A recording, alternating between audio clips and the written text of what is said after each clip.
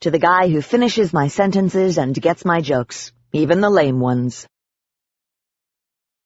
Chapter 1. The bloody handprint was gone, wiped from Kisten's window, but not from my memory, and it ticked me off that someone had cleaned it, as if they were trying to steal what little recollection I retained about the night he'd died. The anger was misplaced fear, if I was honest with myself, but I wasn't. Most days it was better that way. Stifling a shiver from the December chill that had taken the abandoned cruiser, now in dry dock rather than floating on the river, I stood in the tiny kitchen and stared at the milky plastic, as if willing the smeared mark back into existence. In the near distance came the overindulgent, powerful huff of a diesel train crossing the Ohio River. The scrape of Ford's shoes on the metallic boarding ladder was harsh, and worry pinched my brow. The Federal Inderland Bureau had officially closed the investigation into Kisten's murder. Inderland Security hadn't even opened one, but the FIB wouldn't let me into their impound yard without an official presence.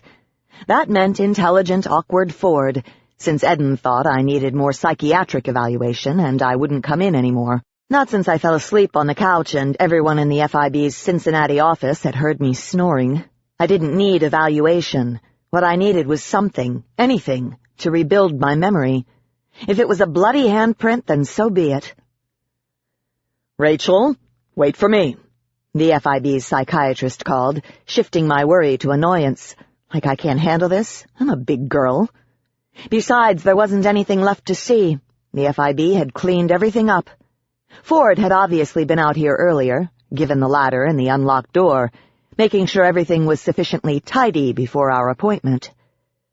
The clatter of dress shoes on teak pushed me forward, and I untangled my arms from themselves and reached for the tiny galley table for balance as I headed to the living room. The floor was still, which felt weird. Beyond the short curtains framing the now clean window were the dirty gray and brilliant blue tarps of boats at dry dock, the ground a good 6 feet below us. "Will you hold up?" Ford asked again, the light eclipsing as he entered. "I can't help if you're a room away." "I'm waiting," I grumbled, coming to a halt and tugging my shoulder bag up. Though he'd tried to hide it, Ford had some difficulty getting his butt up the ladder. I thought the idea of a psychiatrist afraid of heights was hilarious, until the amulet he wore around his neck turned a bright pink when I mentioned it, and Ford went red with embarrassment. He was a good man with his own demons to circle. He didn't deserve my razzing. Ford's breathing slowed in the chill silence. Wan but determined, he gripped the table, his face whiter than usual, which made his short black hair stand out and his brown eyes soulful. Listening in on my feelings was draining, and I appreciated his wading through my emotional crap to help me piece together what had happened. I gave him a thin smile, and Ford undid the top few buttons of his coat to reveal a professional cotton shirt and the amulet he wore while working. The metallic ley-line charm was a visual display of the emotions he was picking up. He felt the emotions whether he was wearing the charm or not, but those around him at least had the illusion of privacy when he took it off. Ivy, my roommate and business partner, thought it stupid to break witch magic with human psychology in order to recover my memory, but I was desperate. Her efforts to find out who had killed Kisten were getting nowhere. Ford's relief at being surrounded by walls was almost palpable, and seeing him release his death grip on the table, I headed for the narrow door to the living room and the rest of the boat. The faint scent of vampire and pasta brushed against me, imagination stoked by a memory. It had been 5 months. My jaw clenched, and I kept my eyes on the floor, not wanting to see the broken door frame. There were smudges of dirt on the low mat carpet that hadn't been there before, marks left by careless people who didn't know Kisten, had never known his smile, the way he laughed, or the way his eyes crinkled up when he surprised me. Technically, an Inderland death without human involvement was out of the FIB's jurisdiction, but since the IS didn't care that my boyfriend had been turned into a blood gift, the FIB had made an effort just for me. Murder was never taken off the books, but the investigation had been officially shelved. This was the first chance I'd had to come out here to try to rekindle my memory. Someone had nicked the inside of my lip trying to bind me to them. Someone had murdered my boyfriend twice. Someone was going to be in a world of hurt when I found out who they were. Stomach fluttering, I looked past Ford to the window where the bloody handprint had been, left like a signpost to mock my pain, without giving any prints to follow. Coward. The amulet around Ford's neck flashed to an angry black. His eyes met mine as his eyebrows rose, and I forced my emotions to slow. I couldn't remember crap. Jenks, my backup and other business partner, had dosed me into forgetting so I wouldn't go after Kiston's murderer. I couldn't blame him. The pixie was only 4 inches tall, and it had been his only option to keep me from killing myself on a suicide run. I was a witch with an unclaimed vampire bite, and that couldn't stand up to an undead vampire no matter how you sliced it. "You sure you're up to this?" Ford asked, and I forced my hand down from my upper arm. Again. It throbbed with a pain long since gone as a memory tried to surface. Fear stirred in me.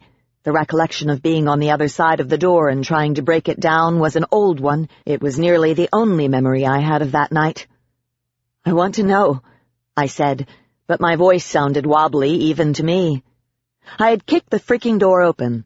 I'd used my foot because my arm had hurt too much to move. I'd been crying at the time, and my hair had been in my eyes and mouth. I had kicked the door down. A memory sifted from what I knew, and my pulse hammered as something was added. The recollection of me falling backward, hitting a wall. My head hit a wall. Breath held, I looked across the living room, staring at the featureless paneling. Right there. I remember. Ford came unusually close. "You don't have to do it this way." Pity was in his eyes. I didn't like it there, directed at me, and his amulet turned silver as I gathered my will and passed through the doorframe. "I do," I said boldly. "Even if I don't remember anything, the FIB guys might have missed something." The FIB was fantastic at gathering information, even better than the IS. It had to be, since the human-run institution had to rely on finding evidence, not sweeping the room for emotions or using witch charms to discover who committed the crime and why. Everyone was capable of missing something, though, and that was one of the reasons I was out here. The other was to remember. Now that I was scared. My head hit the wall, just over there. Ford came in behind me, watching as I scanned the low-ceilinged living room that stretched from one side of the boat to the other. It looked normal here, apart from the unmoving Cincy skyline visible through the narrow windows. My hand went to my middle as my stomach cramped. I had to do this, no matter what I remembered. "I meant," Ford said as he put his hands in his pockets, "I've other ways to trigger memories." "Meditation?" I said, embarrassed for having fallen asleep in his office. Feeling the beginnings of a stress headache, I strode past the couch where Kiston and I had eaten dinner, past the TV that got lousy reception, not that we ever really watched it, and past the wet bar. Inches from the undamaged wall, my jaw began to ache. Slowly, I put a hand to the paneling where my head had hit, curling my fingers under when they started to tremble. My head had hit the wall. Who shoved me? Kiston? His killer? But the memory was fragmented. There was no more. Turning away, I shoved my hand in my pocket to hide the slight shaking. My breath slipped from me in an almost visible cloud, and I tugged my coat closer. The train was long gone. Nothing moved past the curtains but a flapping blue tarp. Instinct told me Kiston hadn't died in this room. I had to go deeper. Ford said nothing as I walked into the dark, narrow hallway, blind until my eyes adjusted. My pulse quickened as I passed the tiny bathroom where I'd tried on the sharp caps Kiston had given me for my birthday, and I slowed, listening to my body and realizing I was rubbing my fingertips together as they silently burned. My skin tingled, and I halted, staring at my fingers, recognizing the memory of feeling carpet under my fingers, hot from friction. I held my breath as a new thought surfaced, born from the long-gone sensation, terror, helplessness. I had been dragged down this hall. A flash of remembered panic rose, and I squelched it, forcing my breath out in a slow exhalation. The lines I'd made in the carpet had been erased by the FIB vacuuming for evidence, erased from my memory by a spell. Only my body had remembered, and now me. Ford stood silently behind me. He knew something was trickling through my brain, Ahead was the door to the bedroom, and my fear thickened. That was where it had happened. That was where Kiston had lain, his body torn and savaged, slumped against the bed, his eyes silvered and truly dead. What if I remember it all, right here in front of Ford, and break down? Rachel. I jumped, startled, and Ford winced. "We can do this another way," he coaxed. "The meditation didn't work, but hypnosis might. It's less stressful." Shaking my head, I moved forward and reached for the handle of Kiston's room. My fingers were pale and cold, looking like mine, but not. Hypnosis was a false calm that would put off the panic until the middle of the night when I'd be alone. "I'm fine," I said, then pushed the door open. Taking a slow breath, I went in. The large room was cold, the wide windows that let in the light doing little to keep out the chill. Arm clutched against me. I looked to where Kiston had been propped up against the bed. Kiston. There was nothing. My heart ached as I missed him. Behind me, Ford started to breathe with an odd regularity, working to keep my emotions from overwhelming him. Someone had cleaned the carpet where Kiston had died for the second and final time. Not that there had been much blood. The fingerprint powder was gone, but the only prints they had found were from me, Ivy, and Kiston, scattered like signposts. There had been none from his murderer, not even on Kiston's body. The IS had probably cleaned his corpse between when I'd left to kick some vampire ass and my bewildered return with the FIB after I'd forgotten everything. The IS didn't want the murder solved, a courtesy to whoever Kiston's last blood had been given as a thank you. Interland tradition came before society's laws, apparently. The same people I'd actually once worked for were covering it up, and that pissed me off. My thoughts vacillated between rage and a debilitating heartache. Ford panted, and I tried to relax, for him if nothing else. Blinking back the threatened tears, I stared at the ceiling, breathing in the cold, quiet air and counting backward from 10, running through the useless exercise Ford had given me to find a light state of meditation. At least Kiston had been spared the sordidness of being drained for someone's pleasure. He had died twice in quick succession, both times probably trying to save me from the vampire he'd been given to. His necropsia had been no help at all. Whatever had killed him the first time had been repaired by the vampire virus before he died again. And if what I'd told Jenks before losing my memory was true, he'd died his second death by biting his attacker, mixing their undead blood to kill them both. Unfortunately, Kiston hadn't been dead for long. It might only have left his much older attacker simply wounded. I just didn't know. I mentally reached 0, and calmer, I moved toward the dresser. There was a shirt box on it, and I almost bent double in heartache when I recognized it. "Oh, God," I whispered. My hand went out, turning to a fist before my fingers slowly uncurled, and I touched it. It was the lace teddy Kiston had given me for my birthday. I'd forgotten it was here. "I'm sorry," Ford rasped, and my gaze blurring from tears, I saw him slumped in the threshold. My eyes squinted shut to make the tears leak out, and I held my breath. My head pounded, and I took a gasping breath only to hold it again, struggling for control. Damn it! He had loved me, and I had loved him. It wasn't fair. It wasn't right, and it was probably my fault. A soft sound from the threshold told me Ford was struggling, and I forced myself to breathe. I had to get control of myself. I was hurting Ford. He was feeling everything I was, and I owed him a lot. Ford was the reason I hadn't been hauled in for questioning by the FIB, despite my working for them occasionally. He was human, but his curse of being able to feel another's emotions was better than a polygraph or truth charm. He knew I'd loved Kiston and was terrified of what had happened here. "You okay?" I asked when his breathing evened out. "Fine. Yourself?"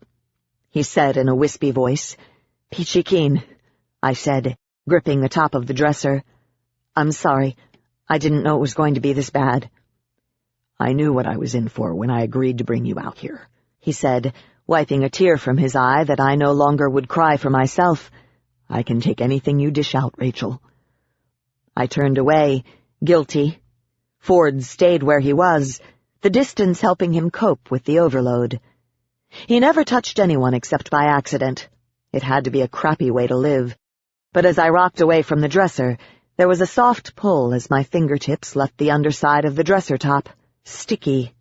Sniffing my fingertips, I found the faint bite of propellant, sticky web.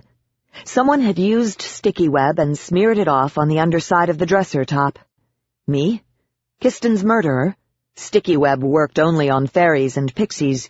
It was little more than an irritant to anyone else, like a spider web. Jenks had begged off coming out here on the excuse of it being too cold, which it was, but maybe he knew more than he was saying.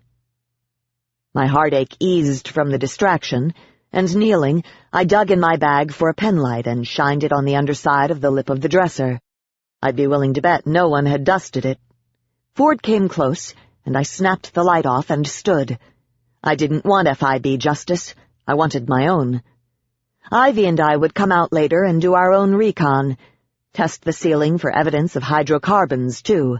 Shake Jenks down to find out just how long he'd been with me that night. Ford's disapproval was almost palpable, and I knew if I looked, his amulet would be bright red from picking up my anger. I didn't care. I was angry, and that was better than falling apart. With a new feeling of purpose, I faced the rest of the room. Ford had seen the smeared mess. The FIB would reopen the case if they found one good print, other than the one I'd just made, that is. This might be the last time I was allowed in here. Leaning back against the dresser, I closed my eyes and crossed my arms, trying to remember. Nothing. I needed more. "Where's the stuff?" I asked, both dreading and eager to realize what else lay hidden in my mind, ready to surface. There was the sound of sliding plastic, and Ford reluctantly handed me a packet of evidence bags and a stack of photos. "Rachel, we should leave if there's a viable print." "The FIB has had 5 months," I said, nervous as I took them. "It's my turn. And don't give me any crap about disturbing evidence. The entire department has been through here. If there's a print, it's probably one of theirs." He sighed as I turned to the dresser and arranged the plastic bags, print side down. I took up the photos first, my gaze rising to the reflection of the room behind me. I moved the picture of the smeared, bloody handprint on the kitchen window to the back of the stack, and tidied the pile with several businesslike taps. I got nothing from the handprint, apart from the feeling that it wasn't mine, or Kiston's. The picture of Kiston was absent, thank God, and I crossed the room with a photo of a dent in the wall. Ford was silent as I touched the paneling, and I decided by the lack of phantom pain that I hadn't made it. There had been a fight here other than mine. Over me, probably. I slid the photo behind the stack. Under it was a close-up of a shoe imprint taken under the bank of windows. My head started to throb, and with that as a warning, I knew something was here, lurking in my thoughts. Jaw tight, I forced myself to the window, kneeling to run a hand over the smooth carpet, trying to spark a memory even as I feared it. The print was of a man's dress shoe, not Kiston's. It was too mundane for that. Kiston had kept only the latest fashions in his closet. Had the shoe been black or brown? I thought, willing something to surface. Nothing. Frustrated, I closed my eyes. In my thoughts, the scent of vampire incense mixed with an unfamiliar aftershave. A quiver rose through me, and not caring what Ford thought, I put my face on the carpet to breathe in the smell of fibers. Something, anything, please. Panic fluttered at the edge of my thoughts, and I forced myself to breathe more deeply, not caring that my butt was in the air as primitive switches in my brain fired and scents were given names. Musky shadows that never saw the sun, the cloying scent of decayed water, earth, silk, candle-scented dust. They added up to the undead. If I'd been a vampire, I might have been able to find Kiston's killer by scent alone, but I was a witch. Tense, I breathed again, searching my thoughts and finding nothing. Slowly, the feeling of panic subsided and my headache retreated. I exhaled in relief. I'd been mistaken. There was nothing here. It was just carpet, and my mind had been inventing smells as it tried to fulfill my need for answers. Nothing, I murmured into the carpet, inhaling deeply one last time before I sat up. A pulse of terror washed through me as I breathed in the scent of vampire. Shocked, I awkwardly scrambled to my feet, staring down at the carpet as if having been betrayed. Damn it! In a cold sweat, I turned away and tugged my coat straight. Ivy. I'll ask her to come out and smell the carpet, I thought, then almost laughed. Catching it back in a harsh gurgle, I pretended to cough, fingers cold as I shifted to the next photo. Oh, even better, I thought sarcastically. Scratch marks on the paneling. My breath came fast and my gaze shot straight to the wall by the tiny closet as my fingertips started to throb. Almost panting, I stared, refusing to go look and confirm that my fingerspan matched the marks, afraid I might remember something even as I wanted to. I didn't recall making the marks on the wall, but it was obvious my body did. I'd seen fear before. I'd seen fear bright and shiny when death comes at you in an instant and you can only react. I knew the nauseating mix of fear and hope when death comes slow and you frantically try to find a way to escape it. I'd grown up with old fear, the kind that stalks you from a distance, death lurking on the horizon, so inevitable and inescapable that it loses its power. But this outright panic with no visible reason was new, and I trembled as I tried to find a way to deal with it. Maybe I can ignore it. That works for Ivy. Clearing my throat, I tried for an air of nonchalance as I set the remaining pictures on the dresser and spread them out, but I wasn't fooling anyone. Smears of blood, not splattered, but smeared. Kiston's, according to the FIB guys. A picture of a split drawer that had been slid back out of sight. Another useless bloody handprint on the deck where Kiston's killer had vaulted over the side. None of them hit me like the scratches or carpet, and I struggled with wanting to know, but was afraid to remember. Slowly my pulse eased and my shoulders lost their stiffness. I set the pictures down, bypassing the bags of dust and lint the FIB had vacuumed up, seeing my strands of red curls among the carpet fuzz and sock fluff. I watched myself in the mirror as my fingers touched the hairband in a clear evidence bag. It was one of mine, and it had held my braid together that night. A dull throb in my scalp lifted through my awareness, and Ford shifted uneasily. Shit, the band meant something. Talk to me, Ford said, and I pressed my thumb into the rubber cord through the plastic, trying to keep the fear from gaining control again. Evidence pointed at me to be Kiston's killer, hence the not-quite-hidden mistrust I now felt at the FIB, but I hadn't done it. I'd been here, but I hadn't done it. At least Ford believed me. Someone had left the stinking bloody handprints. "This is mine," I said softly, so my voice wouldn't quaver. "I think someone undid my hair." Feeling unreal, I turned the bag over to see that it had been found in the bedroom, and a surge of panic rose from out of nowhere. My heart hammered, but I forced my breathing to steady. Memory trickled back. Pieces, and nothing of use. Fingers in my hair, my face against a wall, Kiston's killer taking my hair out of its braid.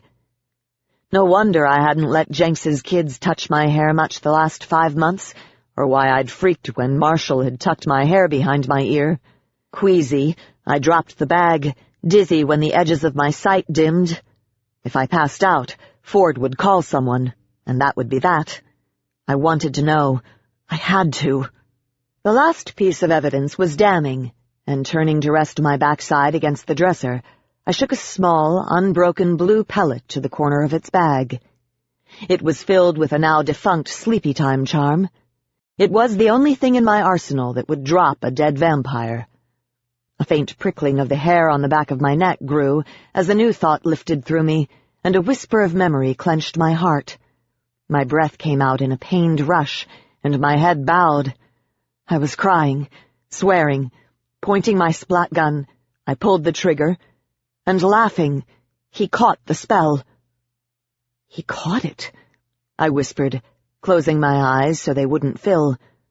I tried to shoot him, and he caught it without breaking it.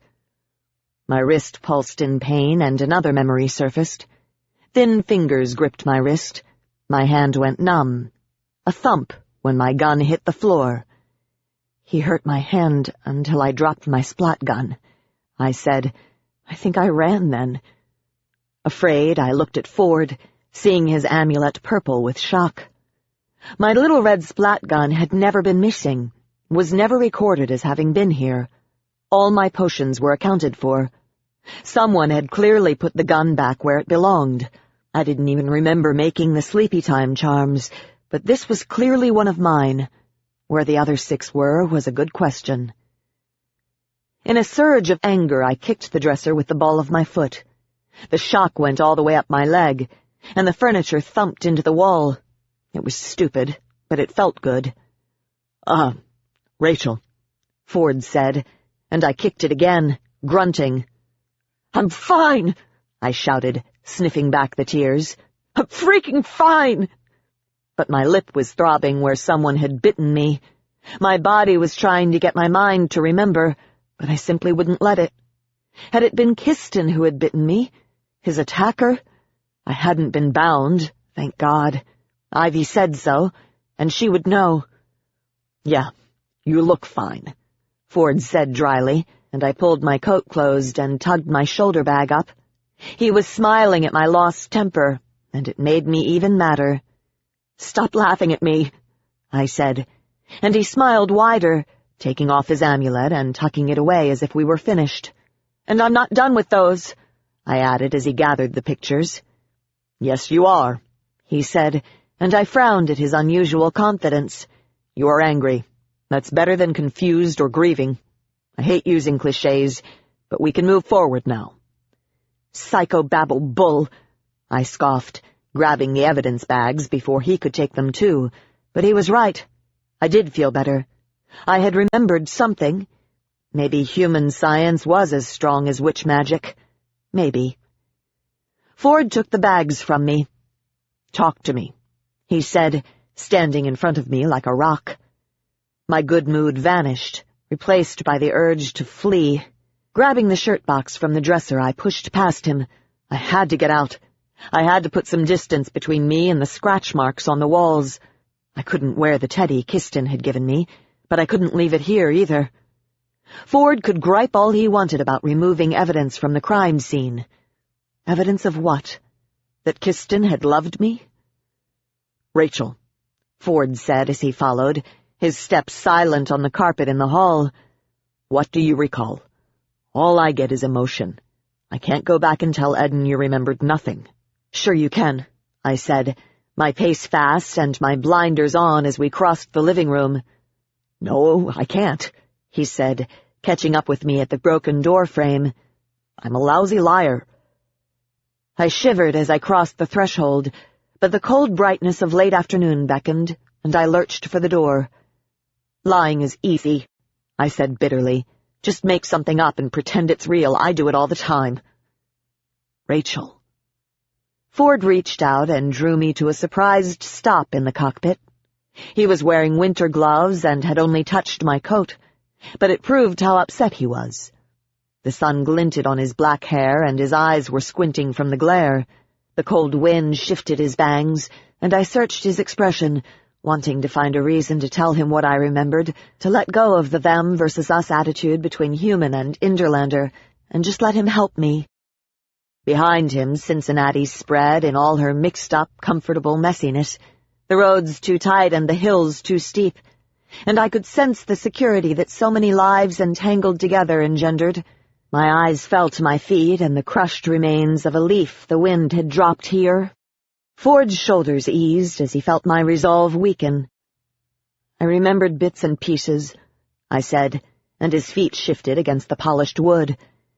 Kiston's killer took my hair out of my braid before I kicked the door off the frame. I'm the one who made the scratches by the closet, but I only remember making them, not who I was trying to Get away from.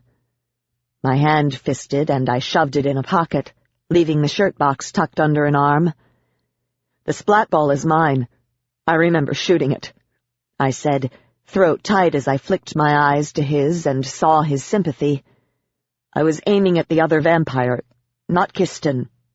He has big hands. A new pulse of fear zinged through me, and I nearly lost it when I remembered the soft feel of thick fingers on my jawline. I want you to come in tomorrow, Ford said, his brow pinched in worry. Now that you have something to work with, I think hypnosis might bring it all together. Bring it all together? Does he have any idea what in hell he's asking? The blood drained from my face, and I pulled out of his reach. No. If Ford put me under, I had no idea what might come out. Fleeing, I dipped under the railing and swung my weight out and onto the ladder. Marshall waited in his big-ass SUV below, and I wanted to be in it with the heater going, trying to drive away the chill Ford's words had started. I hesitated, wondering if I should drop the shirt box or keep it tucked under an arm. Rachel, wait. There was the rattle of the lock being replaced, and leaving the box under my arm, I started down, watching the side of the boat as I descended. I toyed with the idea of taking the ladder away to leave him stranded, but he would probably put it in his report. Besides, he did have his cell phone. Finally, I reached the ground. Head down, I placed my boots carefully in the slush, aiming for Marshall's car, parked behind Ford's in the maze of impounded boats. Marshall had offered to bring me out after I'd complained during a hockey game that my little red car would get stuck in the ruts and ice out here, and since my car wasn't made for the snow, I'd said yes.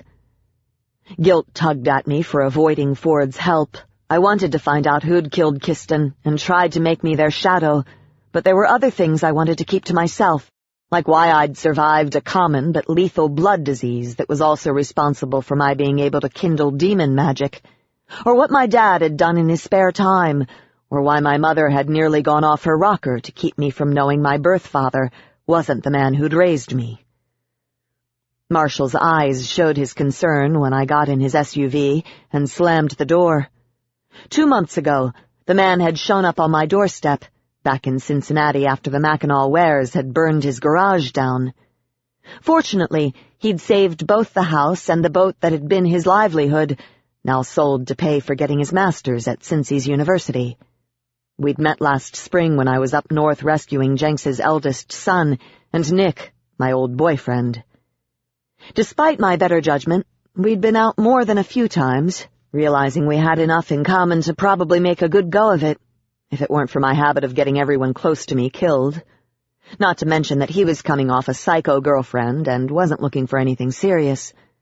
The problem was, we both liked to relax doing athletic stuff, ranging from running at the zoo to ice skating at Fountain Square. We'd kept it friendly but platonic for 2 months now, shocking the hell out of my roommates. The lack of stress from not wondering will we, won't we was a blessing, curbing my natural tendencies and instead keeping our relationship casual had been easy. I couldn't bear it if he got hurt. Kiston had cured me of foolish dreams. Dreams could kill people. At least mine could, and did. You okay? Marshall asked, his low voice with his up-north accent heavy with worry. Peachy, I muttered, as I tossed the box with the teddy onto the back seat, and wiped a cold finger against the underside of my eye. When I didn't say anything more, he sighed, rolling his window down to talk to Ford. The FIB officer was making his way to us. I had half a mind to accuse Ford of asking Marshall to drive me here and back, knowing I'd probably need a shoulder to cry on, and though he wasn't my boyfriend, Marshall was 100% better than taking my raw turmoil back to Ivy. Ford looked up as he angled to my door, not Marshall's, and the tall man behind the wheel silently pressed a button to roll my window down. I tried to roll it back up, but he locked the controls, and I gave him a dirty look.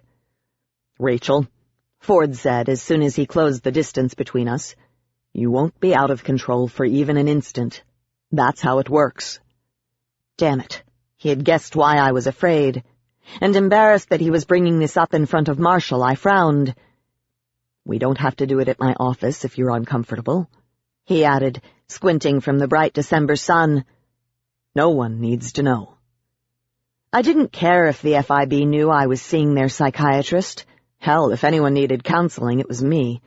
But still, I'm not crazy, I muttered as I angled the blowing vents to me and my hair flew up from under my hat. Ford put a hand on the open window in a show of support. "You're probably the sanest person I know. You only look crazy because you've got a lot of weird stuff to deal with. If you want, while you're relaxed, I can give you a way to keep your mouth shut about anything you want under just about any circumstance. Completely confidential, between you and your subconscious." Surprised, I stared at him, and he finished, "I don't even have to know what you're keeping to yourself." "I'm not afraid of you," I said, but my knees felt funny. What has he figured out about me that he isn't saying?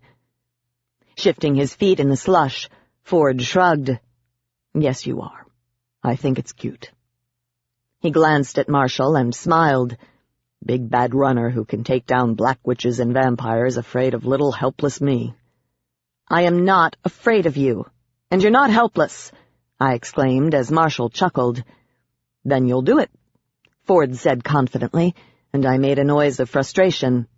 "Yeah, whatever," I muttered, then fiddled with the vent again. I wanted to get out of here before he really figured out what was going on in my head, and then told me. "I have to tell Eden about the sticky silk," Ford said, "but I'll wait until tomorrow." My eyes flicked to the ladder, still propped against the boat's side. "Thanks," I said, and he nodded, responding to the heavy emotion of gratitude I knew I must be throwing off. My roommate would have time to come out with the junior detective kit she probably had stashed in her label-strewn closet and take whatever prints she wanted, not to mention sniffing the carpet. Ford smiled at a private thought.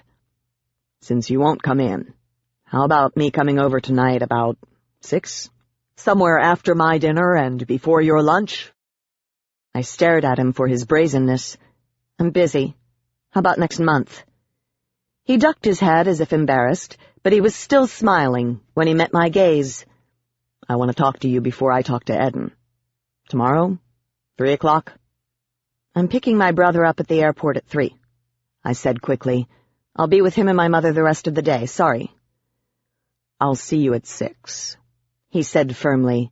"By then you'll be home trying to get away from your brother and your mom, ready for some relaxation. I can teach you a trick for that, too." "God, I hate it when you do that," I said, messing with my seatbelt so he would take the hint and go away. I was more embarrassed than angry that he'd caught me trying to evade him. "Hey!" I leaned out the window as he turned to go. "Don't tell anyone I had my face on the floor, okay?" From beside me, Marshall made a wondering sound, and I turned to him. "You either." "No problem," he said, thunking the SUV into gear and moving forward a few feet. My window went up, and I loosened my scarf as the vehicle warmed. Ford slowly managed the slushy ruts back to his car, pulling his phone from his pocket as he went. Remembering my own phone, on vibrate, I dug my cell out of my bag. Scrolling through the menu to put it on ring, I wondered how I was going to tell Ivy what I remembered without both of us flaking out. With a small noise of concern, Marshall put his SUV back into park, and my head came up. Ford was standing beside his open door with his phone stuck to his ear. A bad feeling began to trickle through me when he started back to us. It grew worse when Marshall put his window down and Ford stopped beside it. The psychiatrist's eyes carried a heavy worry. "That was Eden," Ford said as he closed his phone and returned it to his belt case. "Glenn's been hurt." "Glenn?" I leaned over the center console toward him, getting a good whiff of the scent of redwood coming off Marshall. The FIB detective was Eden's son and one of my favorite people, and now he was hurt. Because of me? "Is he okay?" Marshall stiffened, and I leaned back. Ford was shaking his head and looking at the nearby river. "He was off-duty investigating something he probably shouldn't have. They found him unconscious. I'm going to the hospital to see how much damage he suffered to his head." "His head?" Ford meant his brain. Someone had beat him up. "I'm coming too," I said, reaching for my seatbelt. "I can drive you out. Marshall offered, but I was winding my scarf back up and grabbing my bag. "No, but thanks, Marshall," I said, my pulse fast as I gave his shoulder a quick touch. "Ford's going out there. I'll, call you later, okay?" Marshall's brown eyes were worried, and his black hair, tight to his skull, hardly shifted as he nodded. It had been growing in for only a few months, but at least he had eyebrows now. "Okay," he echoed, not giving me any grief for ditching him. "Take care of yourself." I exhaled, glancing once at Ford, waiting impatiently for me, then back to Marshall. "Thanks," I said softly, and gave him an impulsive kiss on the cheek. "You're a great guy." I got out and, pace fast, followed Ford to his car, my thoughts and stomach churning at what we might find at the hospital. Someone had hurt Glenn. Sure, he was an FIB officer and ran the risk of injury all the time, but I had a feeling this involved me. It had to. I was an albatross. Just ask Kiston. Chapter 2. "We'll take the next elevator," the tidy woman said with an overly bright smile as she pulled her confused friend back into the hall and the silver doors shut before Ford and me. Wondering, I glanced at the huge lift. The thing was big enough for a gurney. Ford and I were the only two people in here, but then the woman's harsh whisper of Black Witch came in just before the doors met, telling me all I needed to know. "Return ticket," I muttered, tugging my bag back up on my shoulder. Beside me, Ford edged away, not enjoying my angry emotions as I fumed. I wasn't a Black Witch. Okay, so my aura was covered with demon smut. And yeah, I'd been filmed last year being dragged down the street on my ass by a demon. It probably didn't help that the entire universe knew I'd summoned one into an IS courtroom to testify against Piscari, Cincinnati's top vampire and my roommate's former master. But I was a white witch, wasn't I? Depressed, I stared at the dull silver panels of the hospital elevator. Ford was a dark blur beside me, his head bowed as I stewed. I wasn't a demon to be pulled back to the ever-after when the sun rose, but my children would be, thanks to the illegal genetic tinkering of the now-dead Senior Calamac. He had unknowingly broken the checks and balances that elves magicked into the demon's genome thousands of years ago, effectively allowing only magically stunted demon children to survive. The elves named the new species witches, telling us lies and convincing us to fight demons in their war. When we found out the truth, we abandoned the elves and demons both, migrating out of the ever-after and doing our best to forget our origins, which we did admirably, to the point where I was the only witch to know the truth. Siri had filled in the gaps of Mr. Haston's 6th-grade history class, having been a demon's familiar before I rescued her. She'd read up on it between twisting curses and planning orgies. No one knew the truth but me and my partners, and Al, the demon I had a standing teaching date with every Saturday, and Newt, the ever-after's most powerful demon. There was Al's parole officer, Dolly. Mustn't forget Trent and whoever he'd told, but that was likely going to be no one, seeing that his dad's breaking of the genetic roadblock had been a stupid thing to do. No wonder they'd killed all the geneticists at the turn. Too bad they'd missed Trent's dad. Ford jiggled on his feet. Then, looking embarrassed, he pulled a black metal flask from a coat pocket, twisted off the top, tilted his head to the ceiling, and took a swig. Watching his Adam's apple move, I gave him a questioning look. "It's medicinal," he said, a charming shade of red as he fumbled recapping it. "Well, we are in a hospital," I said dryly, then snatched it. Ford protested as I took a sniff, then touched it to my lips. My eyes widened. "Vodka?" Looking even more embarrassed, the slight man took it from my unresisting fingers, capped it, and tucked it away. The elevator chimed and the panels slid apart. Before us was a hallway like any other in the building, with its low-mat carpet, white walls, and banister. My worry for Glenn came rushing back, and I lurched forward. Ford and I bumped as we got out, and I felt a wash of chagrin. I knew he didn't like to touch anyone. "Can I steady myself on your elbow?" he asked, and I glanced at the pocket he had dropped the flask into. "Lightweight," I said, reaching out for him. careful to touch him only through his coat. "I'm not drunk," he said sourly, linking his arm in mine in a motion that held absolutely no romance, but rather desperation. "The emotions are sharp in here. The alcohol helps. I'm in overload, and I'd rather feel your emotions than everyone else's." "Oh." Feeling honored, I strode forward with him and past the two orderlies pushing a hamper. My good mood soured when one of them whispered, "Should we call security?" Ford's grip tightened when I spun to give them my opinion, and the two skittered away like I was the boogeyman. "They're just afraid," Ford said, his fingers tightening on me. We continued down the hall, and I wondered if they could kick me out. The beginnings of a headache pulsed. "I'm a white witch, damn it!" I said to no one, and the guy in a lab coat coming toward us gave us a cursory glance. Ford was looking pale, and I tried to calm myself before they admitted him. I should step up my efforts to find a muffler for him, other than alcohol, that is. "Thanks," he whispered as he picked up on my concern. Then, voice stronger, he added, "Rachel, you summon demons. You're good at it. Get over it, then find a way to make it work for you. It's not going to go away."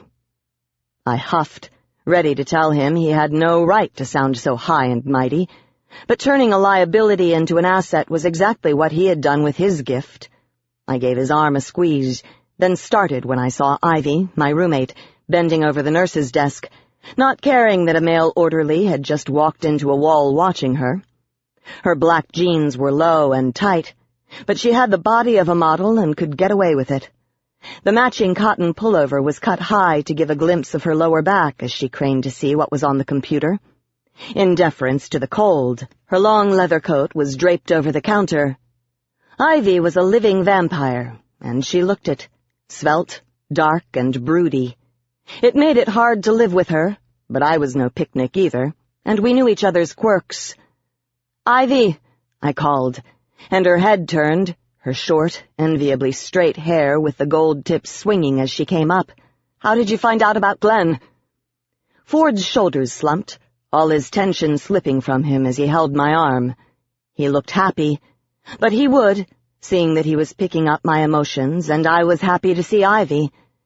Perhaps I might invest in a little talk time about Ivy when Ford and I got together again. I could use his insight into our uneasy relationship. I wasn't Ivy's blood shadow, but her friend. That a vampire could be friends with anyone without sharing blood was unusual. But we had an additional complication. Ivy liked both boys and girls, mixing blood and sex into one and the same. She'd been clear that she wanted me, too, in any capacity.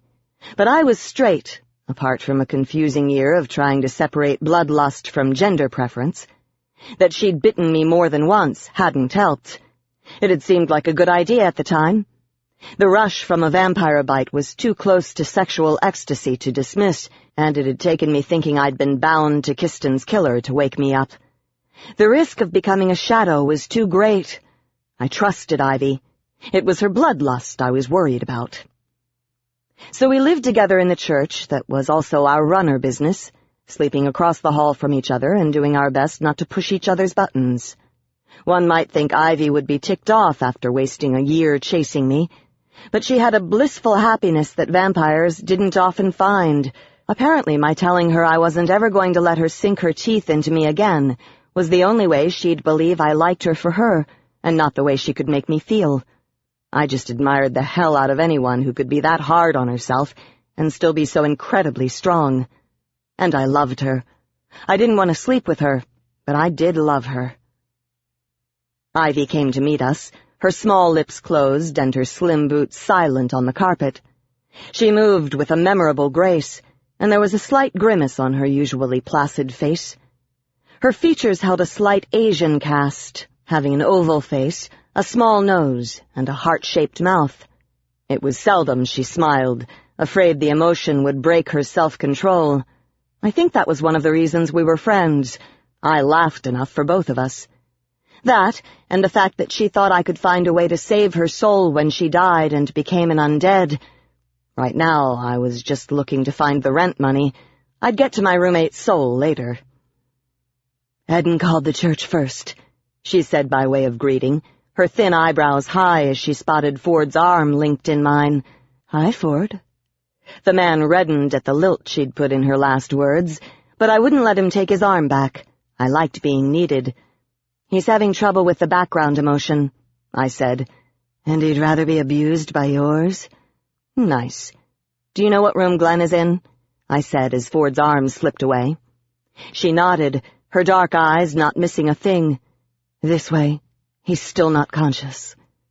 Ivy headed down the hallway with us in tow, but when we passed the desk, one of the nurses stood, determination on her no-nonsense face. "I'm sorry, no visitors except family." A pang of fear went through me, not because I might not see Glenn, but that his condition was so serious they wouldn't let anyone in. Ivy didn't slow down, though, and neither did I. The nurse started after us. My pulse quickened, but another waved us on, then turned to the first nurse. "It's Ivy," the second nurse said, as if that meant something. "You mean the vampire who's—" the first nurse said, but she was pulled back to the desk before I heard the rest. I turned to Ivy, seeing that her pale complexion had shifted to pink. "The vampire who's what?" I asked, remembering her stint here as a candy striper. Ivy's jaw tightened. "Glenn's room is down here," she said, avoiding my question. "Whatever." An unexpected sense of panic hit me when Ivy made a sharp left into a room and vanished behind the oversized door. I stared at it, hearing the soft sounds of delicate machinery.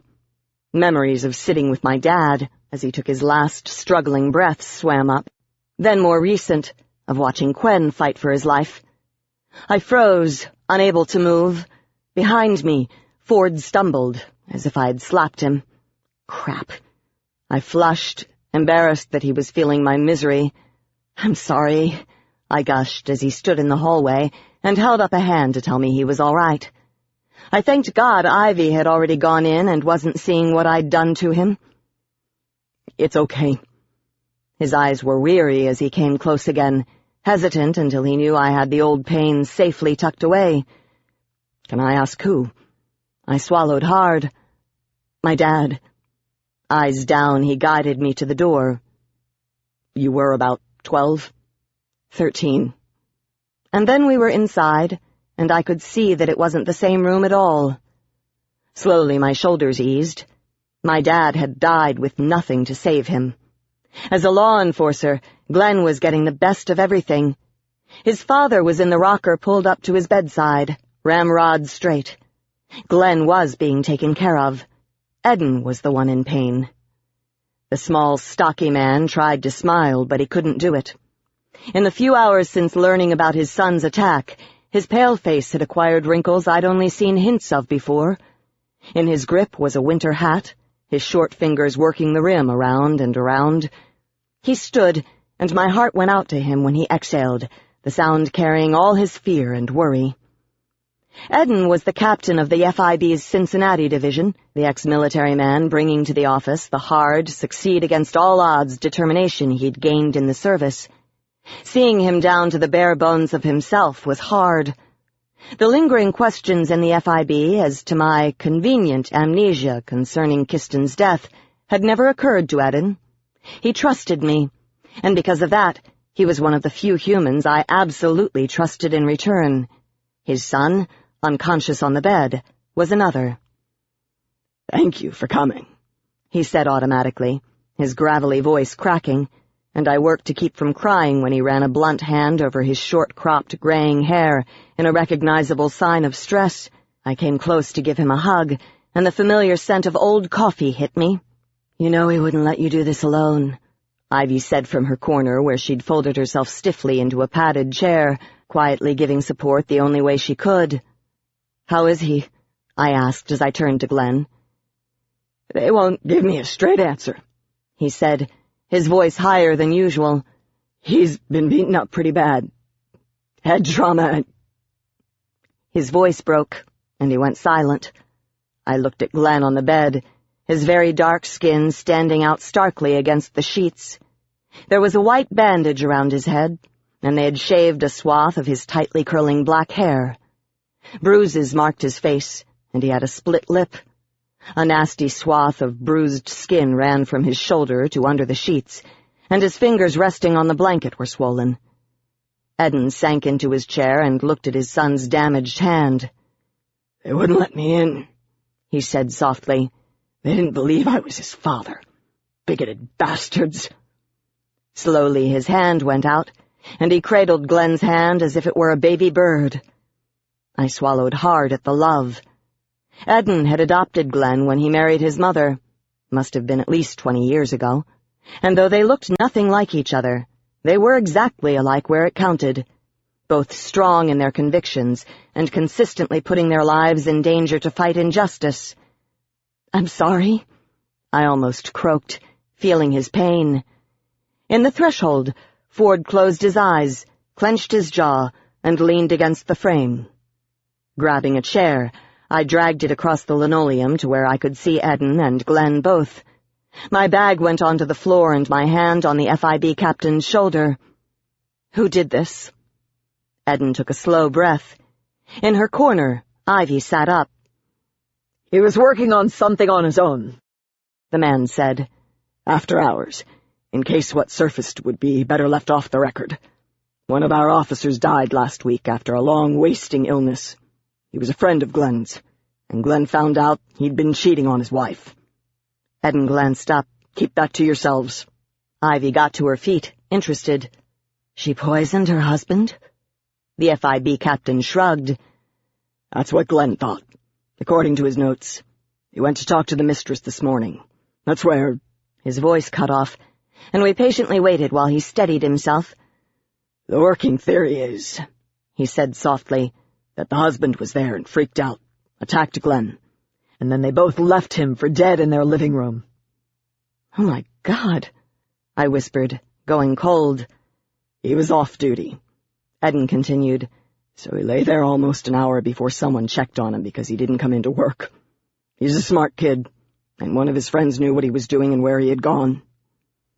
My breath caught when Eden turned to me, pain etched deep in his brown eyes as he tried to find an answer. "We never would have found him otherwise. Not in time. They left him there. They could have called 911 and fled, but they left my boy to die." The warm prick of tears hit me, and I gave the stocky, heartbroken man a sideways hug. "He's going to be okay," I whispered. "I know it." My gaze went to Ford as he came in to stand at the foot of the bed. "Right?" Ford gripped the footboard as if struggling for balance. "Can I have a moment with Glenn alone?" he asked. "I can't work with all of you in here." Immediately I stood. "Sure." Ivy touched the lump that was Glenn's feet as she passed, and she was gone. Eden slowly stood, letting go of his son's hand with an obvious reticence. Leaning over Glenn, he whispered in a severe tone, "I'll be right back. Don't go anywhere, young man. You hear me?" I drew Eden out of the room. "Come on, I'll get you some coffee. There's got to be a machine around here somewhere." I looked back as we left. Glenn looked like crap, but as long as his mind was undamaged, he'd be okay.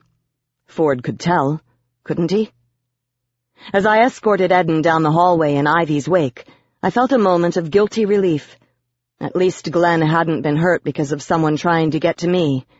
It might sound like vanity on my part, but it had happened before.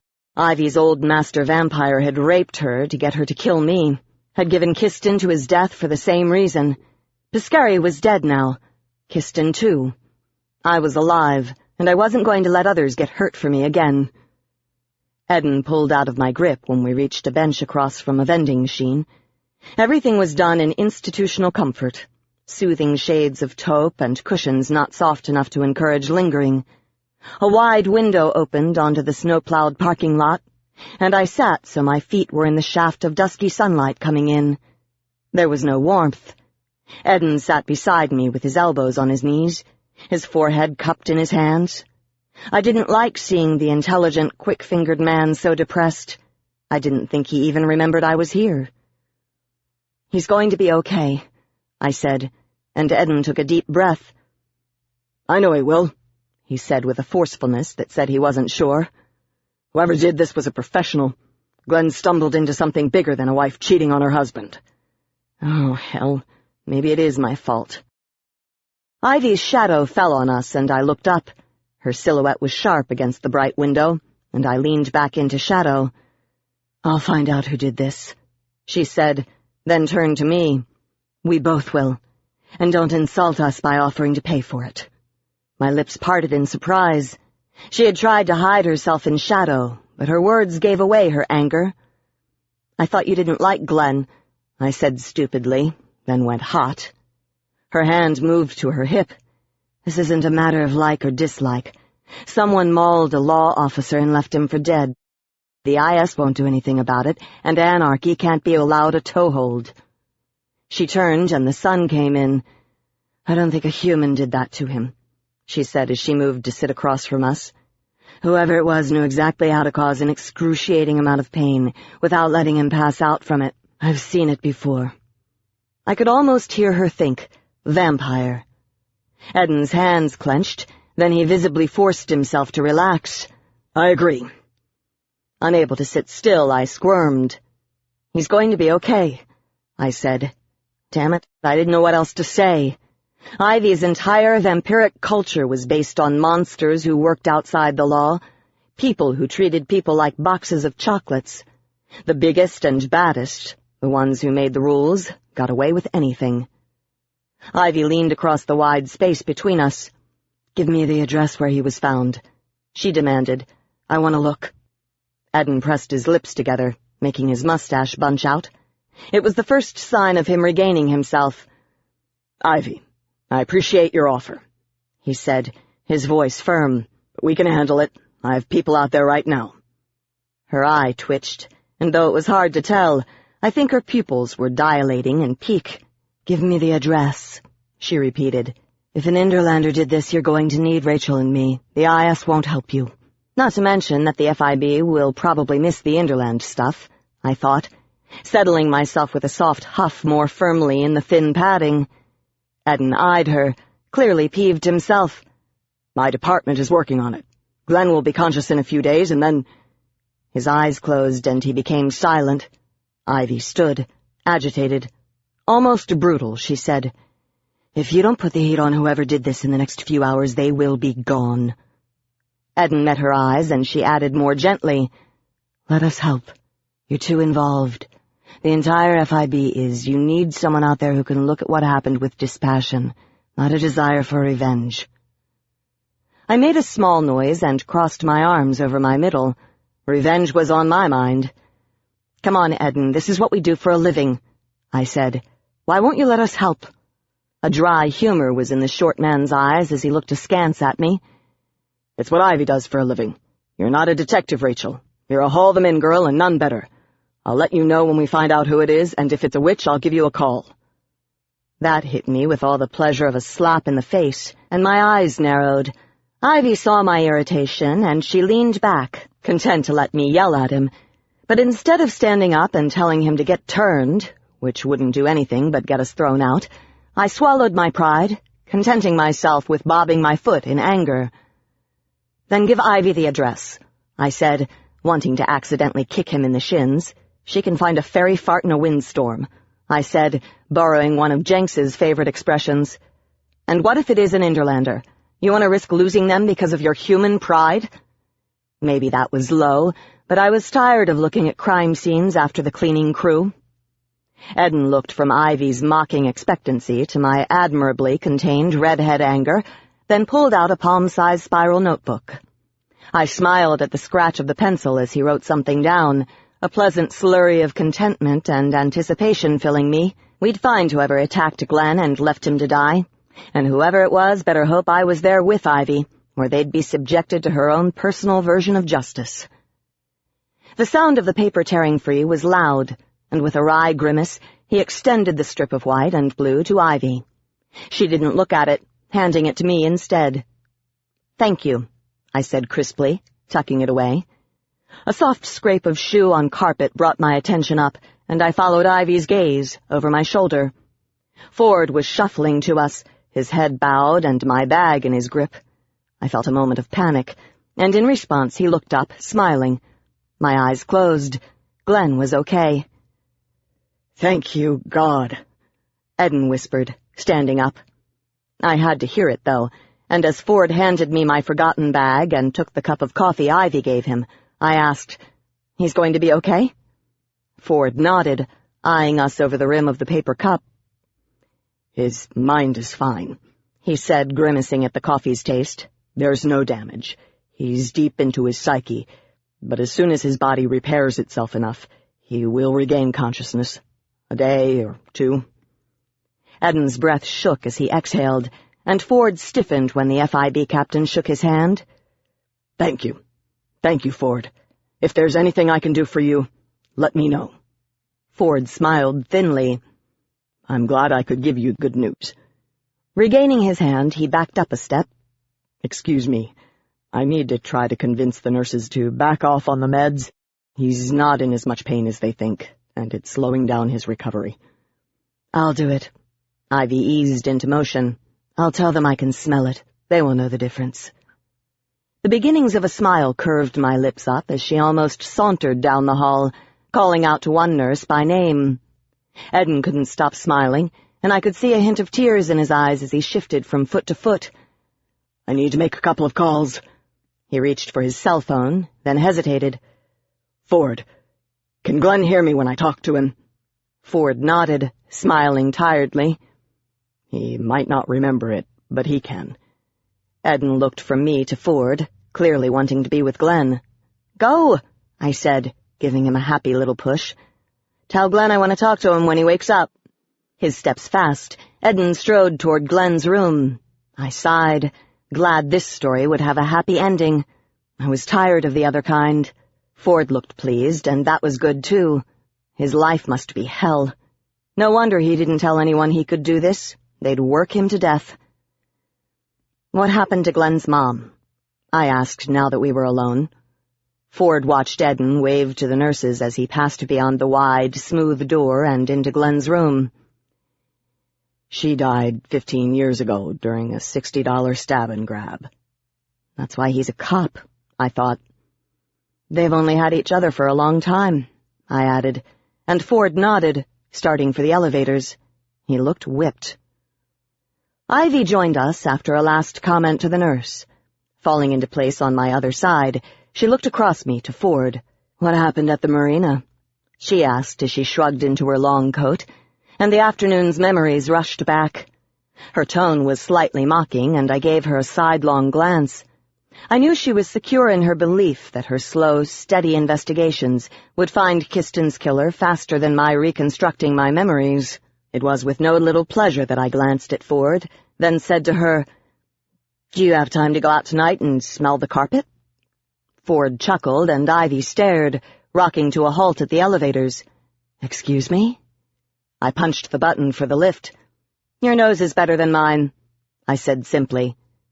Ivy blinked, her face blanker than usual. "You found something the FIB missed?" I nodded as Ford pretended not to listen. "There's sticky silk stuck to the rim of the dresser's top. There might be a print, other than the one I made today, and the floor under the window smells like vampire. It's not you or Kiston, so it might be his murderer." Again Ivy stared, looking uncomfortable. "You can tell the difference?" The elevator doors slid open, and we all entered. "Can't you?" I said, backing up and pushing the button for the street level with a booted toe just because I could. "I'm a vampire," she said, as if this made all the difference. "I've lived with you for over a year," I said, wondering if I wasn't supposed to be able to tell the difference. "I know what you smell like," I muttered, embarrassed. "It's no big deal." "Yes, it is," she whispered as the doors closed, and I hoped Ford hadn't heard. I watched the numbers count down. "So you'll go out tonight?" Ivy's eyes were black. "Yes." I stifled a shiver, glad when the doors opened to show the busy lobby. "Thank you." "My pleasure," she said, her gray silk voice so thick with anticipation that I almost pitied the vampire who had killed Kiston. Almost. Chapter 3. I gripped the wheel of my car tighter in annoyance as Jenks continued to sing. Though the sun was going down and the roads had an arid frozenness, the interior of the car was hot. I had half a mind to turn off the heat, anything to get Jenks to shut up. 5 trolls in drag, the 4-inch man sang from my shoulder. 4 purple condoms, 3 French ticklers, 2 horny vamps, and a succubus in the snow.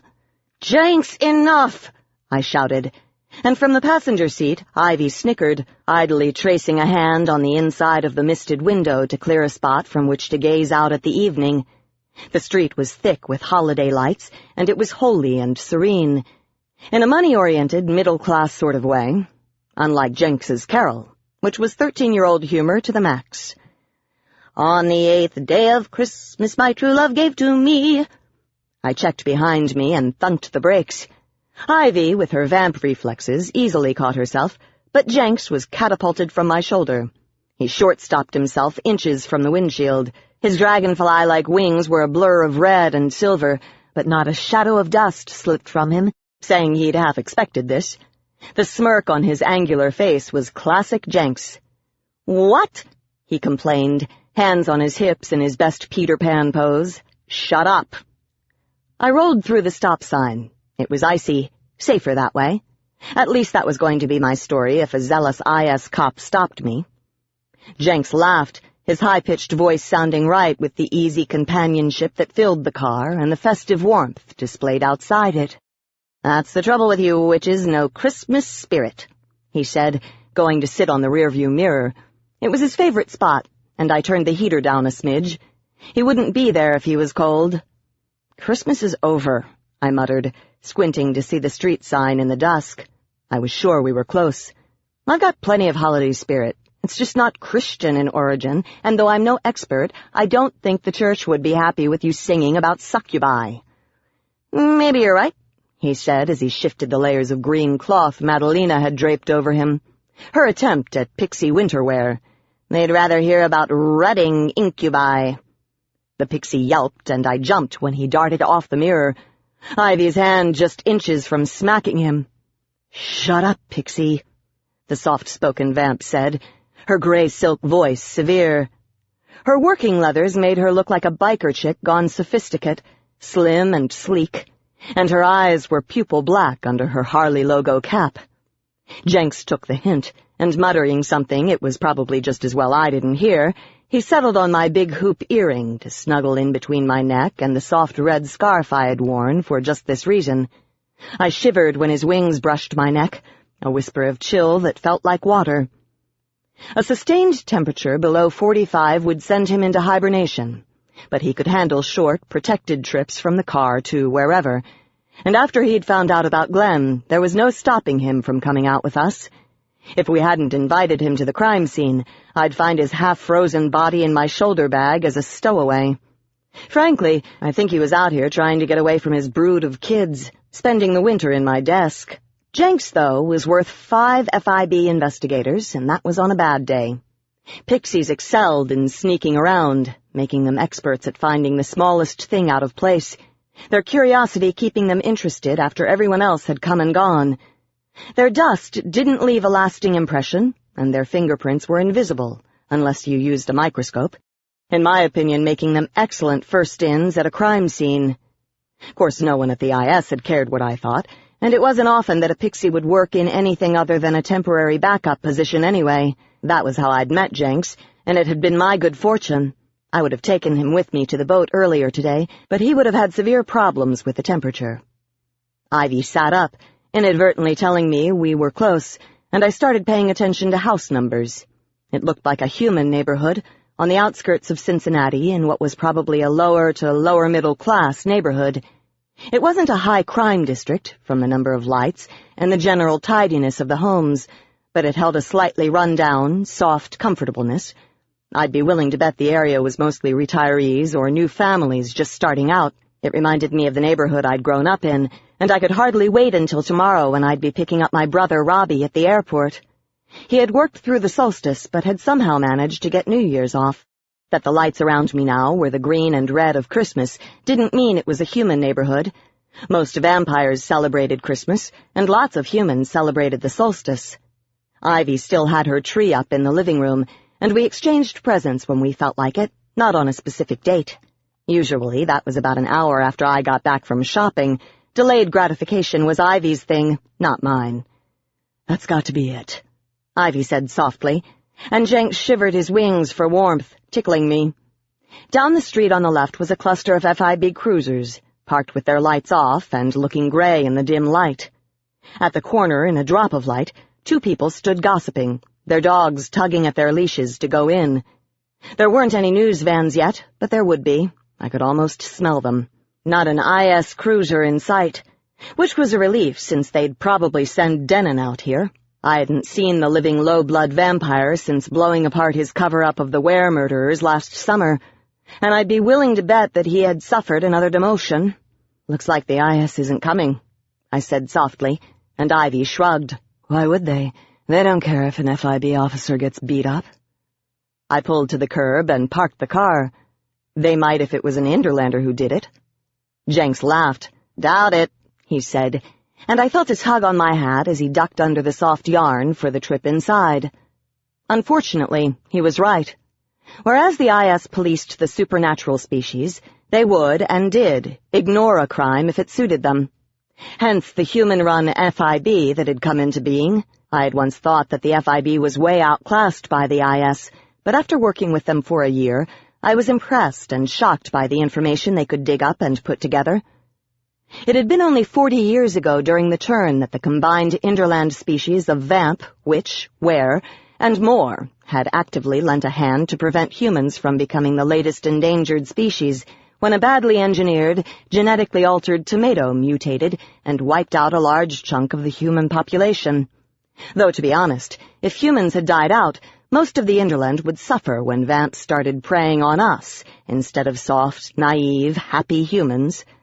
Not to mention that Mr. Joe Vampire and Ms. Sue Ware liked their high-maintenance lifestyles, impossible without the backing of a large population.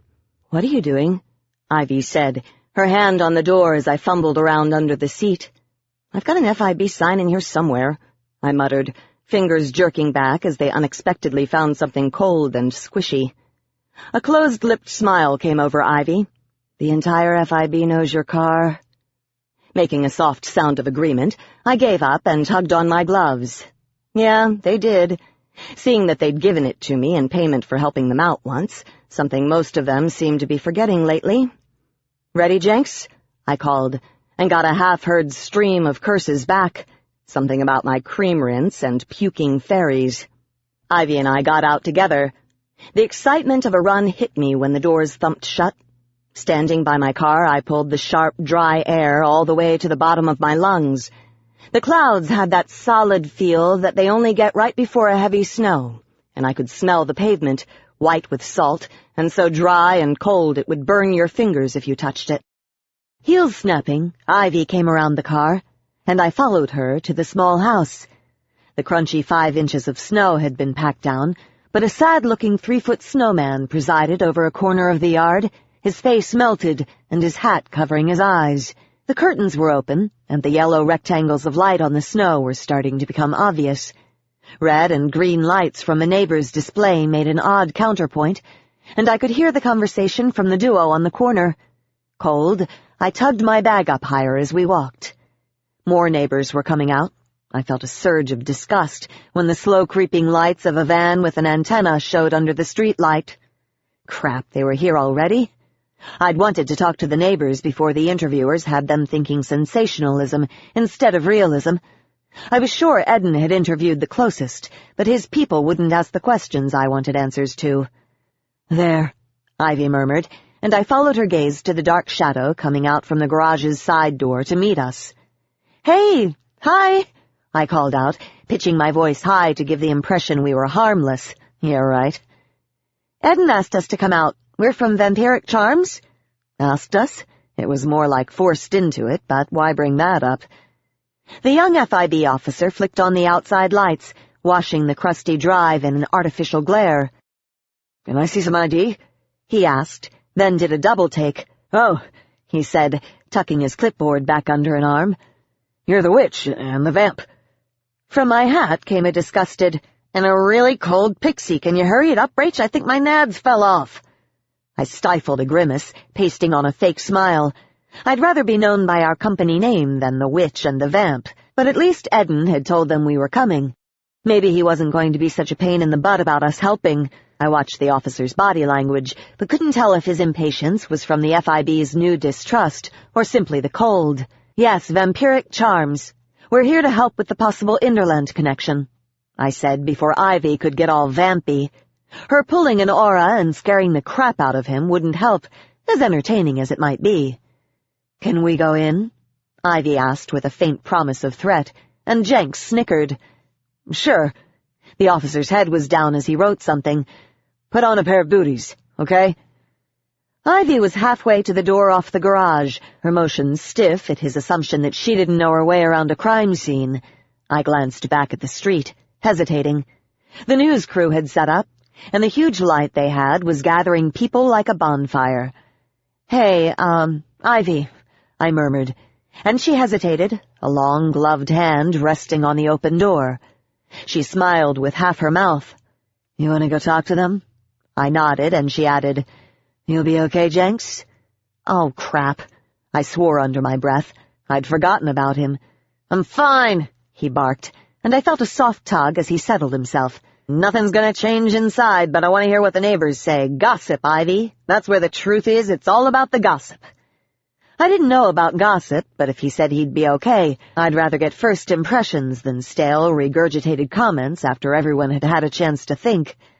Ivy frowned, clearly of the opinion that crimes were solved by carefully gathered evidence, not nebulous feelings and hunches. But with a shrug, she went inside and I headed out into the night. Pace fast, I found a spot at the back of the growing crowd, trying to stay out of the camera's line of sight. Jenks was probably hearing twice what I could, and I went on tiptoe to glimpse the man with red cheeks in the felt coat the newscaster was interviewing. I didn't think it was live, seeing that it wasn't 6 yet, and I eased closer, jostling for position. They were the nicest people, the man was saying, his eyes bright with excitement. Nice people.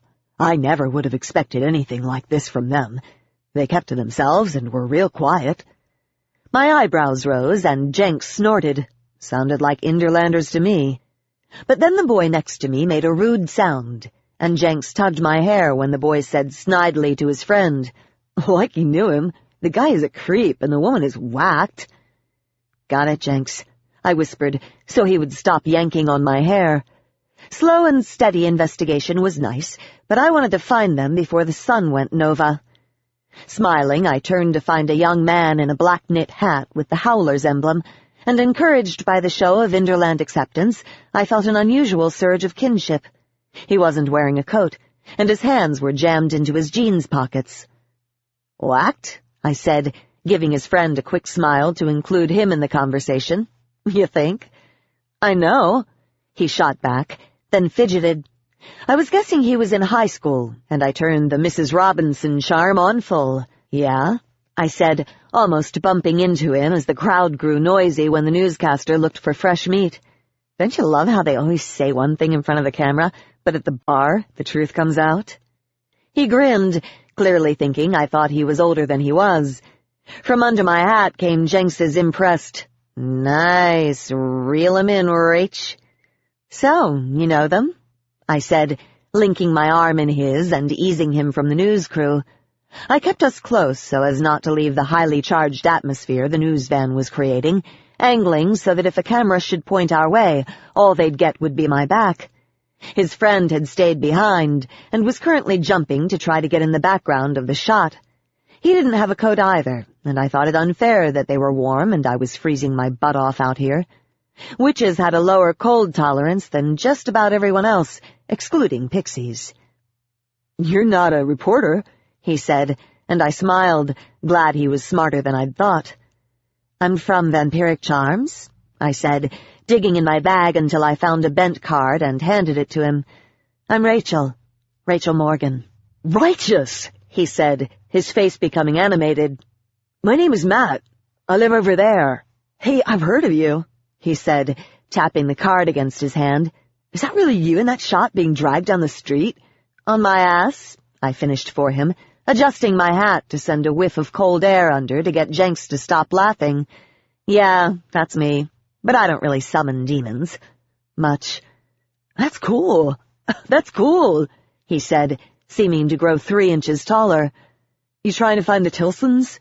A jolt of adrenaline made me shiver. Eden hadn't told me their names. More than just about anything.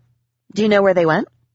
He shook his head, trying to look older than he was as he gave his friend a superior look. No, but they are weird. The entire family. I mowed their lawn this summer. The guy is a janitor at my school. He says he's allergic to grass. Matt smirked. He's allergic to work, if you ask me. But if you make him mad, stuff happens to you. My eyes widened. Magic? Were they Interlanders like Ivy thought? Matt shook his head and looked ill. No, stuff like your dog dying. But his wife is even weirder. I don't see her much. She stays inside a lot with her kid. She talked with my mom once, and she wouldn't let my mom touch her baby. No kidding, I said, hoping he'd say more. And that baby of theirs is just as freaky as they are, he said, glancing at his friend. Got these weird blue eyes that follow you around. She's quiet, like she's deaf or something. Her mom never puts her down. Mrs. Tilson wears the pants in that family, that's for hell sure. Is that so? I prompted, and Matt bobbed his head. Last year, someone put a firecracker in the can in the back toilet, blew shit all over the place. Tilson was screaming about killing someone, so they sent him home. I mowed their lawn the next day. I was scared, man, but my dad made me. Tilson is nuts. He thought I knew who blew up the John, and he pinned me against the fence. God, I thought I was going to die. But then she came out, and he went all soft and stuff. He even apologized. Freakiest shit I've ever seen. She's smaller than you, and all she did was say his name, and he went all meek and shit. I blinked, my mind racing as I tried to figure it out. Mr. Tilson was a homicidal maniac with a chip on his shoulder. Mrs. Tilson was in charge, and the kid was weird. Living vampires, maybe? How old is the baby? I asked, trying to keep him talking. This was pure gold. Matt made a face. I don't know. A year? My mom says she's going to be a spoiled brat, and Mrs. Tilson shouldn't wait 5 years before having another one, like she says she wants.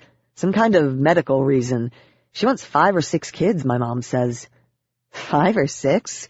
I said, truly surprised. Maybe the Tilsons were wares, and the woman was from a highly dominant pack. But why space them out over 5 years? That's a lot. Yeah, the kid said, scoffing. I'm not having any kids, but if I do, I'm going to have them all right away. Get it over with. I don't want to be 60 and changing diapers. I shrugged. There was 8 years between me and Robbie, and I didn't see anything wrong with it. He'd raised me as much as my parents, and I had no complaints, but my mom was a witch, so changing diapers at 60 was about the norm. Glenn's attack was sounding more and more like an Interland incident. Thanks, I said, suddenly wanting to get inside. Jenks was probably freezing. I should get in there, but thank you. You really helped. The boy's expression became disappointed, and I smiled. Hey, I could use someone this spring to mow my graveyard. I hesitated. If you don't think that's too weird, my number is on the card. He beamed, fingering it. Yeah, that would be great, he said, then glanced at the house. I don't think my dad will let me mow their lawn anymore. Call me about April? I said, and he nodded. Thanks, Matt. You were a big help. No problem, he said, and I gave him a final smile and walked away. When I looked over my shoulder, he had his head bent to his friends, and they were ogling my phone number. You okay, Jenks? I said, hoofing it away from the lights and back to the garage. Damn, wait until Ivy heard what I'd found out. Yeah, he said, gripping my hair harder, but will you slow down unless you want pixie barf in your hair? Immediately I checked my pace, tripping when I took the curb without looking so I wouldn't have to tilt my head. Jenks swore when I stumbled, but my pulse jackhammered when my head swung up. It wasn't the almost fall that shook me, but who was standing by my car staring at it. Tom Benson, it had to be. The same man who had tried to kill me by way of Al. Holy crap, it's Tom, I said, then shouted, Get away from my car, as I started to jog. Son of a fairy whore, Jenks swore. What's he doing here? I don't know. Caution slowed me down as I approached. Better be quiet. If he knows you're here, all he has to do is knock my hat off, and Madalena is a single parent. Jenks became quiet. Tom continued to stand with his hands in his pockets, looking at my car as if debating something. Nervousness coated my anger as I halted a careful 5 feet back, puffing out white clouds in the streetlight and looking at the man like the snake he was. I'd heard he'd gotten fired from the IS, probably for the stupidity of being caught summoning demons to murder someone, but since I'd been the one Tom had been trying to off, the IS had done nothing more than that. "What are you doing here?" I said, not anxious to have to defend myself, but not wanting to let him poke around in my car either. The young man had a new hardness in his blue eyes as he stood on the shoveled sidewalk and looked speculatively at me in the lamplight. He was clearly cold in his parka and hat, the chill almost killing the redwood scent that all witches had. I'd once thought he was attractive in a tidy, almost scholarly way. I still did, actually. But freeing Al to kill or abduct me had long since shifted the attraction to disgust. "Trying to make a living," he answered, a tinge of red showing on his cheeks. "I've been shunned, thanks to you." My jaw dropped and I backed up. I wasn't surprised, but I wasn't going to take the blame for it either. I wasn't the one kidnapping girls to pay demons for black curses, I said. Maybe you should rethink your logic, Sherlock. He smiled in a not nice way. Turning as if to leave, he said, "I'll be around if you want to talk." I sputtered in disbelief at the invitation, and he added, "Nice car," before he walked away, hands still jammed into his big pockets. "Hey!" I shouted, almost going after him. But the thought of his shunning and Jenks in my hat changed my mind. Rocking back on my boot heels, I exhaled loudly. Shunned? The coven of ethical and moral standards had shunned him? Damn, I hadn't thought they'd go that far. Sure, he summoned demons, but that didn't get one shunned. It must have been kidnapping that girl for black magic. Shunning was exactly what it sounded like, and the man was in trouble. Getting the ethical and moral standards coven to reverse a decision was like surviving an IS death threat. He was absolutely cut off, and any witch associating with him ran the risk of being shunned in turn. Making a living, I thought as I watched him. Tom had probably gone independent, seeing that the IS wouldn't touch him now, even under the table. And looking like he was having a hard time of it, I added as he got into a rust-cut '64 Chevy and drove away. I headed for the Tilsons' house, jerking to a halt at a sudden thought. Fingers fumbling in my bag, I pulled out my keyring and the lethal magic detection amulet on it. The thing had saved my life a couple of times, and Tom had a vested interest in seeing me gone. "Rach," Jenks complained as I started to make a slow circuit around my vehicle. "You want to be blown up smaller than fairy dust?" I muttered, and he tugged on my hair. "Tom's a weenie," the pixie protested, but I finished my circuit, breathing easier when the amulet stayed a nice, healthy green. Tom hadn't spelled my car, but a sense of unease lingered, even as I turned to the cordoned-off house and crossed the street, and it wasn't because I might have some competition in the independent runner arena. My car had originally belonged to an IS agent who died in a car bombing. Not this car, obviously, but a bomb had killed him. Just that fast, my life can end. Tom hadn't left a charm on my car, but it wouldn't hurt to ask Eden if he'd have one of his dogs sniff around it. Boot heels clacking, I reached the door off the garage and went inside. Jenks sighed heavily, but I didn't care if I looked like a paranoid chicken when I asked Eden for a ride home. I was done with being stupid about these kinds of things. Chapter 4. The sudden cessation of wind as I passed into the garage was a blessed relief, and I paused, taking in the curious mix of space and clutter.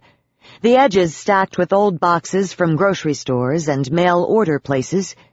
Close to the steps leading inside were several large toys, bright with primary-colored plastic.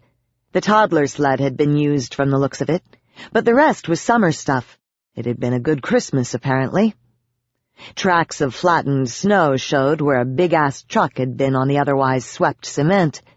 There wasn't room for 2 vehicles, and I wondered if Mr. Tilson was overcompensating for something. Of course, maybe it was Mrs. Tilson who had the truck fetish.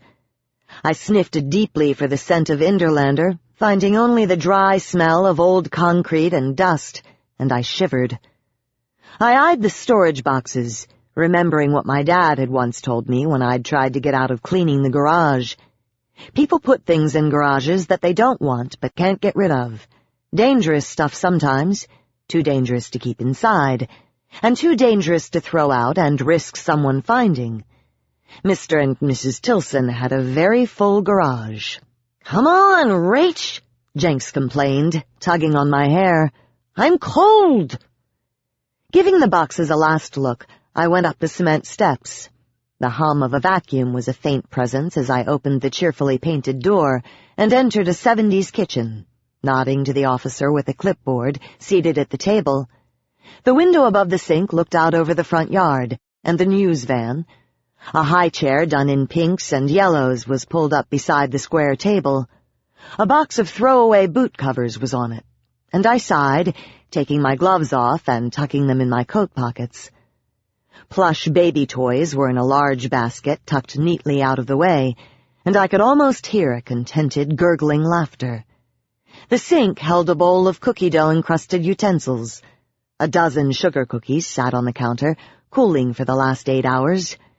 A tearaway tag was tied to the oven, the upper part signed and dated, with the time, stating that Officer Mark Butte had turned off the oven. The Tilsons had left in a hurry. The kitchen was a curious mix of warmth and cold, the heater on to combat the in-and-out traffic, and I unzipped my coat. My first impression of the house was just as jumbled. Everything to make a home was here, but it felt empty. There was the chatter of work in the next room, and when I bent to put a blue bootie over my boot, Jenks shot out from under my hat. "Holy crap!" he swore, flitting over the entire kitchen in 3 seconds, giving the seated officer a coronary.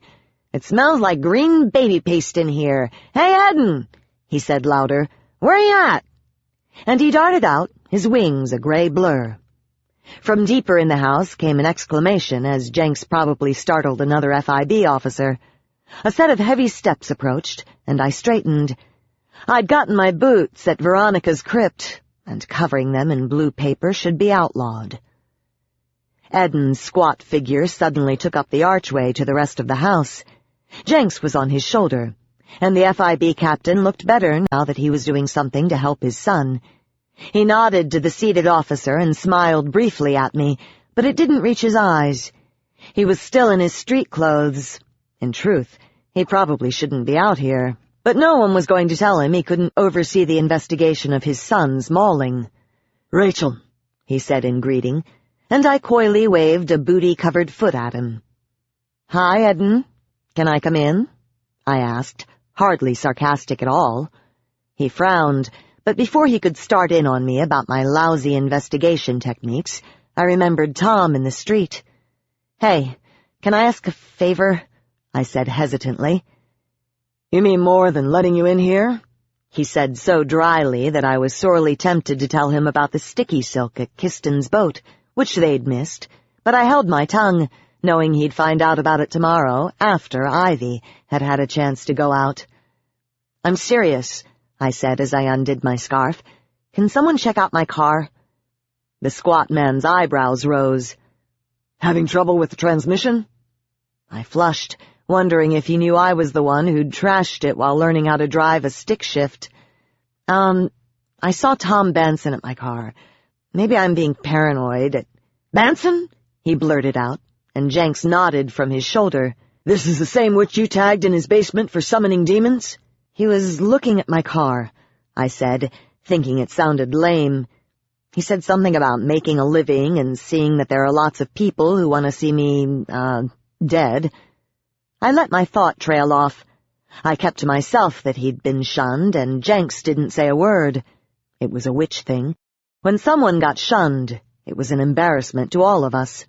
I checked for lethal charms, but I wouldn't know a car bomb from an odometer cable. The FIB captain's expression grew hard. "No problem. I'll have the dog unit come out. Actually—" He looked at the seated officer and smiled. "Alex, go wait by Ms. Morgan's car for the explosives team." The man stiffened, and I winced apologetically. "Don't let anyone get within 10 feet, Eden continued. "It might turn you into a toad if you touch it." "It will not," I complained, thinking being a toad might be pleasant compared to what Tom could probably do. Eden shook his head. "There is a news van in the street. I'm not taking any chances." Jenks snickered, and I warmed. Chances were good, nothing was wrong with my car, and I felt like a baby. But Eden's hand on my shoulder made me feel better, all the way up until he turned me back to the kitchen's door and Alex's retreating back. "Maybe Alex should take you home right now," he said, "so he can check out your church for your own safety." Oh, for God's sake, he's trying to get rid of me. That's why we've got a gargoyle in the eaves, I said sharply, and slipping out from under him, I resolutely paced deeper into the house. Take me home for my own safety, my ass. He was letting Ivy stay. Why couldn't I? "Rachel?" Eden protested, his compact bulk spinning to follow. Jenks laughed, taking to the air and saying, "Give it up, FIB man. It'll take more than you to get her out. Remember what Ivy and I did to your finest last spring? Add Rachel to that, and you can say your prayers." From behind me came Eden's dry, "You think Ivy wants another stint as a candy striper?" But I was here, and he was going to let me in on the evidence-gathering part of things. The FIB was confident that Mr. Tilson had attacked Glenn, seeing that it was his house, but his lawyer might try to pass it off on a burglar or something else. Not cool. "Nice house," I said, eyes roving over the bright walls, low ceilings, and clean but worn carpet. We passed a short hallway, then stepped down into a large living room. Immediately I stopped. "Oh, my God," I said, taking it in. "They have shag carpet. Green shag carpet. This might be why Mr. Tilson was nuts. It would make me nuts." There were only a few FIB personnel still here doing their FIB thing. One of them flagged Eden over, and he left me with a stern look that said not to touch anything. The faint tickle of fingerprint dust caught in my nose. Ivy was in the corner with a tall woman who, by the twin cameras draped over her, had to be the photographer. They were both looking at her laptop and the shots she had taken earlier. It was bright and overly warm, and Jenks left Eden to park it on the top of the curtains. Warmer up there, probably. The FIB had been here most of the day before letting us in here, not wanting to chance my messing up their precious virgin site, but it still looked raw to me. The green-tiled coffee table between the olive and orange-striped couch and the brick fireplace, painted to match the floor, incidentally, was on its side and shoved into the raised hearth. The curtains over the wide windows were open to the backyard. God help me, but the curtains matched the putrid color combination. Looking at everything, I started to feel nauseous, as if the 70s had taken refuge here against extinction and were preparing to take over the world. There was no blood except a small splatter against the couch and wall, an ugly brown against the yellowish-green paint. From Glenn's broken nose, perhaps? An armchair had been shoved into an upright piano, and loose-leaf sheets of music were stacked on the bench. Leaning up against the wall by the large window overlooking the snow-covered swing set was a picture. It had fallen, turned against the wall, and I wanted to see what it was in the worst way. A Christmas tree was propped up in the corner, disheveled and clearly having fallen at some point if the dark spot on the rug where the water had drained out wasn't enough of a clue. There were a lot of decorations for one room, and they were a curious mix of style. Most were the inexpensive, mass-produced variety, but there was what was probably a $200 snow globe and an antique Tiffany-style mistletoe display. Weird. 3 stockings hung from the mantel, and these too looked expensive, too classy for most of the decorations. Only the smallest had a name. Holly. The baby's, probably. The mantel was empty of pictures, which I thought was odd seeing as there was a new baby in the house. The top of the piano was bare as well. Jenks had dropped down to talk with the guy at the piano. Ivy had her head next to the photographer's. Eden wasn't paying me any attention. Everyone looked busy, so I wandered to the fireplace and ran a finger over the smooth wood for evidence that the mantel had once held pictures. No dust. "Hey!" the man with Eden exclaimed. "What do you think you're doing?" His face red, he glanced at Eden, clearly ticked off because he wanted to kick me out but couldn't. Faces turned, and embarrassed, I backed up. Sorry. Ivy glanced up from the laptop in the sudden quiet. Both she and the photographer wore questioning expressions as they stared at me, looking like yin and yang with Ivy's short black hair and the photographer's long blonde tresses. I remembered seeing the photographer at Trent's stables, taking pictures, but Ivy hadn't been there, and I wondered how she had gotten chummy enough in 15 minutes to have their heads together discussing the niceties of angles and shadows. Almost smiling, Eden harumphed. Head bowed and stubby-fingered hand in the air to say he was taking care of it, he rocked into motion. Ivy gave the photographer one of our cards, then crossed the room to join me. Jenks landed on her shoulder halfway there, and I saw her lips move in a soft comment that made the pixie laugh. By the time they all reached me, I had cocked my hip and crossed my arms over my chest. "I'm not going to touch anything else," I exclaimed, wondering if the harsh expressions on the FIB officers' faces were for me breaking protocol or a lingering doubt about my involvement in Kiston's death. I knew Eden had done his best to squelch it, but that meant little to a lifetime of prejudice. Rolling his eyes at Ivy, Eden took my elbow to lead me into the hallway. Ivy, too, was smiling, but as soon as the privacy of the hall took us, she became serious. "Rachel's here now, so how about showing us where Glenn was beat up?" she asked, surprising me. "That's it," Eden said, glancing past me and into the living room. "Everything else looks untouched." I jerked my elbow from Eden and leaned against the wall. Jenks's wings clattered as he flew to snuggle in my scarf, and Ivy shook her head. "There isn't enough emotion in the room for someone having been mauled," she said. "You say it happened this morning? No way." Eden's face scrunched up, and I looked at Ivy. A vampire could read the pheromones left in a room, giving a qualitative, though not terribly quantitative, impression of the emotions that had been given free rein. By the way Eden looked, I guessed he knew about the ability but didn't trust it. Neither did the courts, disallowing a vampire's testimony unless they were trained, registered, and attended quarterly calibration seminars.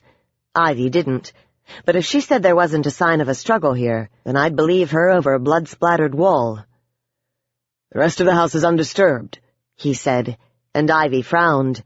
"Do you want me to tell you what we do know while we tour the house for signs of emotion?" He finished, and I smirked. Wait until they heard what I found out. But Ivy shot me a look to shut up, and my breath slipped from me. "Okay, I'll wait." "I'm listening," she said to Eden as she went down the short hall. Her stride was long and confident, and the man toting the FIB evidence vacuum pressed into the wall to let her pass. She went first into a tidy, opulent bedroom, with pillows, rich drapes, rugs, and beautiful things arranged on what looked like an antique carved bedroom set. Drawers were open, and the closet clearly had hangers missing. The rich femininity didn't match the rest of the house, not at all. Well, except for the snow globes, stockings, and mistletoe display. "The mortgage is in Mr. and Mrs. Tilson's names," Eden said, his hands in his pockets as he rocked back on his heels, clearly not interested in the incongruity of decorating styles. "They're human," he added, and I almost blurted, "No, they aren't," biting my tongue instead. "He and his wife bought the house about 1.5 years ago," Eden continued, and Jenks snorted, silent to all but me. "She's a stay-at-home mom, caring for their daughter, but we've found that Holly is registered at 3 daycares. Mr. Tilson works as a janitor, retired from being a science teacher in Kentucky. Took early retirement, I guess, and wanted something to do to supplement his pension." "Like clean crap from the walls of the boys' bathroom?" Yeah, that sounded right. "We have a tap on the phone, and we're watching the credit cards," Eden was saying as Ivy skulked around the room.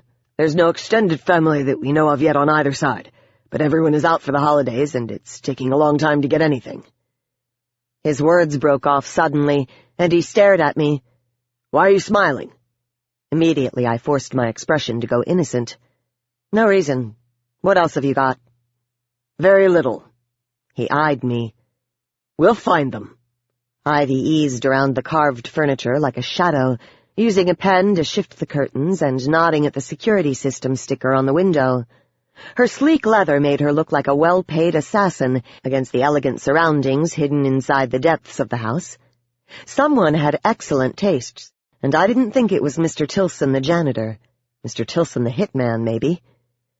"Here's a recent picture," Eden said, handing me a piece of paper with a copy of Tilson's school ID. Jenks startled me when he vaulted from the folds of soft yarn to hover over the 9x11 paper. The face not smiling back at me was blurry, but according to the tag he was blonde and blue-eyed.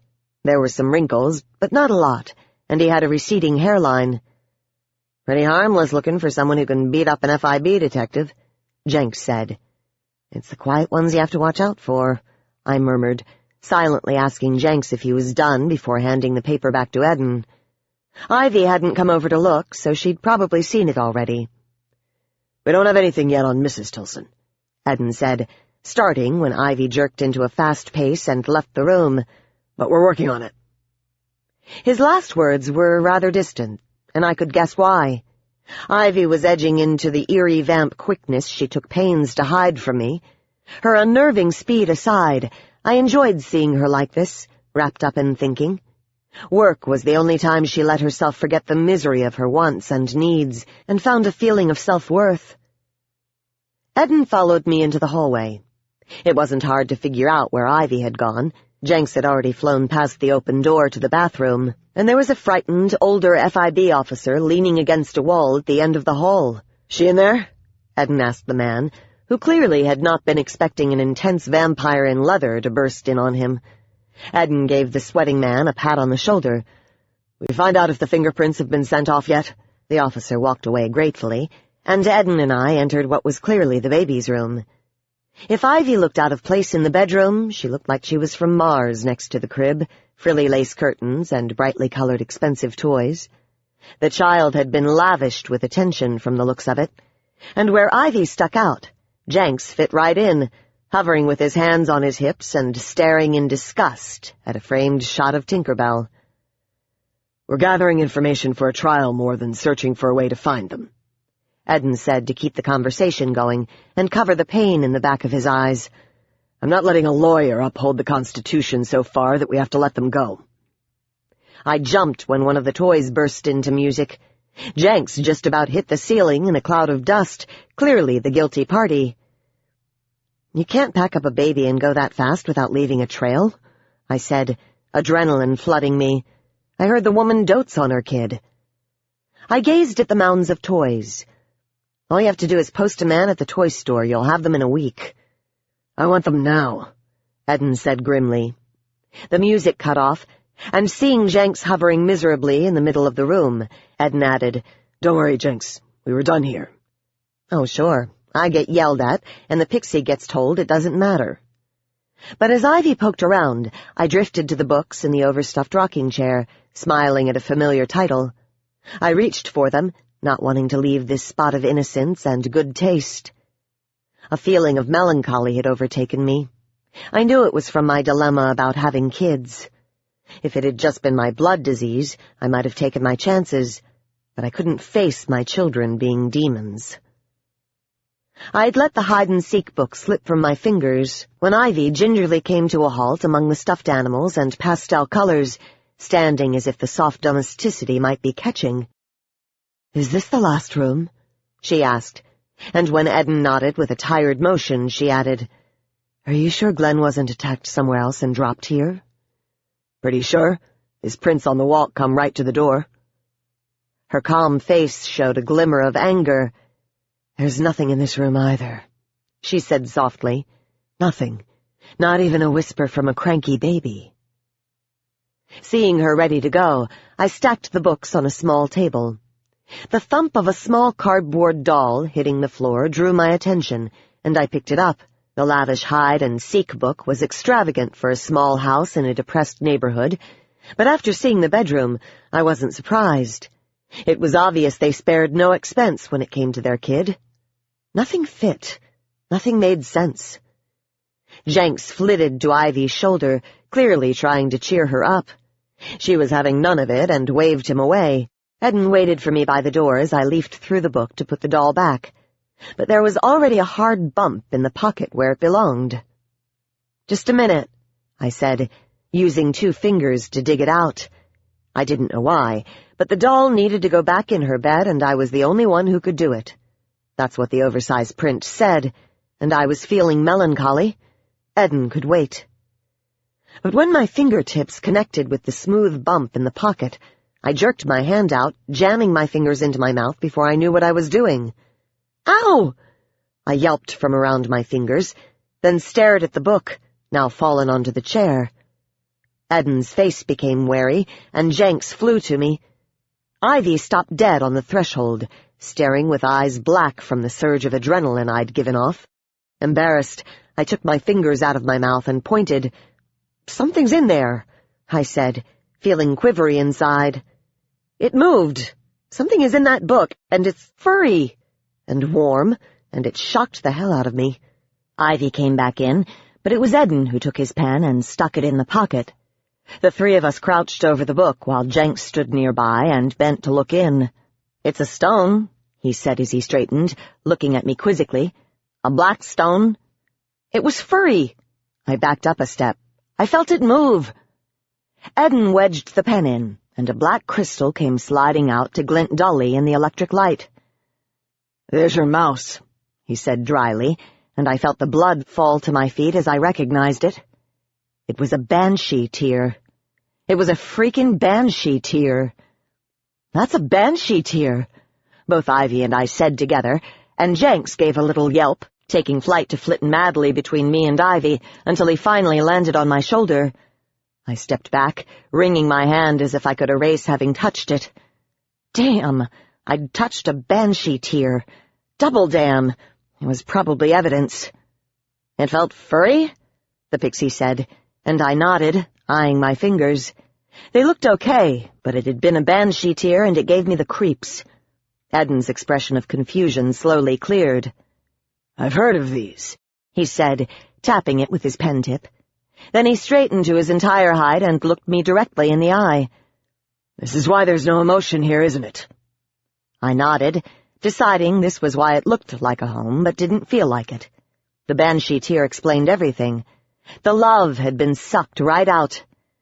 "They leave them where there's likely to be a lot of emotion," I said, wondering why Ivy had gone pale. Well, paler than usual. "Sometimes they will tip the scales and make things worse, sort of push everyone to a higher pitch. The tear soaks everything up, and then the banshee comes back to collect it." And I had touched it. "You... a banshee did this?" Eden said, his anger slipping through a crack of his veneer of calm. "Made that man hurt my son?" "Probably not," I said, thinking about what Matt had told me and glancing at Ivy. "If Mrs. Tilson was cheating on her husband, that's reason enough for a banshee to leave a tear. I bet she got it in here by posing as a babysitter or something." I looked at the tear, heavy and dark with the stored emotion of Glenn's mauling, and I shivered, remembering how warm it had felt. "The IS has a record on every banshee in Cincinnati," I said. "You can analyze that tear, find out who made it. The banshee might know where they went. They usually choose their victims carefully, and will follow them from place to place if the pickings are good. Though they prefer to feed passively, they can suck a person dry in seconds." "I thought that was illegal." Eden slid the crystal into an evidence bag and sealed it. "It is." Ivy's voice was mild, but I thought she looked ill. Jenks was picking up on her mood, too. "You okay?" he said, and she softly blinked her almond-shaped eyes once. "No," she said, her gaze falling to the tear. "Even if Mrs. Tilson was cheating on her husband, the suspect knew exactly where to hit Glenn to hurt, but not to maim. The house is clean to the point of obsession, but there's too much money being spent on the little girl and the wife for him to be a wife-beater. The man doesn't even have a remote for the TV, for God's sake," she said, pointing to the unseen living room. "Yet they have silk sheets and a baby computer." "You think the woman beat him up?" I interrupted, and Ivy frowned. Eden, though, was interested. "If she was an Interlander, maybe a living vampire, she could do it. She'd know how to induce pain without damage, too." Ivy made a noise of negation. "I'd be able to smell it if a vampire had visited, much less lived here," she said. "But I had my doubts. Last year, I would have said it was impossible to make a charm to cover an Inderlander's scent from another Inderlander, but my mom had spelled my dad into smelling like a witch for their entire marriage. I stood there and tried to figure it out, both Jenks and me jumping when Eden clapped his hands once. "Out!" he said suddenly, and I protested when he manhandled me into the hall. "Ivy, you and Jenks can stay, but Rachel, I want you out." "Wait a minute," I complained, but he kept me moving, yelling for someone to bring the vacuum. Ivy just shrugged, giving me an apologetic smile. "Sorry, Rachel," Eden said when we reached the activity of the living room, his brown eyes glinting with amusement. "You can poke around in the garage if you want." "Excuse me?" I exclaimed. He knew I hated the cold. It was an offer that really wasn't one. "How come Ivy gets to stay and help?" "Because Ivy knows how to handle herself." That was just rude. "You suckwad, I'm the one who found the tear," I said as I stood in the archway to the living room and watched everyone buzz about the new development. Several heads turned, but I didn't care. I was being gotten rid of. Eden's face darkened with emotion, but his next words were postponed when Alex, the officer he had sent to watch my car, came in, cold on his breath and snow on his boots. They won't be able to have a dog out to look at your car for a couple of hours," he said nervously, seeing Eden's anger directed at me. "There's a big brimstone bust out at the Hollows Airport." I jumped as suddenly Ivy was next to me. "What's wrong with your car?" she asked, and I let my air out in a huff. "Tom Banson was standing next to it," I said. "I'm being paranoid." Ivy smiled. "Don't worry about him," she said. "You're under Rin Cormel's protection. He wouldn't dare." "Unless the vampires want me dead," I thought, then turned back to Eden. "Eden," I complained, but the squat man put a hand on my shoulder and moved me to the kitchen. "Alex, take Miss Morgan home," he said. "Rachel, I'll call you if we need you. If you don't want to leave, you can wait in the kitchen, but it's going to be hours. Probably not until tomorrow. You might as well go home." He wasn't telling Ivy to go home. I took a breath to whine some more, but someone had called his name and he was gone, leaving only the faint scent of coffee. A familiar wing clatter drew my attention to Jenks, sitting on top of a picture frame, and he dropped to me. "Sorry, Rach," he said, and I slumped back into the wall, disgusted. "I'm staying," I said, loud enough for everyone to hear, and Alex exhaled in relief, going to stand over a heating vent. "How come Ivy gets to help?" I asked Jenks, already knowing the answer and envious of how she, a vampire who had once beaten up an entire floor of FIB guys, was fitting in better than me, a witch who had helped them bring in the city's master vampire in their own back room. It wasn't my fault Skimmer killed him. Hell, I thought. Maybe I should take some classes on crime scene protocol. Anything would be better than standing on the sidelines and watching everyone else play. I was not a bench warmer. Not by a long shot. Jenks landed on my shoulder in a show of support. I knew he wanted to help, and I appreciated his loyalty. At his movement, Eden looked up from his cell phone. "Is your finger okay?" he asked suddenly, and I glanced at it. It looked fine. Not answering him, I pushed from the wall and stomped out. Jenks rose to follow me at head height into the empty kitchen. "Rach," he started, and I grimaced. "Stay with Ivy if you want," I said bitterly, zipping up my coat and wrapping my scarf around my neck. I wasn't going home. Not yet. "I'll be in the garage." His tiny features became relieved. "Thanks, Rach. I'll let you know what we find out," he said, slipping a trail of gold dust as he zipped back to the nursery. It's so unfair, I thought, as I took my blue booties off. So my protocol sucked dishwater. I was getting results faster than a house full of FIB agents. Leaving, I slammed the screen door and stomped down the cement steps. Home. Yeah, maybe I'd make cookies, gingerbread men with little FIB badges, then I'd bite their freaking heads off. But when my feet hit the cement floor, I slowed. Oh, I was still mad. But Eden had said I could look through the garage. I thought he'd offered only because he knew it was too cold. But why not? Hands on my hips, I used a boot tip to unwedge the informal closure on the nearest box. It popped open to show a mishmash of stuff that looked like classic post-yard sale clutter, Books, knickknacks, photo albums, and several cameras. Expensive ones. Photo albums? I questioned, looking at the silent walls. Who keeps their photo albums in the garage? Maybe it was temporary, for Christmas, to make room for all the baby toys. I moved to the next box, slipping on my gloves for warmth as I opened it to find more books and clothes from the 70s, explaining their living room, perhaps. Under it was another box that contained last year's styles. I held up the first, a dress that I might find in my mother's closet, thinking that Mrs. Tilson must have been heavy once. The dress was way bigger than me, but not a maternity cut. It didn't match Matt's description. It didn't match what I'd seen in the open closet either.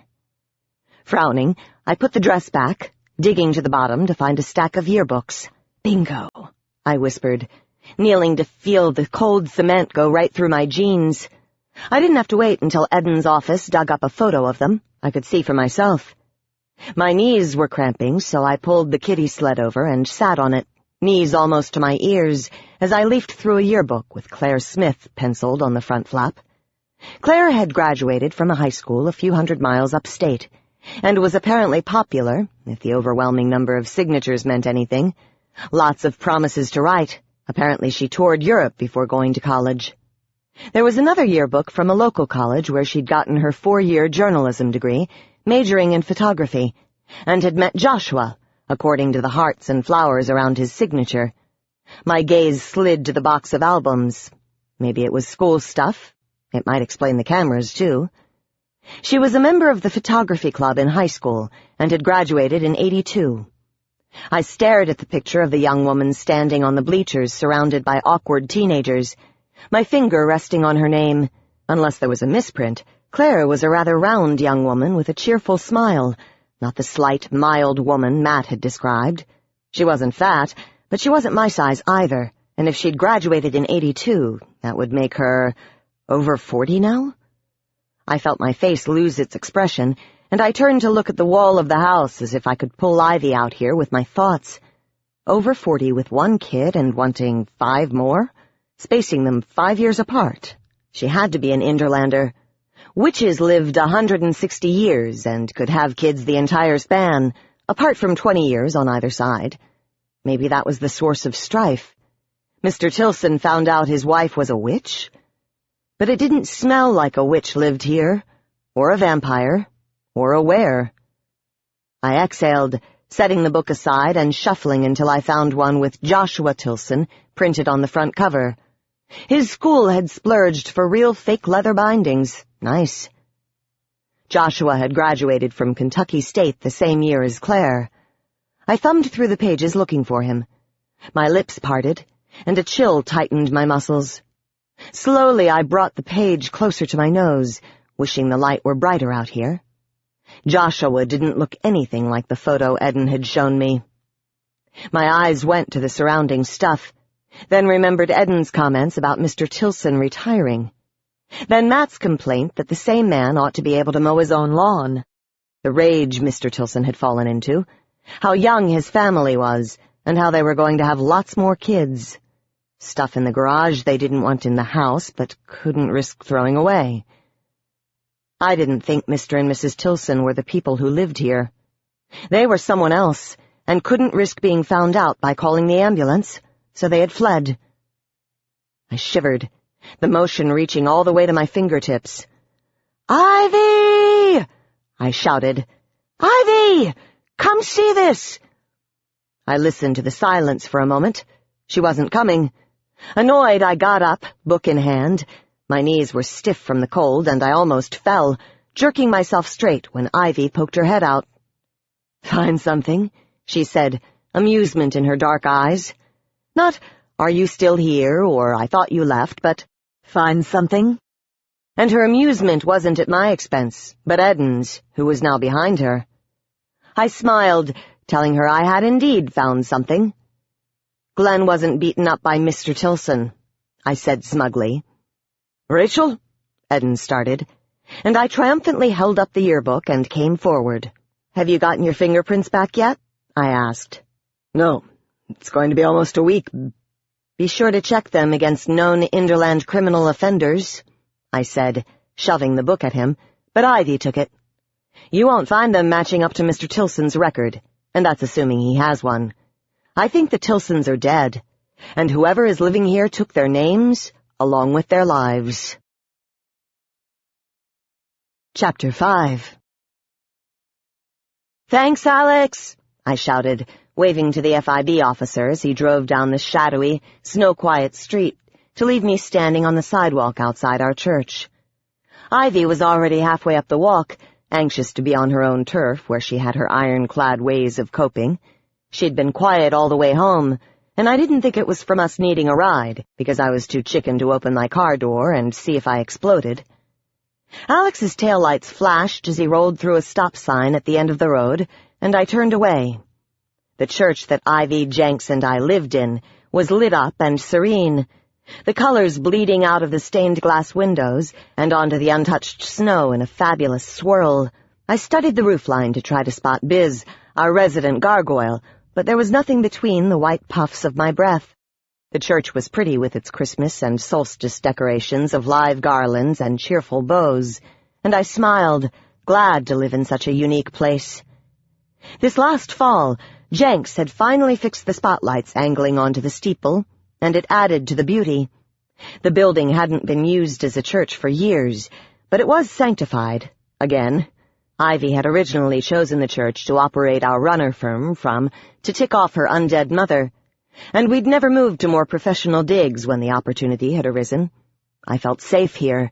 So did Ivy, and Jenks needed the garden out back to feed his almost 4 dozen kids. "Hurry up, Rach," Jenks complained from under my hat. "I've got icicles hanging." Smirking, I followed Ivy up the walk to the worn front steps. Jenks had been silent on the ride home, too, and I'd have almost been willing to find out what happened on the 9th day of Christmas, just so I wouldn't have had to keep the conversation going with Alex all by myself. I couldn't tell if my roommates, Ivy especially, had been thinking or just mad. Maybe she thought I'd shown her up by discovering that the Tilsons were imposters before she had. Or maybe she was upset that I wanted her to go out to Kiston's boat. She'd loved him, too. Loved him more deeply than me, and longer. I'd have thought she'd be eager for the chance to find his killer and the vampire who had tried to turn me into a blood toy. Ivy's pace ground to a stop on the salted steps, and my head came up when a soft curse slipped from her. Halting, I sent my gaze to follow hers to our business sign over the door. "Damn it all to the turnin' back," I whispered, seeing the spray-painted Black Wit and a half-scripted C trailing down the brass plaque to drip onto the twin oak doors. "What is it?" Jenks shrilled, unable to see and tugging on my hair. "Someone redecorated the sign," Ivy said blandly, but I could tell she was mad. "We need to start leaving some lights on," she muttered, yanking open the door and going inside. "Lights?" I exclaimed. "The place is already lit up like a church." Ivy was inside, and I stood there with my hands on my hips, getting more and more pissed. It was an attack on me, and I felt it to my core after the hint of FIB animosity at the crime site. Son of a bitch. "Biz!" I shouted as I looked up and wondered where the little guy was. "You out here?" "Rach," Jenks said as he tugged on my hair. "I gotta check on Madalena and my kids." "Sorry," I muttered, pulling my coat tight about me. I passed into the church and yanked the door shut. Angry, I let the locking bar thump down, though technically we were open until midnight. There was a soft lifting of my hat, and Jenks darted off into the sanctuary. I slowly took my hat off and hung it on the hook, my mood easing at the high-pitched chorus of hellos from his kids.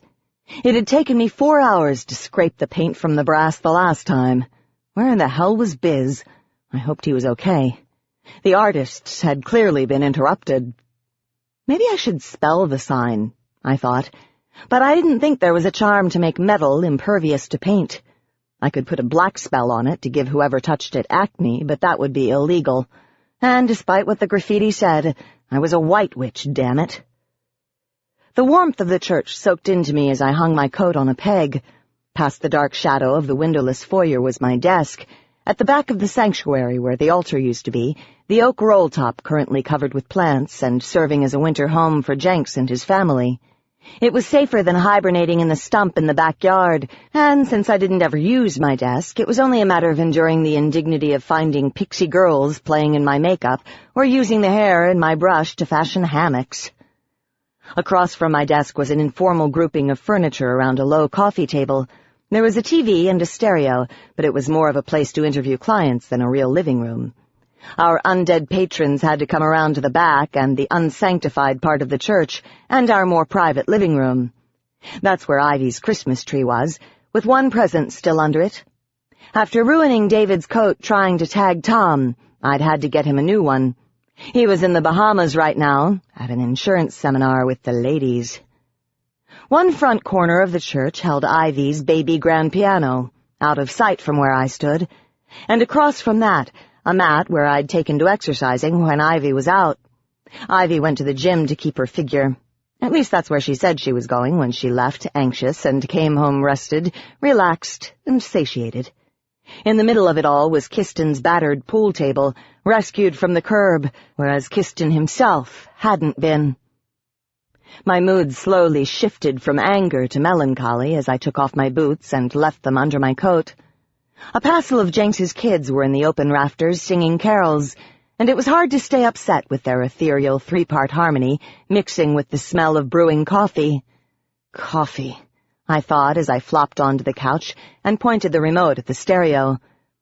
Crystal method filled the air, fast and aggressive, and I tossed the remote to the table and put my feet up, out of the draft. Coffee would make everything better, but I probably had at least 5 minutes until it was done. After that close ride in the cop car, Ivy needed some space. Jenks dropped down onto the elaborate centerpiece Ivy's dad had brought over one night. The thing was all glitter and gold, but Jenks went well with it, standing on the painted sticks that looped in and around. He had one of his kids with him. The little pixie boy had his wings glued shut again, tear tracks giving away his misery.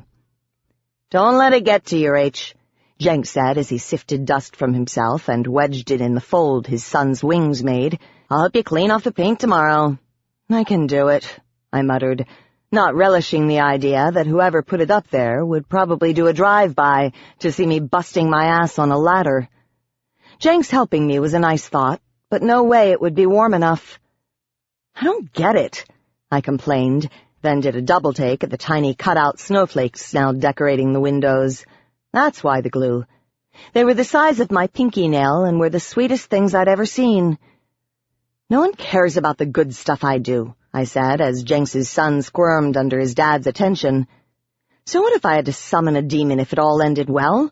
I mean, you tell me Cincinnati isn't better without Biscari. Rin Cormel is a better crime boss than he was. Ivy likes him too." "You're right," the pixie said as he gently pulled his son's wings apart. Behind him, Rex, Jenks's cat, peeked in from the dark foyer, pulled from the belfry by the sound of her 4-inch master's voice. Just last week, Jenks had installed a cat door in the belfry stairway, tired of asking one of us to open the door for his cat. The beast loved the belfry, with its high windows. It made easy access for Biz, too. Not that the cat-sized gargoyle came in much. "And Trent," I said, watching Rex since Jenks was preoccupied with a flightless child. "Beloved city son and idiot billionaire goes and gets caught in the ever-after. Who has to bust her butt and make a deal with demons to get him back?" "The one who got him there?" Jenks said, and my eyes narrowed. "Hey, kitty, how's my sweetest fluff ball?" he crooned, which I thought was risky, but hey, it was his cat. "It was Trent's idea," I said, foot bobbing, "and now it's my tail in the ever-after paying for his rescue. Do I even get one thank you? No, I get trash painted on my front door." "You got your life back," Jenks said, "and an end to Al trying to kill you. Got an understanding in the ever-after that any demon messing with you is messing with Al. You got Trent's silence as to what you are. He could have brought you down right there. It wouldn't be graffiti on your door, but a burning stake in the front yard, with you tied to it." I froze, shocked. What I am? Trent kept silent as to what I am? I should be thankful he didn't tell anyone? If he told anyone what I was, he'd have to explain how I got that way, which would put him on the stake next to me. But Jenks was smiling at his son, oblivious. "There you go, Jerry Matt," he said fondly, as he gave the youngster a boost into the air, where he hung, shedding bright sparkles to pool on the table. "And if glue should somehow end up in Jack's mittens, I won't have any idea who did it." The small pixie's wings fanned into motion, and a cloud of silver dust enveloped both of them. "Thanks, Papa," Jermat said, and his tear-wet eyes took on a familiar glint of deviltry. Jenks watched his son fly away with a fond look. Rex watched too, tail twitching. Turning back to me, Jenks saw my sour mood. Trent kept silent as to what I am, eh? "I mean," the pixie backpedaled, "what Trent's dad did to you." Mollified, I took my feet from the table and put them on the floor. "Yeah, whatever," I muttered as I rubbed my wrist and the demon mark there. I had another on the bottom of my foot, since Al hadn't traded it back for his summoning name yet, enjoying my owing him 2 marks. I lived with the worry that I'd be pulled into someone's demon circle some night, but no one had summoned Al and gotten me instead. Yet. The demon marks were hard to explain, and more people than I liked knew what they were. It was the victors who wrote the history books, and I wasn't winning. But at least I wasn't living in the ever-after, playing blow-up doll to a demon. No, I was just playing his student. Leaning my head back and looking at the ceiling, I shouted, "Ivy, that coffee done?" Rex skittered under the pool table at my voice, and at Ivy's positive call, I clicked off the music and lurched to my feet. Jenks went to help Madalena break up a fight about glitter, and I paced down the long hall that bisected the back end of the church. I passed the his and her bathrooms that had been converted into Ivy's opulent bathroom, and my more Spartan facilities that also boasted the washer and dryer. Our separate bedrooms were next, my best guess putting them originally as clergy offices. Though the dark hallway didn't change, the feeling of the air did as I entered the unsanctified back end of the church, added on later. This was where the kitchen and private living room were, and if it had been sanctified, I would have slept here. Put simply, I loved my kitchen. Ivy had remodeled it before I had moved in, and it was the best room in the place. A blue-curtained window over the sink looked out on the small witch's garden. Beyond that was the graveyard. That had bothered me at first, but after mowing the site for a year, I had a fondness for the weathered stones and forgotten names. Inside, it was all gleaming stainless steel and bright fluorescent light. There were 2 stoves, 1 gas, 1 electric, so I didn't have to do my spells and cook on the same surface. The counter space was expansive, and I used it all when I spelled, which was often, since the charms I used were expensive unless I made them myself. Then they were dirt cheap, literally. In the center was an island counter with a circle etched into the linoleum around it. I used to keep my spell books in the open rack under it, until Al had burned one in a fit of pique. Now they were in the belfry. The counter made for a secure place to spell, unsanctified or not. Up against the interior wall was a heavy antique farm table.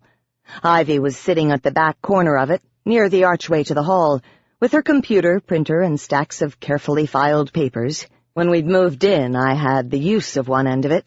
Now I was lucky if I got a corner to eat on. So of course I'd taken over the rest of the kitchen. Ivy looked up from her keyboard, and I dropped my bag on yesterday's unopened mail and collapsed in my chair. "You want some lunch?" I asked, seeing as it was nearing midnight. She shrugged, eyeing the bills. "Sure." I knew it bugged her, so I left the mail where it was under my bag, and I lurched back to my feet with tomato soup and cheese crackers in mind. If she wanted something more, she'd say so. A pang of worry went through me as I pulled a can of soup off the pantry shelves. Glenn liked tomatoes. God, I hoped he was okay. That he was unconscious had me concerned. Ivy clicked through a couple of web pages as I made good with the can opener. I hesitated at the sight of my copper spell pots, then reached for a more mundane saucepan. Mixing spell prep and food prep wasn't a good idea. "Research?" I asked, hearing in her silence that she was still upset about something. "Looking up banshees," she said shortly, and I hoped she didn't know how coy she looked with the end of the pen between her teeth. Her canines were sharp, like a cat's, but she wouldn't get the extended ones until she was dead. She wouldn't get the light sensitivity or the physical need for blood to survive until then either. Ivy still had a taste for it, however, and though it made her devilishly hard to live with, she could do without. The lid came off with a ting, and I sighed. "Ivy, I'm sorry." Her foot moved back and forth like an angry cat's tail. "For what?" she said mildly, then stilled her foot's motion as she saw me notice it. That my methods are getting faster results than yours, I thought. But what I said was, "For sending you out to Kisten's boat?" I hated the question in my voice, but I didn't know what was bothering her. Ivy looked up, and I studied the rim of brown around her eyes. It was wide and full, telling me she had control of her emotions. "I can handle it," she said, and I frowned, hearing something else. Turning my back on her, I shook the congealed soup into the pan with a dull thwap. "I don't mind going out with you." I did, but I was going to offer. "I've got it covered," she said more forcefully. Sighing, I searched for a wooden spoon. Ivy dealt with the uncomfortable by ignoring it, and though I wasn't averse to avoiding issues to maintain a pleasant living space, I tended to poke sticks at sleeping vampires when I thought I could get away with it. The phone rang, and I caught Ivy's dark glare as I whipped around to answer it. "Vampiric Charms," I said politely into the receiver. "How can we help?" I used to answer with my name until the first graffiti incident. "Rachel, it's Eden," came the FIB captain's gravelly voice. "Glad you're home. Hey, we're having trouble getting the fingerprints out. "Really?" I interrupted, making a mocking face at Ivy and turning the receiver so she could hear him with her extraordinary vamp hearing. "Imagine that." "They keep going to the wrong office," the man continued, too intent to hear my sarcasm. "But we do know the Banshee tier belongs to a Mia Harbor. The woman's been around since Cincinnati was a pig farm, and I wanted to ask you to come down tomorrow about 9 and help us interview her." I leaned against the counter with a hand to my forehead. What he wanted was for me to bring a truth amulet.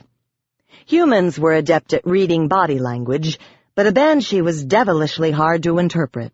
Or so I'd heard. The IS never sent witches after banshees. Ivy was staring at me, brown-rimmed eyes wide. She looked surprised. No, shocked. 9 is too early, I said, wondering what was up with her. "How about noon?" "Noon?" he echoed. "We need to move quickly on this." "So why did you kick me out when I was making progress?" "I need the morning to make up a truth charm. Those things are expensive. Unless you want a $500 bill for it tacked onto my consultant's fee?" Eden was silent, but I could hear his frustration. "Noon." "Noon," I said, feeling like I'd won some points. Actually, I had a truth amulet in my charm cupboard, 2 feet away, but I didn't get up until 11 most days.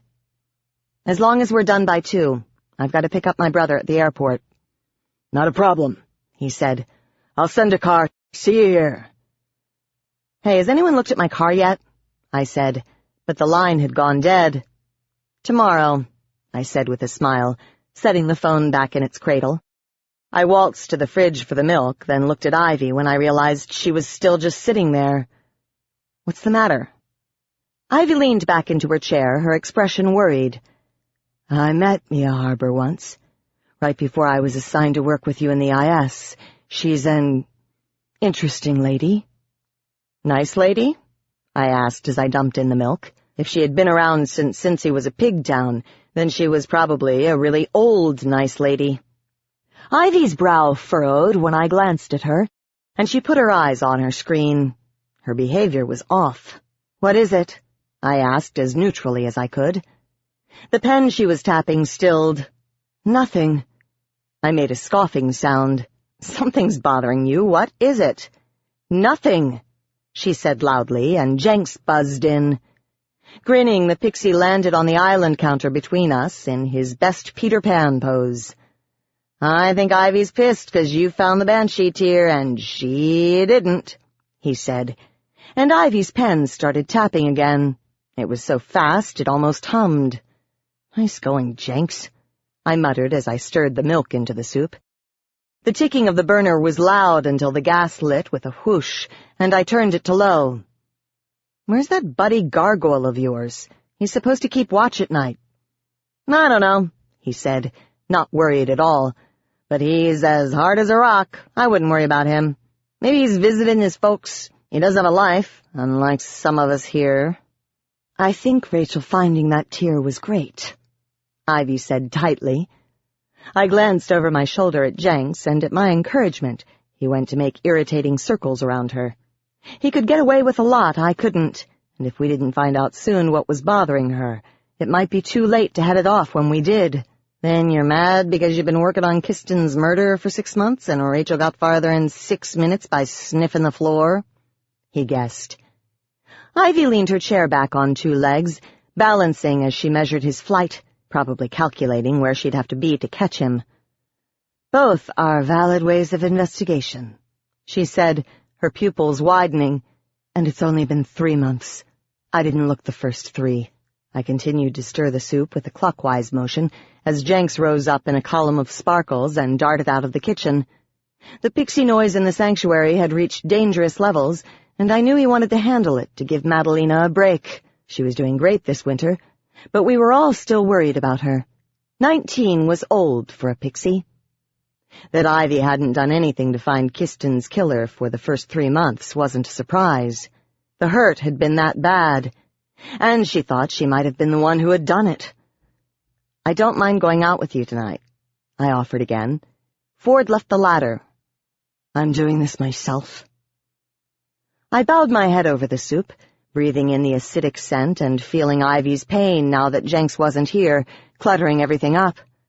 I'd been Kiston's girlfriend, but Ivy had loved him too. Deeper, on a gut level, with the strength of the past, not like my new love, based on the idea of a future. And here I was, making her deal with the pain. "Are you okay?" I asked softly. "No," she said again, her voice flat. My shoulders slumped. "I miss him too," I whispered. I turned to see her perfect face frozen in grief. I couldn't help it, and risking a misunderstanding, I crossed the room.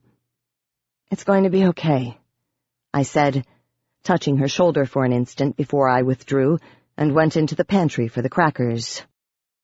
Ivy had her head bowed when I came out, and I said nothing as I found 2 bowls and set them on the table with the crackers between them, shoving my bag and the mail out of the way.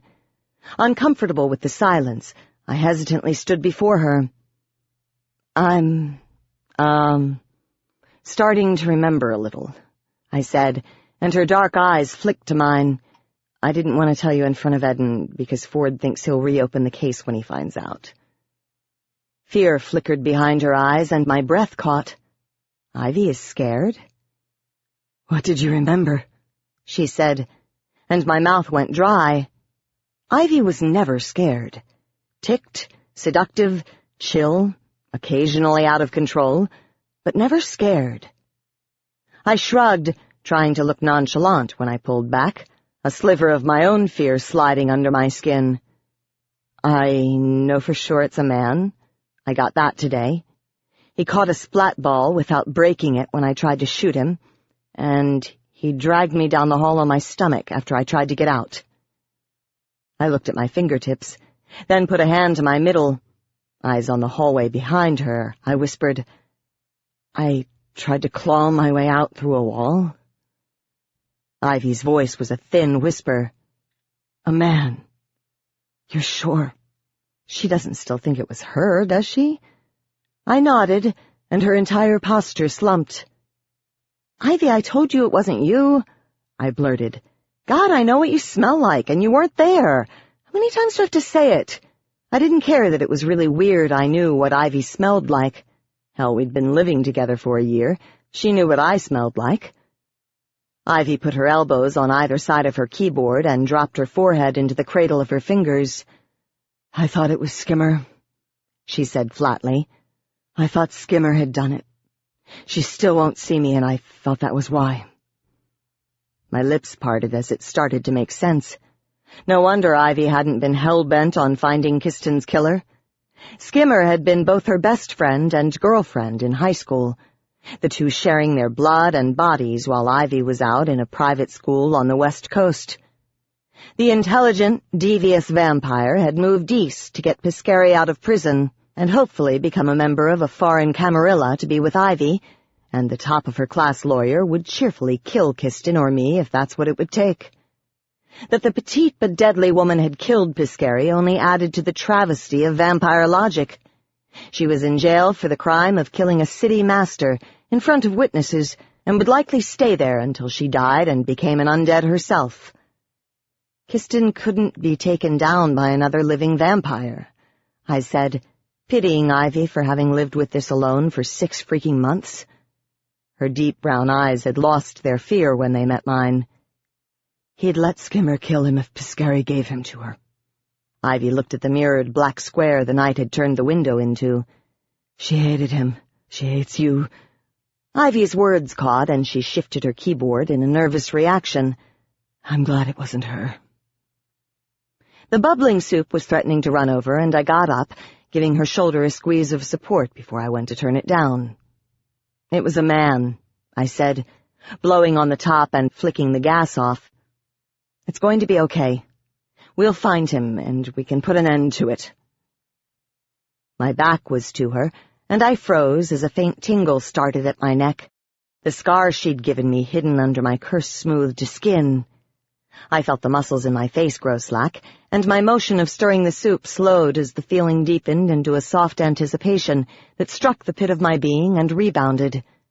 Knowing Ivy couldn't see, I let my eyes close. I knew this feeling, missed it, even as I struggled against my instincts to push it away. In her relief that Skimmer hadn't killed Kistin, Ivy had unconsciously filled the air with pheromones to soothe and relax, a potential source of blood and ecstasy.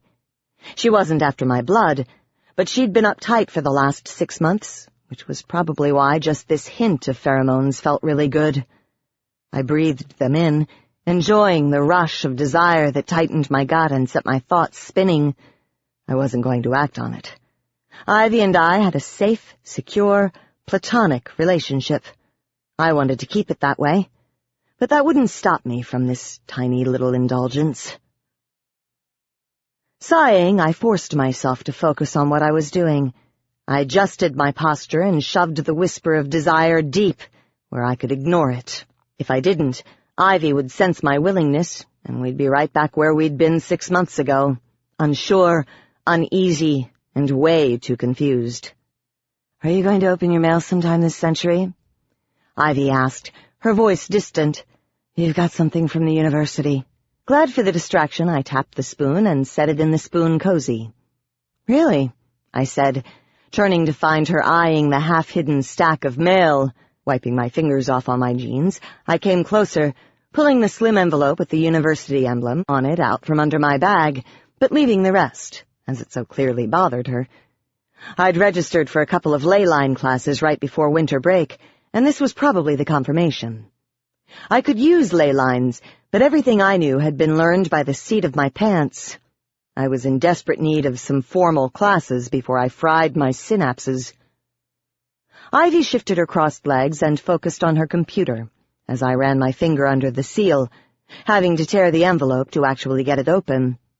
I pulled the letter out, hesitating as my check floated to the floor. Ivy was on it in a flash, short hair swinging as she bent to pick it up. I've been denied entrance, I said, bewildered as I scanned the formal letter. They say there was a problem with my check. My eyes shot to the date under the letterhead. Crap. I'd missed early registration, and now I'd have to tack on another fee. Did I forget to sign it or something? Ivy shrugged, handing it to me. No. I think this has more to do with the professor dying the last time you took a class. Wincing, I jammed everything back in the envelope. Problem with my check. I had money in my account. This was crap. She's not dead. She's in Trent's basement playing Ms. Fix-It with the elven genetic code. The woman is in heaven. Dead, Ivy said, smiling to show a slip of teeth. I looked away, stifling a quiver at the sight of her fangs. This is so unfair. The harsh clatter of pixie wings gave us a second of warning, and I dropped the letter in disgust as Jenks buzzed in. Ivy's eyes were wide in question as she gazed at him, and turning, I was surprised to see a stream of red sparkles slipping from him. "We got trouble," he said, and I jumped, looking down when a faint bump came from under the floor. Ivy stood and looked at the faded linoleum. "Someone's under there." "That's what I'm telling you," Jenks said, sounding almost snotty as he hovered between us with his hands on his hips. There was a masculine muffled shout and a series of thumps. "Holy crap!" I shouted, dancing backward. "That sounded like Marshall." Ivy was a blur headed for the back door. I jumped to follow, jerking to a halt when the rear door in the back living room thumped open unseen. Biz, who rented out the belfry, flew into the kitchen at shoulder height, his skin a stark white to match the snow and his eyes glowing like a demon's. The cat's-eyes gargoyle beat his wings in my face, and I backed up. "Get out of my way, Biz!" I shouted, squinting at the draft and thinking about Jenks's cold sensitivity. "What the turn is going on out there?" There was a commotion in the living room, but Biz wouldn't get out of my way, shouting in his resonant voice about how he was sorry and he'd clean it up. That he had followed the kids with the paint and didn't know it was a distraction. I was ready to smack him one when he landed on my shoulder. I could barely feel his weight, but vertigo hit me and I slumped back into the counter, shocked into thoughtlessness. The sensation wasn't unexpected, but it got me every time. With Biz's touch, every single ley line in Cincinnati became clear and present in my mind. It was sensory overload, and I wavered on my feet, focus blurred. It was worse when he was excited, and I almost passed out. That Jenks's kids were darting among the hanging pots didn't help. "Get off!" I breathed forcefully, and looking chagrined, the gargoyle beat his wings 3 times and perched himself sullenly on top of the fridge. The pixie kids scattered, shrieking as if he were death itself. Biz's creased face scowled at me with teenage bad temper, and his pebbly skin shifted to match the stainless steel of the appliance. He looked like a sulky gargoyle peering over the edge like that, but that's what he was. My head jerked up when Ivy shoved a snow and dirt-covered man into the kitchen. His face was hidden by a hood, and frozen chunks of dirty snow scattered across the floor, leaving streaks of mud as the kitchen's warmth thawed them. The odor of cold earth rose, and I wrinkled my nose, thinking it almost smelled like the man who had killed Kiston, but not quite. Ivy sauntered in behind him to take a stance in the door with her arms crossed over her chest. Marshall was behind her, and he came in, sliding around Ivy with no hesitation and grinning from ear to ear, excited and bright-eyed under his knit hat. His coat and knees were covered in dirt as well, but at least he hadn't rolled in it. The unknown man in the parka lifted his head, and I almost flew at him. "Tom!" I shouted, then checked myself. It was Tom, again, under my house instead of looking at my car. Fear slid through me, replaced with anger. "What are you doing under my house?" Jenks was at the ceiling, yelling at his kids to get out, and when the last fled, with their wooden swords and plastic-coated straightened paper clips, Tom pulled himself upright and pushed his hood back. His lips were blue with cold, and his eyes held an irritated anger. It was then that I noticed the ley-line zip strip on his wrist, where his gloves ended. He was basically magically neutered, and my estimation of Marshall went up a notch for not only knowing what to do with an experienced ley-line witch, but for having a zip strip to begin with. "I was coming over to drop off that box you left in my car," Marshall said, shifting to stand between Tom and me. "That's when I saw this." He gave Tom a shove, and the man caught himself against the island counter. "Coming over the far wall. So I parked and watched. He gave a couple of kids a can of black spray paint and a 20, and after Biz chased them off your front door, he snuck around back and broke the lock on your crawlspace access." Mouth open in anger, I thought about giving Tom a shove myself. "You paid someone to ruin our sign?" I shouted. "Do you know how long it took me to clean it the first time?" Tom's lips were starting to pink up, and he pressed them together, refusing to answer. Behind him, I saw Biz sneak out of the kitchen.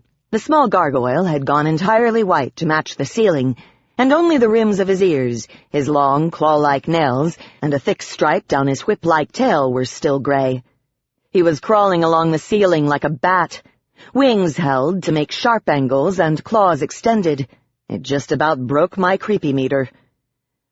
"Rachel," Marshall said gently, "he did it to get rid of Biz."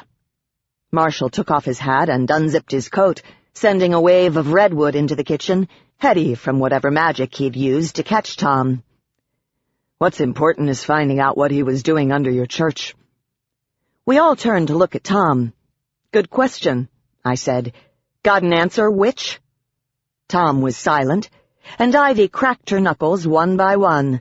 I hadn't even known she could, but that's what she was doing. Pop, pop, pop. "Ivy," I said, when it was clear he wasn't going to say anything. "Why don't you call the IS? They might be interested in this." Tom snickered, his arrogance clear. "Sure, you do that," he said. "I'm sure the IS would love to know a shunned witch was in your kitchen. Who do you think they'll believe if I tell them I was buying charms from you?" Oh, shit. My gut twisted, and I frowned when Marshall's eyes widened at the word shunned. Without a word, Ivy set the phone down. Her eyes a dangerous black, she eased closer. A threatening haze seemed to drift a few seconds behind her as she placed her finger under his chin and asked in a soft voice, "Is there a contract out on Rachel?" Fear bubbled against my skull, and I caught it before it triggered something worse in Ivy. I'd lived with a death threat before, and it was hard. If not for Ivy and Jenks, I would have died. Tom took a step back and rubbed his wrist. "She'd be dead already if there was." Jenks bristled, his wings a sharp clatter as he came to stand on my shoulder. "Ooh, I'm scared," I said to hide my relief. "What are you doing here, then?" The angry witch smiled. "To wish you a happy new year."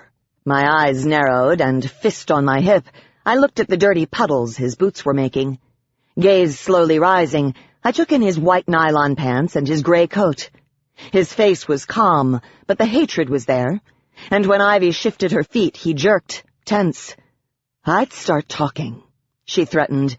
"If you're shunned, no one will care if you don't show up for church next week." The tension started to rise, and my gaze broke from Tom when Biz flew back in. "Ting's diaphragm!" Jenks shouted. "When did he leave? Rachel, did you even see him leave?" "Here, Rachel," the gargoyle said as he dropped an amulet and my hand flashed out to catch it. The metallic circlet hit my palm with a cool sensation, smelling like redwood and frozen dirt. "I found it stuck to the floorboards. It was the only one." Tom's jaw went stiff as he clenched his teeth.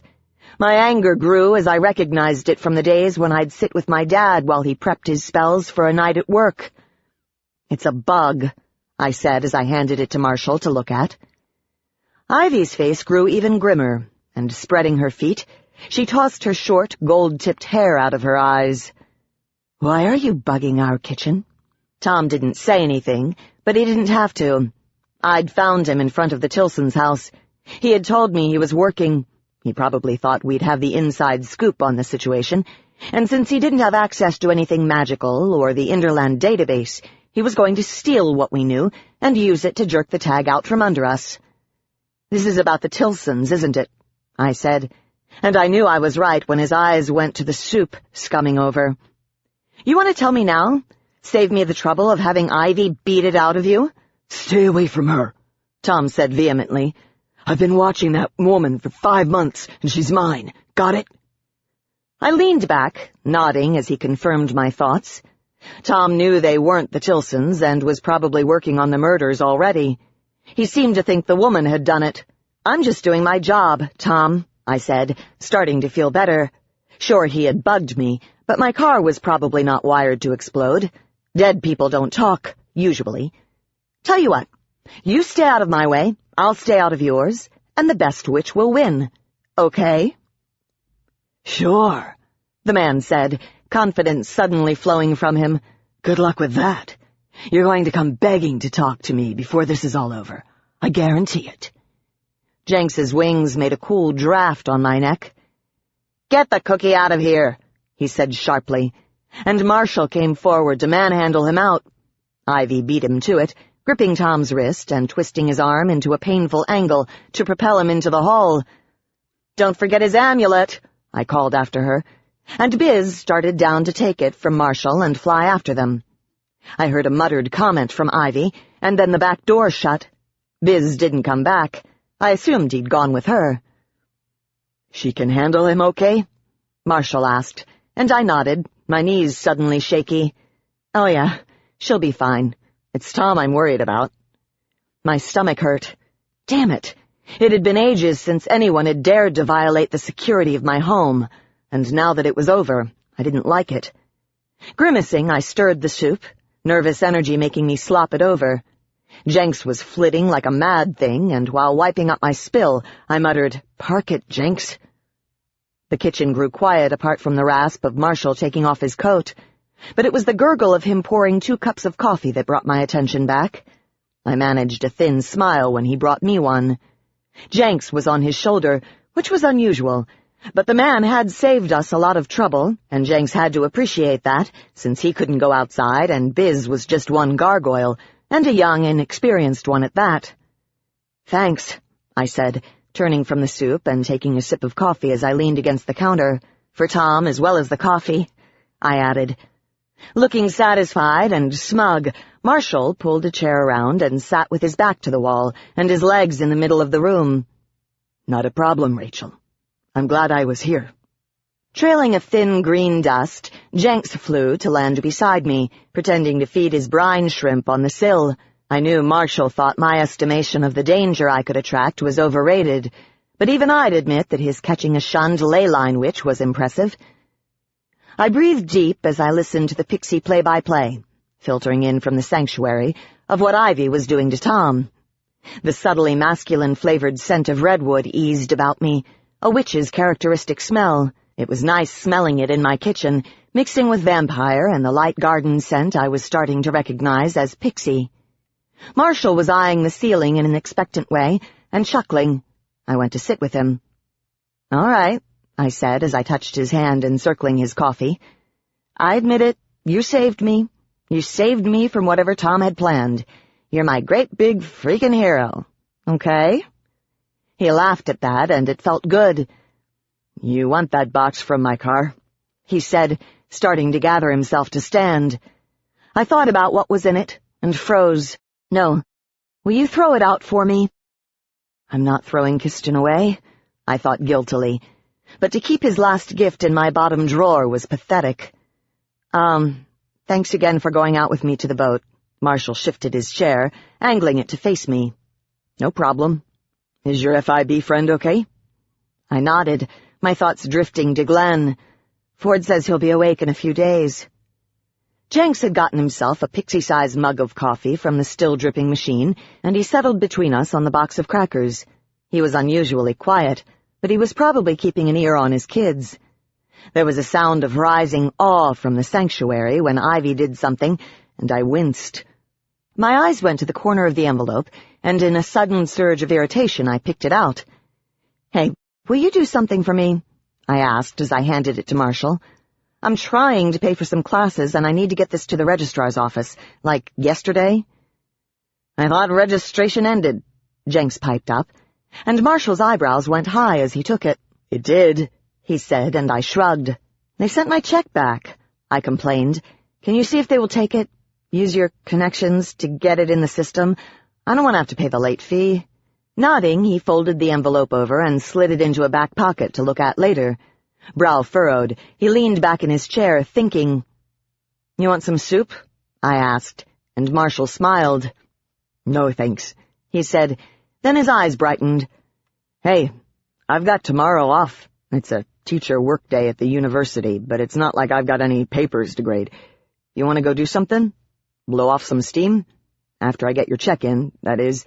I hear they opened up a new skate park on Vine." Whereas 2 months ago the offer would have tripped all my warning flags, now my lips curled up in a smile. Marshall wasn't my boyfriend, but we did stuff together all the time. "I don't think I can," I said. annoyed that I couldn't say yes and go. I've got this murder I'm working on and my sign to clean. Jenks's wings clattered. "I said I'd help you with that, Rach," he said brightly, and I smiled and curved my hand around him. "It's too cold, Jenks," I protested, then turned back to Marshall. Then I've got to pick up my brother at the airport at 3, talk to Ford at 6, and then go back to my mom's and do the good daughter thing by having dinner with her and Robbie. Saturday I'm in the Ever After with Al. My words trailed off. "Next week, maybe?"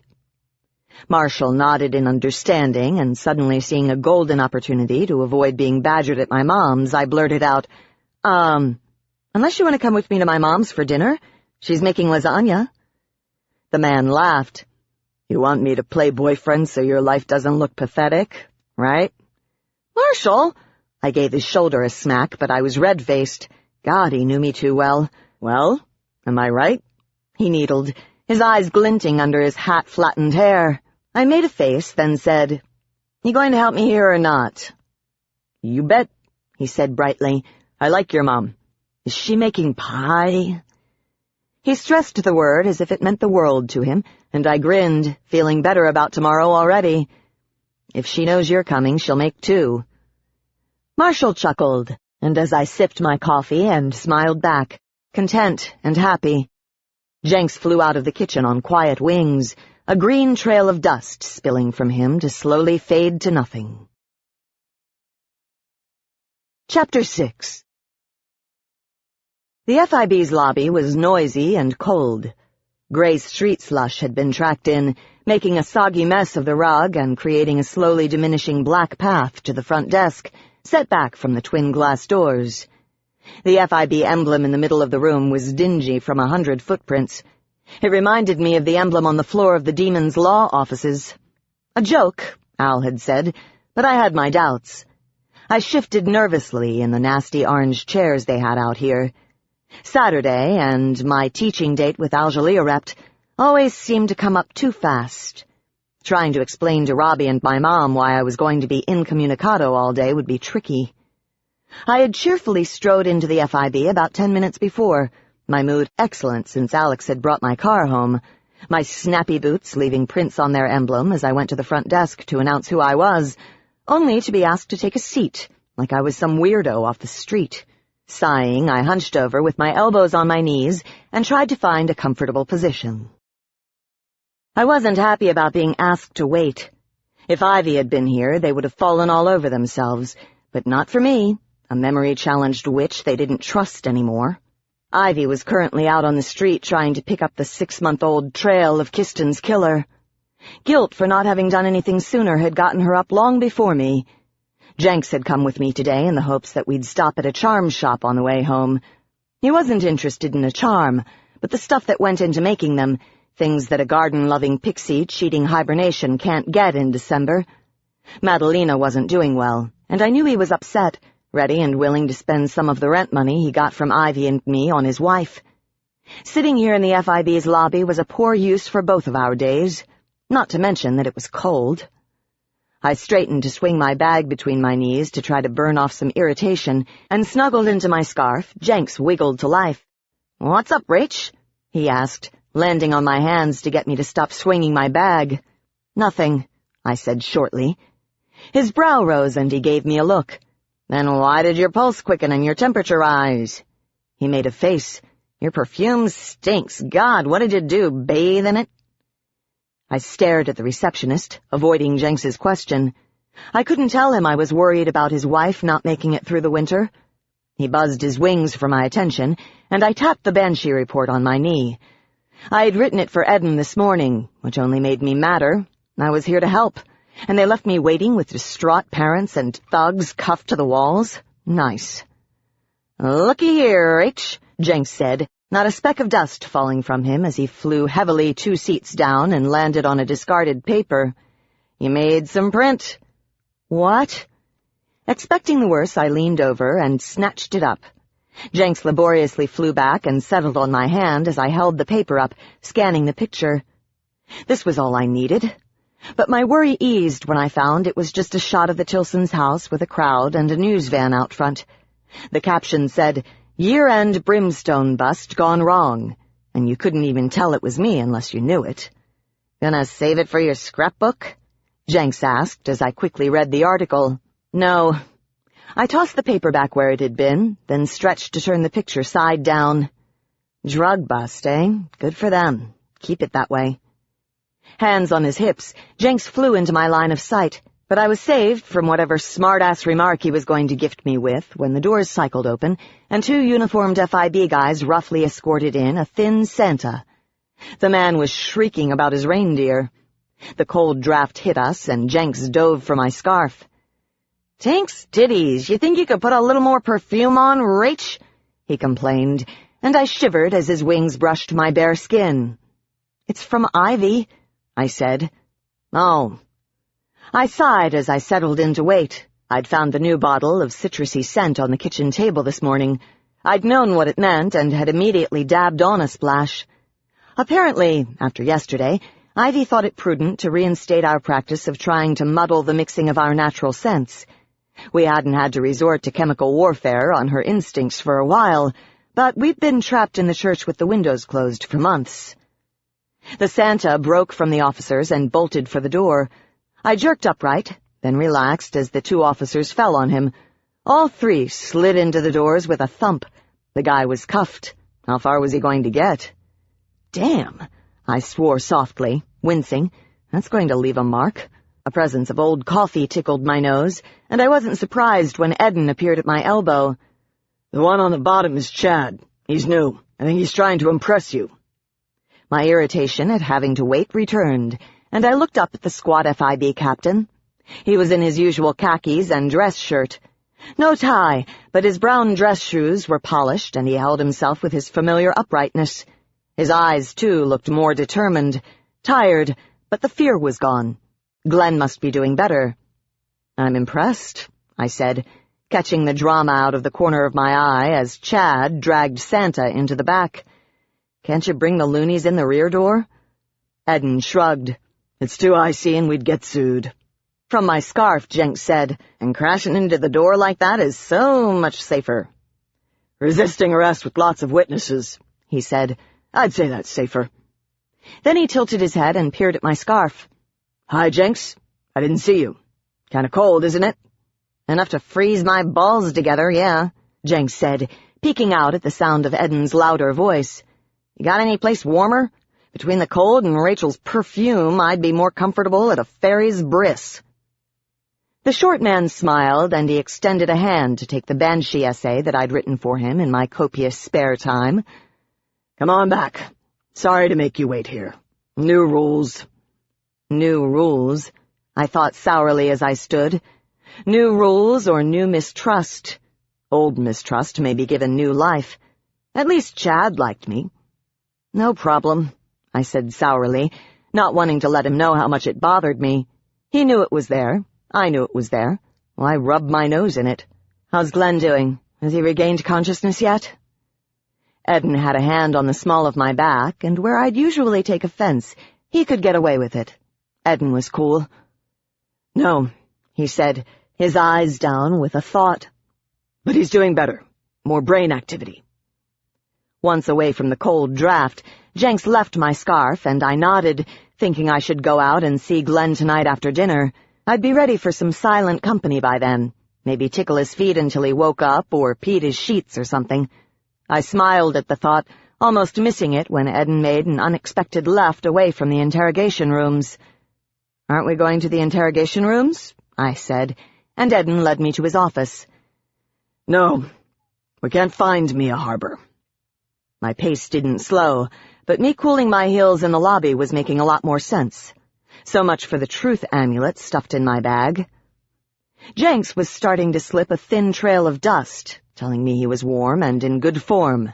"She went AWOL?" the small pixie said, flying backward to create a small commotion among the watching officers. Eden wasn't impressed with Jenks's aerial display, and he held the door to his office open and gestured for me to enter. "Yep," he said, but he didn't follow me in. "She moved without filing her new address. We have a warrant out for her arrest, so if you want her, she's all yours, Rachel." "A banshee?" I said, laughing. "Me? "How much money you got, Eden? I don't do suicide runs." Eden tossed my essay on his desk, hesitating as if trying to decide whether I was kidding. "You want some coffee?" he finally said. "How about you, Jenks? I think I saw a honey packet from someone's biscuits in the fridge." "Hell yes," he exclaimed before I could protest, and Eden nodded, leaving the door open as he went in search of it. I gave Jenks a wry look as he buzzed over Eden's office to check out the new bowling trophy. Spinning the chair around, I plunked into it and set my bag at my feet. "I was really hoping you'd be sober for this," I said, and Jenks landed on Eden's cluttered desk with his hands on his hips. "Why?" he said, unusually belligerent. "You don't need me if the banshee isn't here. Give me a break, like I've been honey drunk any longer than 5 minutes." I looked away in disapproval, and he buzzed a harsh flight to Eden's pencil cup to sulk. Crossing my knees, I bobbed my foot. I was waiting again, but it was warmer, quieter, and I had the promise of coffee. Eden's office was a pleasant mix of organized clutter that I could identify with, and was part of the reason I had taken to him so quickly last year. The man was ex-military, but you'd never know it by the dust and stacks of files. Still, I bet he could put his finger on anything he wanted in 3 seconds flat. The pictures on the walls were few, but in one of them he was shaking hands with Denon, my old boss at the IS. It would worry me if I hadn't once heard the pleasure Eden had taken in jerking a case out from under him. The smell of old coffee seemed embedded in the gray tiles and institutional yellow walls. A new laptop sat open on his desk instead of a monitor, and the clock that had once been behind him was now behind me.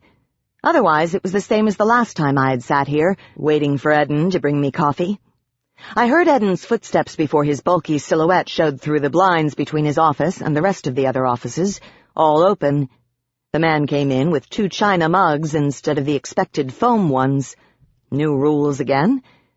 One was clearly his by the brown-stained rim. I got the clean one with the rainbows. How sweet. Jenks rose up in a column of blue sparkles as Eden sat behind his desk, the pixie taking the packet almost as large as he was and retreating to a corner, out of my reach. "Thanks, Eden," he said, wrestling with the plastic to tear it open. I leaned to shut the door with my foot, and Eden eyed me. "You have something to say in private, Rachel?" he asked, and I shook my head. Taking the packet from Jenks, I tore it open and handed it back. "Trust me," I said, thinking that having the harried FIB officers deal with a drunk pixie was too much to ask for. My reputation was bad enough as it was. "So," I said, to draw Eden's attention from Jenks, who was humming happily and starting to list already, one wing not fanning as fast as the other. "Isn't a felony charge a little harsh for failure to register a new address?" Eden's gaze darted from me to Jenks and then back. "It's not for failure to register. It's because she's a suspect." "It's good, honey, Eddie," Jenks interrupted, and I set my coffee mug down loud enough to make his wings hum. "The banshee is a suspect?" I questioned. "Why? All she did was leave a tear." Eden leaned back in his chair and sipped his coffee. "Alex took her photo out to the neighbors to see if she had been near the scene recently. Babysitter, cosmetics lady, whatever. Every single person asked ID'd Ms. Harbor as Mrs. Tilson." "What?" I yelped, sitting up fast. "Holy crap!" Jenks swore, almost crashing onto the stack of files on Eden's desk as he took flight with his honey packet. "The banshee took a human's name? What the hell for?" My first wash of surprise ebbed into an uneasy answer, and by looking at Eden's severe face, I knew he had the same idea. Mia had killed them and was trying to cover it up. Good God, Tom is trying to tag a banshee? By himself? Go for it, coffin bait. That might explain why Tom Banson was under our kitchen floor yesterday, I said, and Eden started. "Under your kitchen floor," I finished, all dressed up like a military guy on urban assault detail. Biz and one of my friends caught him trying to bug the church. "Why didn't you call me?" Eden said, and I made a face while Jenks slurred something about the gargoyle. "Because Tom's been, shunned," I said, flushing. "No Interlander will hire him, the IS included. He has no choice but to go independent. Bringing in a banshee will probably earn him enough money to get himself set up somewhere he can live his life out in the wilds. He warned me off the case. Now that I think about it, he told me specifically to stay away from Mia. He probably knows at least as much as we do. Then why bug you? He asked, and I shrugged. Because if he's been shunned, he lacks the resources of both the FIB and the IS. I guess he figured he'd listen in to what we found and act on it before we did. Tom probably knows exactly where she's gone. Maybe I should try to bug him. Eden looked grim, rubbing his mustache when I finally looked back. Want a car at your house? Immediately I shook my head. No, but one at my mom's might be nice. Within the hour, he promised, the pen almost lost in his grip as he made a note. Jenks had started climbing Eden's desk files like a drunken mountaineer, and I blushed when I found out what happened on the 10th day of Pixie Christmas. Shaking off the visual, I turned to Eden. If Mia is Mrs. Tilson, we need to find her fast. The man with her is in danger. Eden made an ugly sound and just about threw the pen in his cup. I don't care. He's liable to wind up dead, I protested, then took a sip of my coffee now that Jenks wasn't hiding behind it. My eyes closed in bliss for a moment. I'd give the FIB one thing. They knew how to make coffee. A banshee's live-ins never live long, I said, and if Mia has a baby, her emotion requirements will be almost triple. I paused in my motion to take another drink. That was probably why she had to put 5 years between her children. Eden's mustache was bunched up, and his expression was hard. I'm not concerned about Mia's accomplice, he said. He was healthy enough to beat up my son. We pulled his record this morning by way of his fingerprints. His name is Remus, and we would never have found him this fast, but he's got a file thicker than my fist, starting from high school with an attempted date rape, up to about 3 years ago when he spent time in a psychiatric jail for an especially foul animal cruelty charge. They let him out, and he dropped off the face of the earth. No credit card activity, no rental history, no W-2 forms. Nothing until now. So you can understand if I don't rush out and try to find him for the sake of his own health. My stomach hurt. God, the two of them had probably killed the Tilsons together. They had killed those happy faces that were in that yearbook and taken their names, their lives, everything. Shoved what they didn't want into boxes in their garage. Jenks dropped the empty honey packet, staggering under the desk lamp and staring up at it. Realizing that he was singing to it to get it to turn on, I flicked the switch. Jenks exploded into gold sparkles and collapsed, giggling. My expression went blank. He was stuck on the 10th day of Christmas, but finally he gave up and started singing about 4 purple condoms. I looked at Eden and shrugged. Maybe the little girl belongs to Remus, I said. And Eden jerked the topmost file out from under Jenks. The pixie rose 3 inches before falling down, mumbling as he pillowed his head on his folded arms, and fell asleep in the artificial warmth of the light. Eden handed me the file, and I opened it. What is this? He leaned back to lace his hands over his middle. Everything we have on Mia. That baby makes her a lot easier to track. Without her, Remus wouldn't exist. We found another licensed daycare that Mia frequents, making 4 now, and at least 2 more informal ones. I leafed through the small packet to read the addresses, impressed again with the FIB's investigative techniques. The daycares were mostly in Ohio, on Cincy's outskirts. I called them all this morning, Eden said. Mia didn't show up anywhere yesterday, and the one she was scheduled for was concerned. Apparently she always stays to help instead of paying them for care, claiming that she wants Holly to have more socialization skills. No kidding, I said, eyebrows high. I could buy that, but not if she was taking her daughter to 5 other daycares to do the same thing. No. Jenks slurred from under the glaring light. His eyes weren't open, and I was surprised he was conscious enough to listen, much less comment on the conversation. Kid isn't socializing. The kid is sucking down emotion like... His words trailed off in confusion, and I offered, a pixie with honey? Jenks cracked an eye and gave me a thumbs up. Yeah. His eyes closed, and he started to snore. I didn't know why, but I unwound my scarf and covered him. Embarrassment, maybe? Eden was watching us with a questioning expression, and I lifted a shoulder and let it fall. Mia's probably trying to spread her daughter's damage around. Eden made a non-committal grunt, and I continued to leaf through the information. The neighbor kid who mowed their lawn said that Mia told his mom she wanted a lot of kids but had to space them out, 5 years apart. I said, that would go along with Holly being a banshee. You can't have 2 kids around like that. Hell, a banshee usually has a kid once every 100 years or so if Mia is thinking another one in 5 years, she must have a really good way to keep from killing people to support her daughter's growth. My words drifted to nothing. Either that, or someone with her who knew how to abduct people in a way so that they never went reported as missing. Someone like a homicidal maniac, capable of serial murders. Sort of like Remus. Someone who would enjoy hunting people and bringing them back for his wife and darling baby to drain. That might be why Remus was in good enough health to beat up an FIB officer, feeding his 2 tigers well enough that Mia could plan on adding to her little family. This was really not good. Eden was quietly waiting for me to come to just that conclusion, and I closed the file. Numb and feeling sick, I glanced at Jenks, out cold, then to Eden, silently waiting. I'm not doing this, I said, dropping the packet on his desk. The draft shifted Jenks's hair, and the pixie grimaced in his drunken stupor.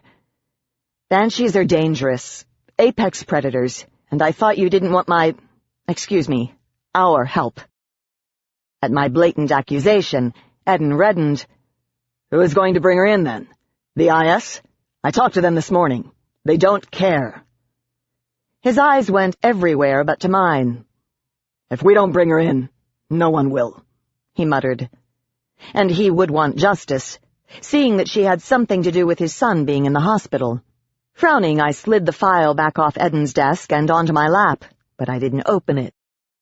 Next question, I said, my tone clearly stating I wasn't taking the job yet. What makes you so sure the IS isn't covering it up? I wasn't about to get on the IS's bad side for a paycheck. I'd done that before and was smarter now. Yeah, it had felt great showing up the IS, but then Denon took my license, and I was stuck riding the bus again. Eden's expression went tight. What if they are? My face scrunched up, and I fingered the file. Yeah, it left a bad taste in my mouth, too. According to the woman I talked to at the IS, Eden said, there should be a trail almost 18 months long on this woman, starting with several simultaneous deaths at the time of Holly's conception, and continuing on today. That's probably when the Tilsons were murdered. Ms. Harbour is devious, clever, and has a tremendous knowledge of the city. About the only thing going for us is she won't leave Cincinnati. Banshees are highly territorial and dependent upon the people they've been siphoning off for generations. I bobbed my foot and looked at the essay I had written. Why did you ask me to write this if you already knew it? I asked, my feelings hurt. I didn't know it yesterday. You were sleeping, Rachel, Eden said dryly, then hid his slight guilt behind a sip of coffee. I talked to Audrey something or other in records this morning. She was going to make me fill out a year's worth of forms until I dropped your name. A faint smile replaced his concern, and I relaxed. I know her, I said. You can trust what she said. Eden laughed, making Jenks mumble in his sleep. Especially after I promised you'd babysit for her. He ran a hand over his mustache to hide a smile. She was kind of cranky. You witches aren't at your best before noon, are you? No, I said. Then my smile faded.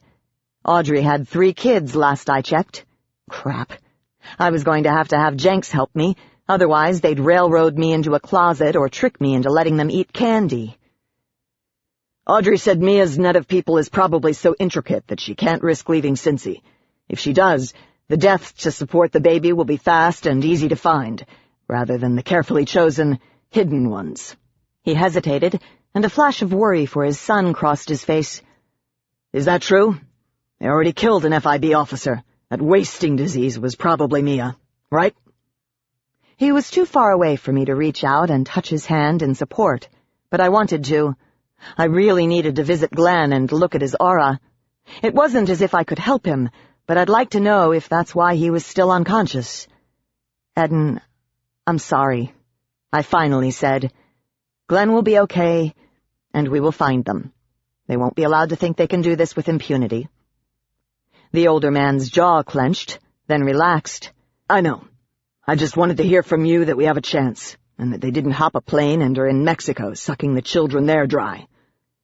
From under my scarf came a high-pitched sigh, and Jenks mumbled, "On the 11th day of Christmas my lover gave to me." I nudged the stack of files. "Hush, Jenks," I said, then pulled my eyes to Eden, softening my gaze.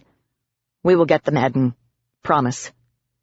Jenks's mumbling grew loud, and I felt uneasy when I realized he was apologizing to Madalena.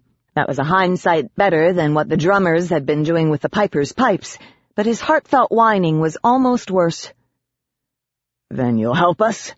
Eden asked, rather unnecessarily, I might add.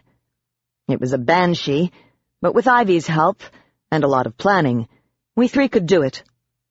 "I'll look into it," I said, trying to drown out Jenks's vow that he would never touch Honey again if she would get better. This was getting depressing. Eden, too, was glancing at my scarf as he rummaged around in a top drawer. He found what he was looking for, and extended his fist, palm down. "Then you might need this," he said, and I reached for whatever it was. The smooth feel of crystal fell into my palm, and I jerked back. Heart pounding, I stared at the opaque drop of nothing, warming fast against my skin. I waited for my hand to cramp up or the stone to feel fuzzy or move or something, but it just sat there, looking like a cheap, foggy crystal that earth witches sell ignorant humans down at Finley Market. "Where did you get this?" I asked, feeling squeamish even as the tear did nothing. "Is it one of Mia's?" It seemed to wiggle in my hand, and it was all I could do not to drop it, but then I'd have to tell him why, and then he might take it back. So I blinked at him, my fingers going stiff in an open cradle.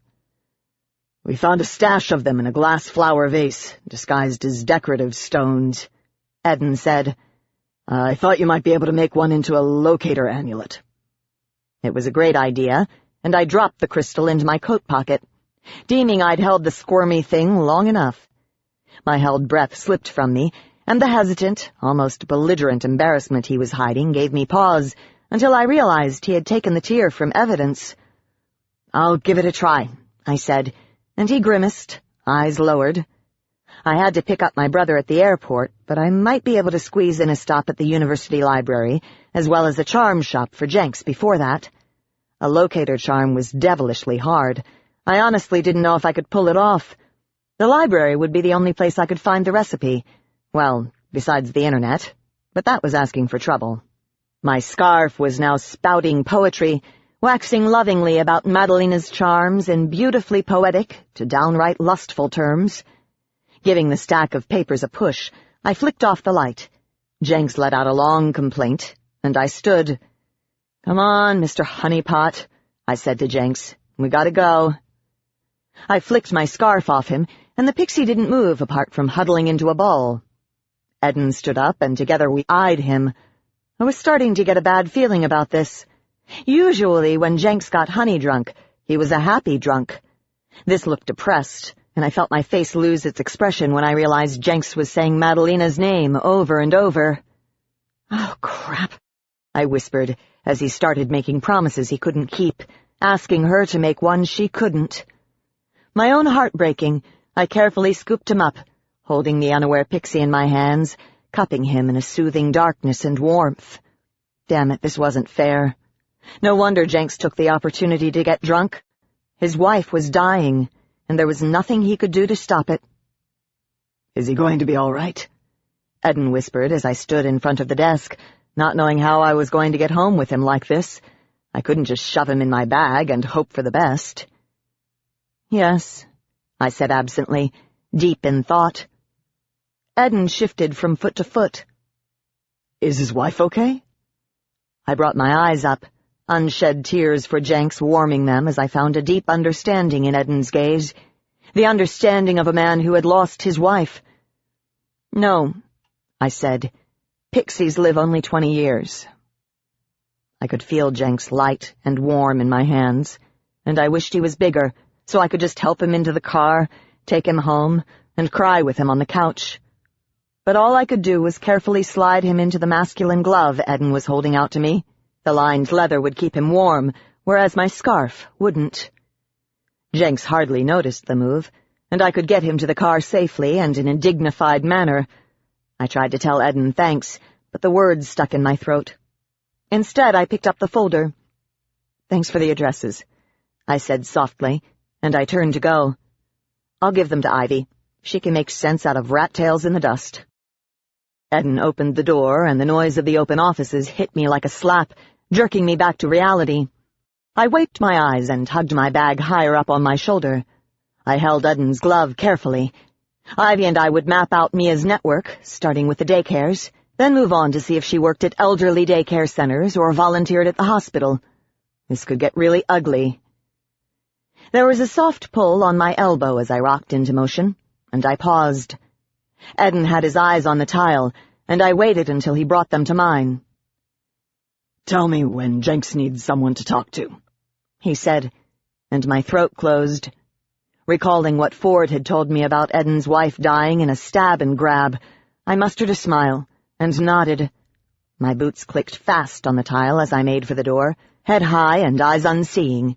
I wondered if Eden would talk to me next year when we went through the same ordeal with Jenks.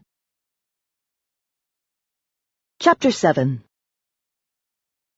The airport was noisy, and I leaned against a support beam and tried not to fidget as I waited. Jenks and I had been here for nearly an hour, but I was glad I'd gotten here early when security stopped me at the spell checker gate. It had either been my truth amulet or my lethal spell detector interfering with theirs, because they were about the only invoked charms I had on me. Dumping out my bag for 3 uniformed stiffs to paw through was not my idea of how to meet guys. Jenks had thought it was hilarious. No one else was getting searched. The pixie was currently down the hall at the flower cart, not a single indication that he'd been honey-drunk earlier. He was working a deal with the owner for some fern seed if he could entice a few people to buy roses for their departing loved ones. He had still been out cold when we passed the charm shop, and I hadn't stopped either there or the library. But if he could get the fern seed, he'd be a happy pixie. It was cool in the drafty terminal, but vastly warmer than the blue, white, and gray world outside the huge plate-glass windows. Plows kept the runways clear, and the mounds of snow at the outskirts just begged to be played on. The people around me were a mix of hurried harassment, bored irritation, and anxious expectation. I fell into the last, and as I waited for Robbie's plane to clear checks and disembark, I felt a shiver of anticipation, though some of that might have been lingering anxiety from having been stopped at the heavy magic detector. Witches had always worked in aviation, both on the ground and in the air, but during the turn they'd taken it over and hadn't given it back, changing the laws until there had to be at least one highly qualified witch on duty at each security checkpoint. Even before the turn, witches had been using heavy magic detectors right along with the mundane metal detectors. What had looked like a random check on a harmless-looking man or woman had often been a covert search for contraband magic.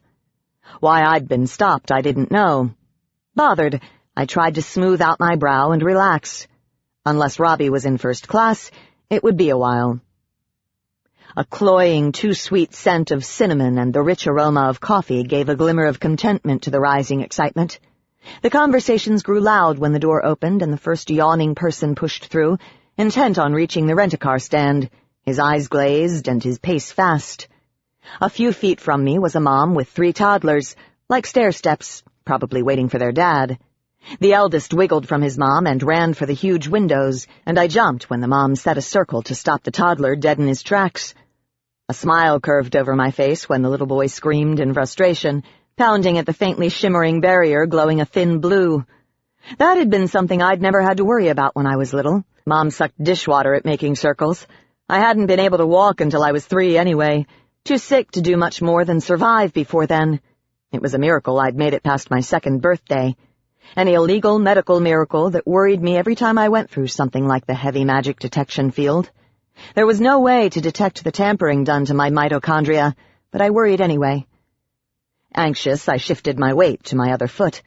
I was eager to see Robbie, but tonight's dinner wasn't going to be fun. At least I'd have Marshall to take some of the heat off me. The toddler's screaming shifted from frustration to recognition. I turned when his mother dropped her circle. She was beaming, looking absolutely beautiful despite the weariness of keeping 3 energetic children within society's norms. I followed the toddler with my eyes as he ran to an attractive young woman in a smart-looking suit. The woman bent to pick him up, and the five of them came together in a wash of happiness. They all began to move in a confused tangle, and after a heartfelt kiss between the two women, the one in the suit exchanged a trendy bag for a gurgling infant. It looked noisy, messy, and utterly comforting. My smile slowly faded as they moved away, and my thoughts went to Ivy. We'd never have such a recognizable relationship, where we somehow fell into normal roles that could function within society's parameters. Not that I was looking for something so traditionally non-traditional.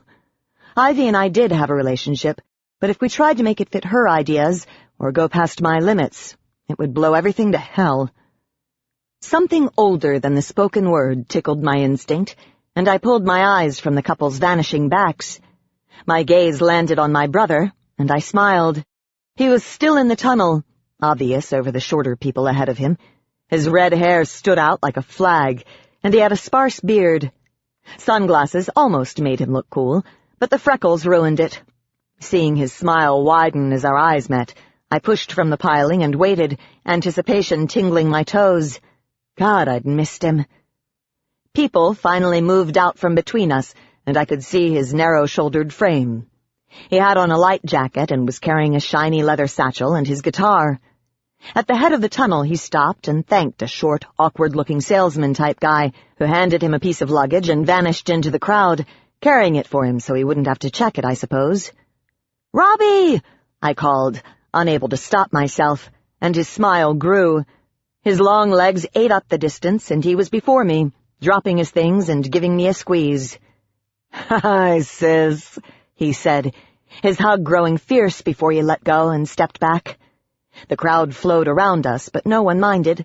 Little pockets of reunion were going on all over the terminal. "You look good," he said, tousling my hair and earning a slug on his shoulder. He caught my fist, but not until after I'd connected, and he looked at my hand, smiling at the little wooden pinky ring. "Still not liking your freckles, eh?" he said, and I shrugged, like I was going to tell him I didn't have freckles as the side effect of a demon curse. Instead, I gave him another hug, noticing that we were almost the same height with me in heels and him in loafers. Laughing, I looked him up and down. "You're going to freeze your butt off outside."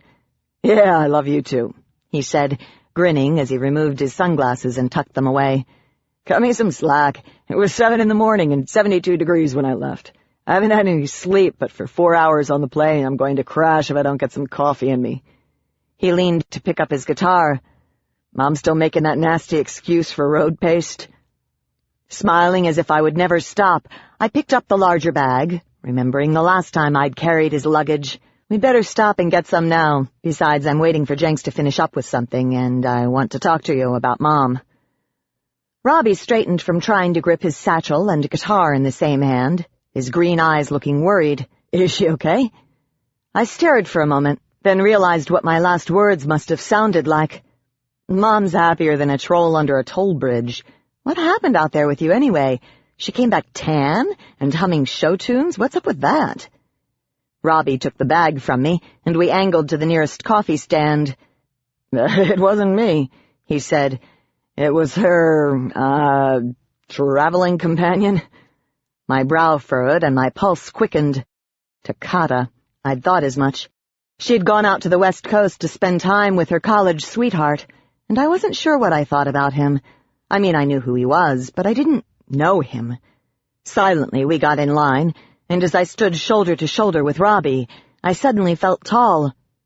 Toccata was birth father to both of us, a college sweetheart who gave our mom the children her human husband, and Toccata's best friend, incidentally, couldn't, while Toccata ran off and traded his life for fortune and fame, down to dyeing his hair and changing his name. I couldn't think of him as Dad. My real dad had died when I was 13, and nothing would change that. But standing beside Robbie now, I snuck sidelong glances at him, seeing the older rocker in him. Hell, I could look in the mirror and see Toccata in me, my feet, Robbie's hands, my nose, and both our heights. Definitely my hair. Toccata's might be blonde where mine was red, but it curled the same way. Robbie turned from the overhead menu and gave me a sideways hug. "Don't be mad at him," he said, instinctively knowing where my thoughts were. He'd always been able to do that, even as kids, which had been really frustrating when I was trying to get away with something. "He's good for her," he added, shoving his luggage farther along the line. "She's moving past the guilt of Dad dying. I spent some time with him," he said, nervousness making his words soft. "He loves her, and she feels special with him." "I'm not mad at him," I said, then smacked his shoulder just hard enough to make him notice. "I'm mad at you. Why didn't you tell me Takata was our dad?" The businessman in front of us turned around briefly, and I made a face at him. Robbie moved forward another foot. "Right," he murmured. "Like I'm going to call you up and tell you our mom was a groupie?" I made a scoffing noise. "That's not what happened." He looked at me and made his eyes wide. "It makes more sense than what did happen. For Christ's sakes, you would have laughed your ass off if I had told you our real dad was a rock star. Then you would have asked Mom, and then she would have cried." Cried, I thought. Nice of him to not say go off her rocker, because that's what she would have done. It had been bad enough when the truth came out. A sigh shifted my shoulders, and I scooted forward to the counter when the guy ahead of us ordered his tall latte something or other, and moved off. "I'll have a grande latte double espresso Italian blend," Robbie said, his eyes on the menu. "Light on the froth, heavy on the cinnamon. Can you make that with whole milk?" The barista nodded as he wrote on the paper cup. "This together?" he asked, looking up. "Yeah, just give me a medium-sized cup of the house blend," I said, suddenly disconcerted. I couldn't be sure, but I thought that Robbie's order had sounded exactly like how Manias took his coffee. "You want a shot of something in it?" the barista persisted, and I shook my head as I ran my card through the machine before Robbie could. "Just black." Robbie was struggling with his stuff, so I grabbed both cups when they came up and followed him to a table too small and sticky to encourage anything but the shortest of stays. "I can carry stuff now," I said as I watched him stagger under it. He gave me a sideways smile. "Not while I'm around. Sit." So I sat, and it felt good as he bustled about, arranging his things and asking an old couple if he could have one of their chairs. I had a moment of panic when I realized the abandoned paper on the table was folded to show that shot of the Tilsons' house. Snatching it up, I jammed it in my bag just as Robbie joined me. Landing heavy in his chair, he took the lid off his coffee and inhaled his first deep sniff, followed by a deep draft. "That's good," he said, around a sigh, and I followed suit. For a moment he was silent, and then he eyed me expectantly over his paper rim. "So, how's Mom?" The businessman who had been ahead of us had foam on his nose as he stood and looked at the departure screens. "Fine." Robbie silently cracked his knuckles. "Do you have anything to say to me?" he asked so smugly that I turned to look at him.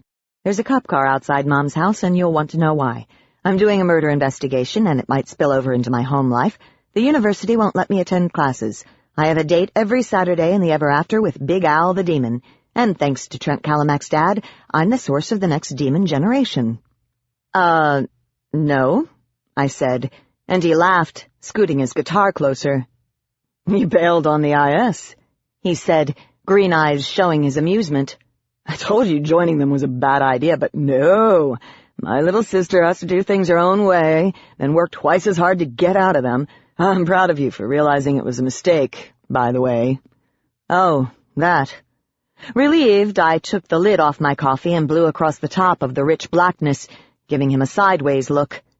Bailed wouldn't quite be the word I would use. Stupidly quit might be more appropriate, or attempted suicide. "Thanks," I managed, though what I wanted to do was start a tirade about how it hadn't been a mistake in the first place. See, I can learn. "They aren't still after you, are they?" he asked, glancing to the side and shifting uncomfortably. I shook my head, and his long face became relieved, apart from a remaining hint of caution. "Good." He took a deep breath. "Working for them was too dangerous. Anything could have happened." And usually did, I thought, as the first hot sip of coffee slipped down, and I closed my eyes in bliss. "Like what I'm doing now?" Is that safe?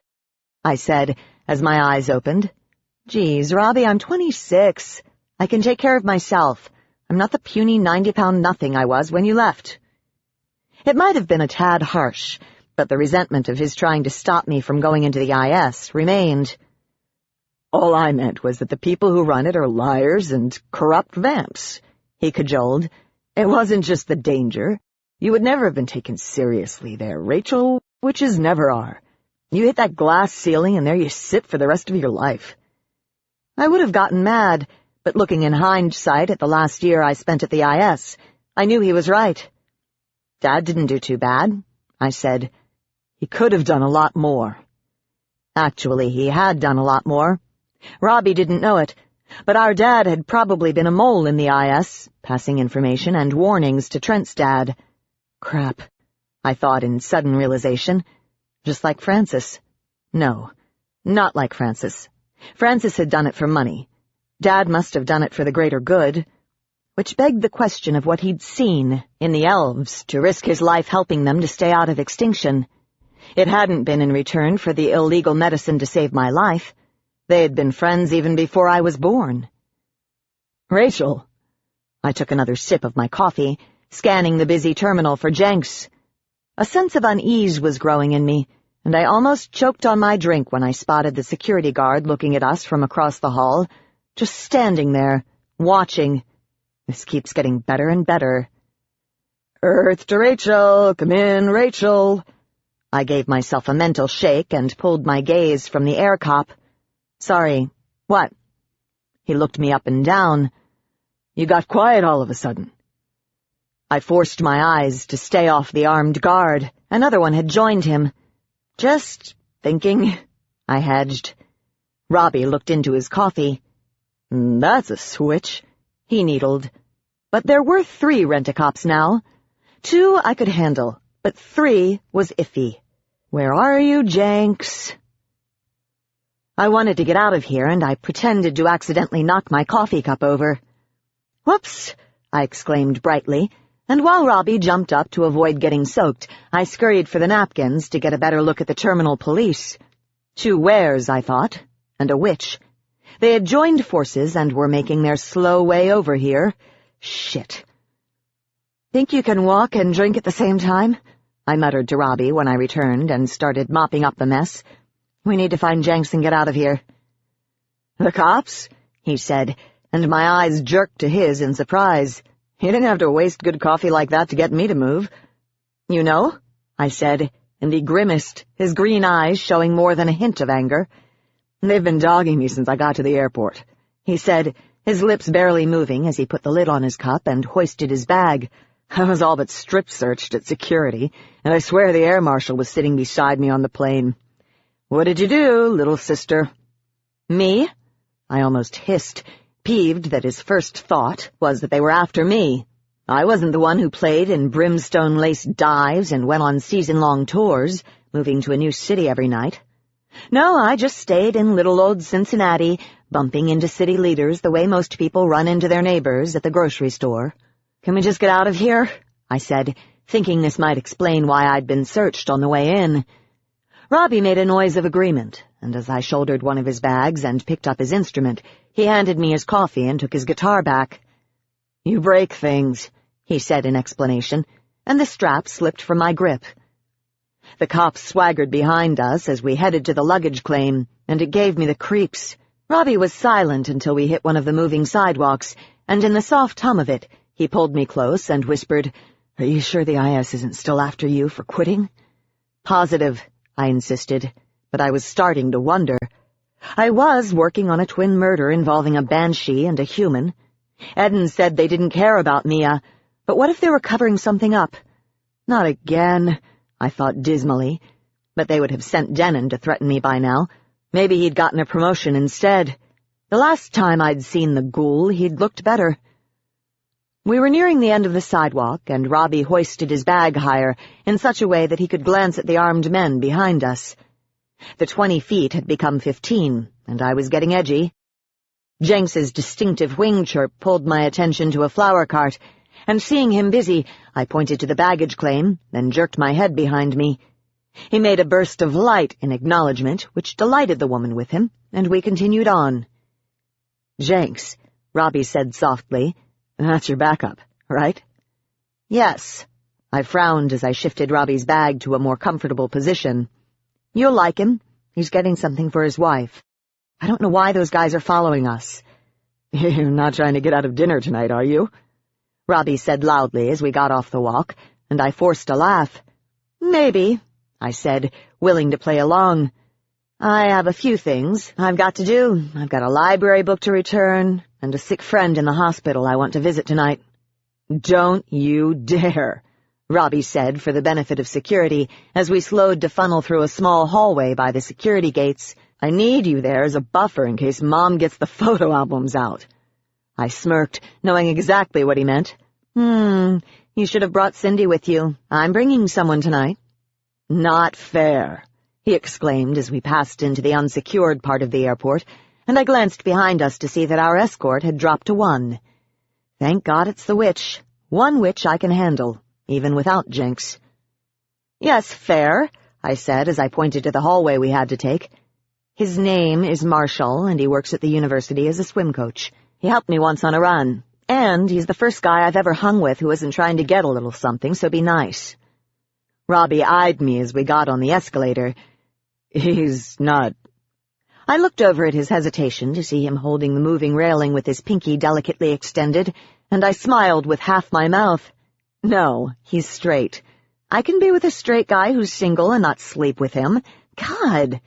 "Well, I've never seen it," Robbie said, and I shoved him, burning off a little of the adrenaline from the 3 security guys. "Hey!" he exclaimed good-naturedly, catching himself in time to handle the end of the escalator with no problem.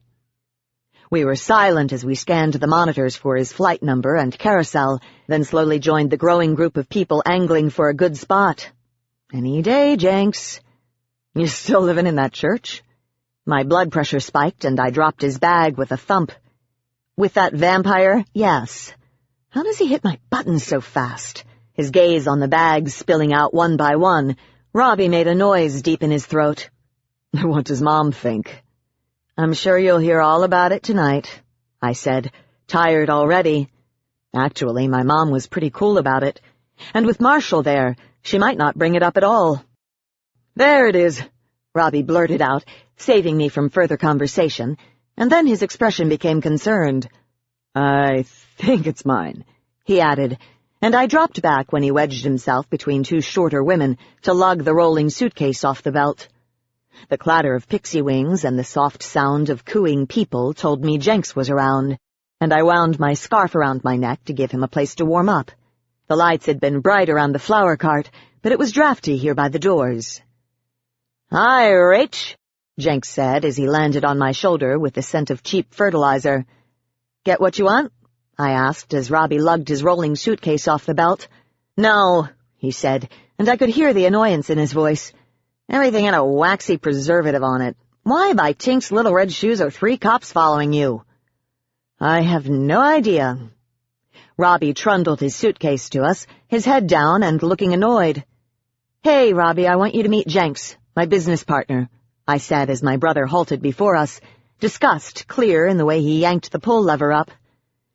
"Someone broke the lock on my suitcase," he said, then forced the irritation from his face when Jenks flew down to look at it. "Yep," the pixie said, hovering before it with his hands on his hips, then darting up, making Robbie's head snap back. "It's a pleasure to finally meet you," Jenks said. "You're the one keeping my sister out of trouble," Robbie said as he offered Jenks a hand to light upon, his smile honest and full. "Thanks. I owe you big." "Nah." Jenks's wings turned a delicate shade of red even as they hummed to life. "She's not that hard to watch. It's my kids who run me ragged."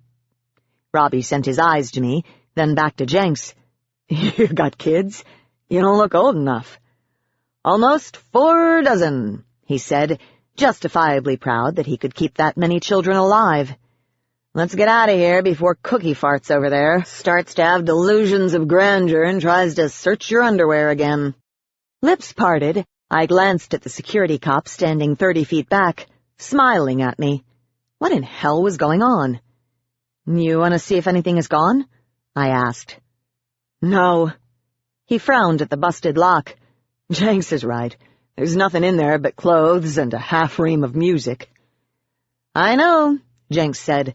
I was listening to the radio chatter at the flower cart. I should have guessed it was you they were talking about, Rach. Did you hear why they're watching us? I asked, heart pounding. Is it the IS? Jenks shook his head. They didn't say. If you go for another coffee, I can find out. I looked at Robbie in question, but he was shifting uneasily from foot to foot. I glanced at the security guy, now standing with his arms crossed over his chest, as if begging me to complain. No, Robbie said as he started gathering his things. It's not worth it. Where are you parked? Idaho, I quipped. But inside I was getting upset. Why did they search my brother's bag if I'm the one they're watching? So, tell me about Cindy, I asked as we neared the big glass doors. Jenks dove for my scarf as they slid open, and we went out into the bright but cold afternoon. Robbie's face lost its uneasy expression, beaming as he launched into a stream of happy conversation, as I'd hoped he would. I made the right sounds at the right times, almost having to force my interest in his girlfriend as Robbie and I found our way to my car. All the way to the lot I scanned faces, watched the horizon, checked behind me, and breathed deep for the distinctive scent of were, vampire, or witch, while trying to pretend everything was normal and keeping up my end of the conversation about new bands and what I'd been listening to. Though still uptight, I breathed easier when we got to my car and found that Denon wasn't waiting for me. It helped that my bad mojo amulet on my keyring stayed a nice bright green. Clearly glad to be going home, Robbie continued to chat while we loaded his bags in the back and bundled into the front seat. I cranked the heater on full for Jenks, who immediately started cussing about my perfume and left me to settle on Robbie's shoulder. I think it was more because my vastly underdressed brother had angled all the vents toward himself than my perfume. The conversation bobbled when Robbie noticed the lethal magic detection charm hanging from my keys. He knew what it was. He'd watched our dad prep for work, too, and though his face creased in concern because his little sister had to have an amulet to warn her of car bombs, he didn't say anything. It wasn't until we hit the expressway and started for home that I began to relax. But all the while I was checking my rear-view mirror for the flashing of IS lights and thinking, am I coming too close again to one of their cover-ups? And if I am I going to back off or bust it open once more? Eyes squinting because of the bright sun as much as my sour mood, I recalled the look of anger on Robbie's face when he saw that his stuff had been pawed through, and I decided that, yup, I was going to crack it open and let the sun shine in. Chapter 8. The draft from the heater made my curls tickle my neck as I sat at Ivy's antique table and looked through one of my dad's old demon texts for a recipe for twisting a locator amulet. A curse, to be excruciatingly honest. Jenks was reading over my shoulder, hovering and irritating 2 feet up. I don't think he was pleased that even though I'd found a locator amulet recipe in my safely mundane earth magic books, I was still looking. Most detecting charms, be they earth or ley line magic, were sympathetic magic, using something you have to detect whatever it is you're interested in. Car bombs, shoplifters, listening devices, whatever. Earth magic locator charms, however, worked by finding auras over long distances. It was very sophisticated magic, and I was hoping that the demons had an easier version. Chances were good they did. I'd escaped my mom's about an hour before, claiming I had work to do and promising that I'd be back at midnight. Robbie hadn't said anything to Mom about the airport cops, but I was still peeved his stuff had been searched. Worried, really, but I handled anger better than fear. The sun was going down now, and a dark gloom had taken the kitchen. Past the blue curtains, the sky was a dull gray, and wanting to get Jenks off my shoulder, I stood, open book tingling in my hand as I went to thunk on the rocker switch by the archway. Jenks's wings hummed as bright fluorescent light flickered into existence, and I shuffled to the center counter. The curse book thumped down, and, still not looking up from the pages, I crossed my ankles and leaned over the book, using the end of a pencil to turn the page. I'd like to say that the book was cold from having been in the unheated belfry, but I knew better. Jenks buzzed closer, his wings managing to sound disapproving. Rex watched from the threshold, her ears pricked and the little bell Jenks had put on her last fall gleaming. I'd try to coax her in, but I knew better. The only reason she was here was Jenks. Hovering an inch above the yellow pages, Jenks put his hands on his hips and looked at me. I couldn't help but notice that the dust he was letting slip was making the hand-penned words glow. Interesting. "Rach," Jenks drawled in warning. "I'm just looking," I said, waving him off before turning another page. Demon books didn't have indexes. Most didn't have titles. I was reduced to browsing. It made for slow going, especially since I was one to linger, curious as to how bad a bad curse could be, or how neutral some of them were. Some were easy to tell by just the ingredients, but others seemed to be a curse only because of the mixing of earth and ley line magic that all demon curses contained. They were black only because they threw nature's book so far out of balance. I was hoping the demon equivalent of a locator charm was one of these. I had decided last year that I wasn't going to avoid twisting a demon curse solely on the basis of the smut. I'd been given a brain and I was going to use it. Unfortunately, the rest of society might not agree with me. Jenks, apparently, wanted to play the part of Jiminy Cricket, and he was reading the pages as carefully as I. "That's an excellent one," he said, sounding almost reluctant to admit it as he dusted the curse that detailed out how to twist a broomstick-size rod of redwood into flight.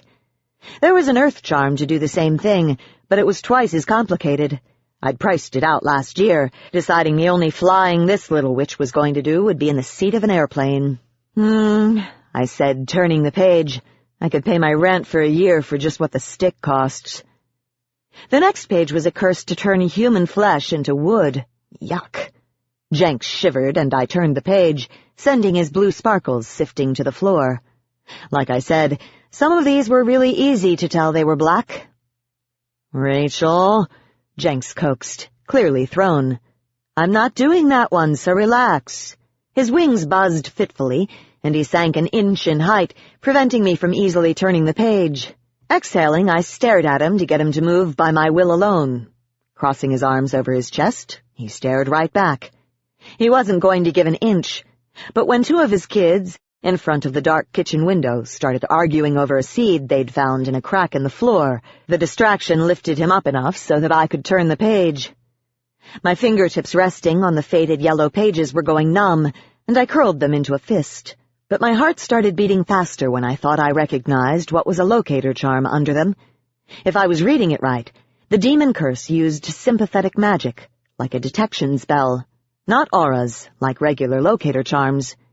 Though a curse, the magic before me looked a hell of a lot easier than the aura-based one in the Earth Magic book. All the better to tempt you with, my dear. "Hey, look at this," I said softly, as Jenks gave a warning chirp to his offspring to settle their argument. Together we read through the ingredients. "The attunement object has to be stolen?" I questioned, not liking that, so it was no surprise that I jumped when the front doorbell rang. Hands on his hips, Jenks alternated his stern gaze between me and his two children, their faces red and wings dusting a black haze into the sink. "I'll get it," he said before I could move. "And you two better have this decided before I get back, or I'll decide it for you," he added to his kids before he darted out. Their volume dropped, and I smiled. It was almost 6, which meant human or witch, possibly were or a living vampire. "If it's a client, I'll see them in the sanctuary," I called after him, not wanting to have to hide my books if they should peek into my kitchen on the way back to the living room. "Gotcha!" Jenks shouted faintly. Rex had run off under him, her tail up, ears pricked, and little bell jingling. The two pixies at the window started right back up again, their hushed high voices almost worse than their loud ones. I gave a last look at the curse before I marked the page and closed the book. I had everything I needed, but the identifying object, in this case the crystal tear, had to be stolen. That was kind of nasty, but I wouldn't go so far as to say that made it a black curse. Earth magic had a few ingredients like that. Rue, for example, worked best when it was sewn while cursing, and it didn't work in a charm unless you stole it, which was why mine was planted by the gate for easy pilfering. Jenks stole mine for me. I didn't ask from where. The charms made from stolen rue were not considered black, so would this one be? Standing, I crossed the room to my coat for the tear Eden had given me. He had stolen it from evidence. Wondering if that was enough, I pulled the tear out, shocked to see that it had lost its clarity and had turned black. "Whoa," I whispered, and I looked up as Ford's voice became obvious in the hall. Immediately I looked at the clock. 6? Crap.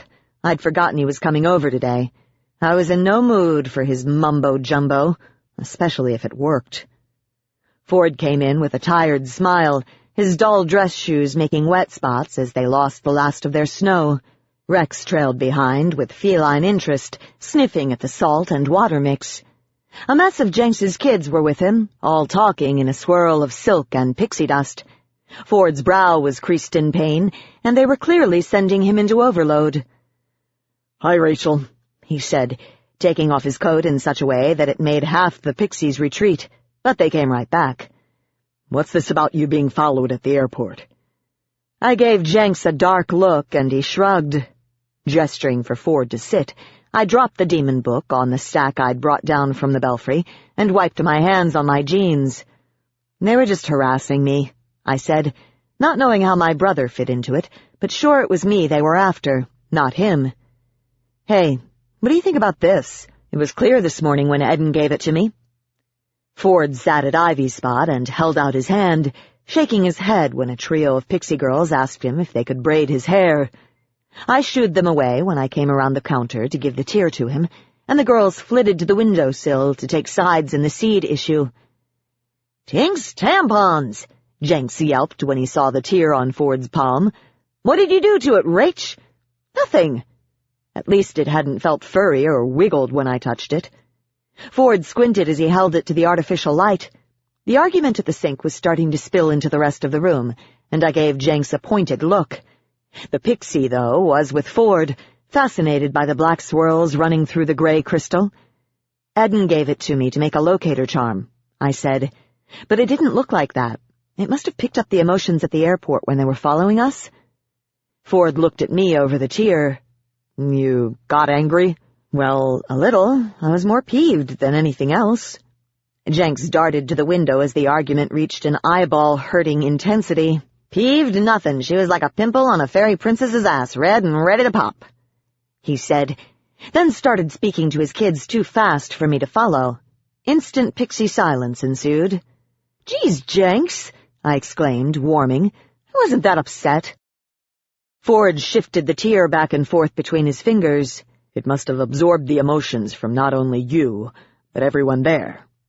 He hesitated, then added, "Did the tear take your emotions away?"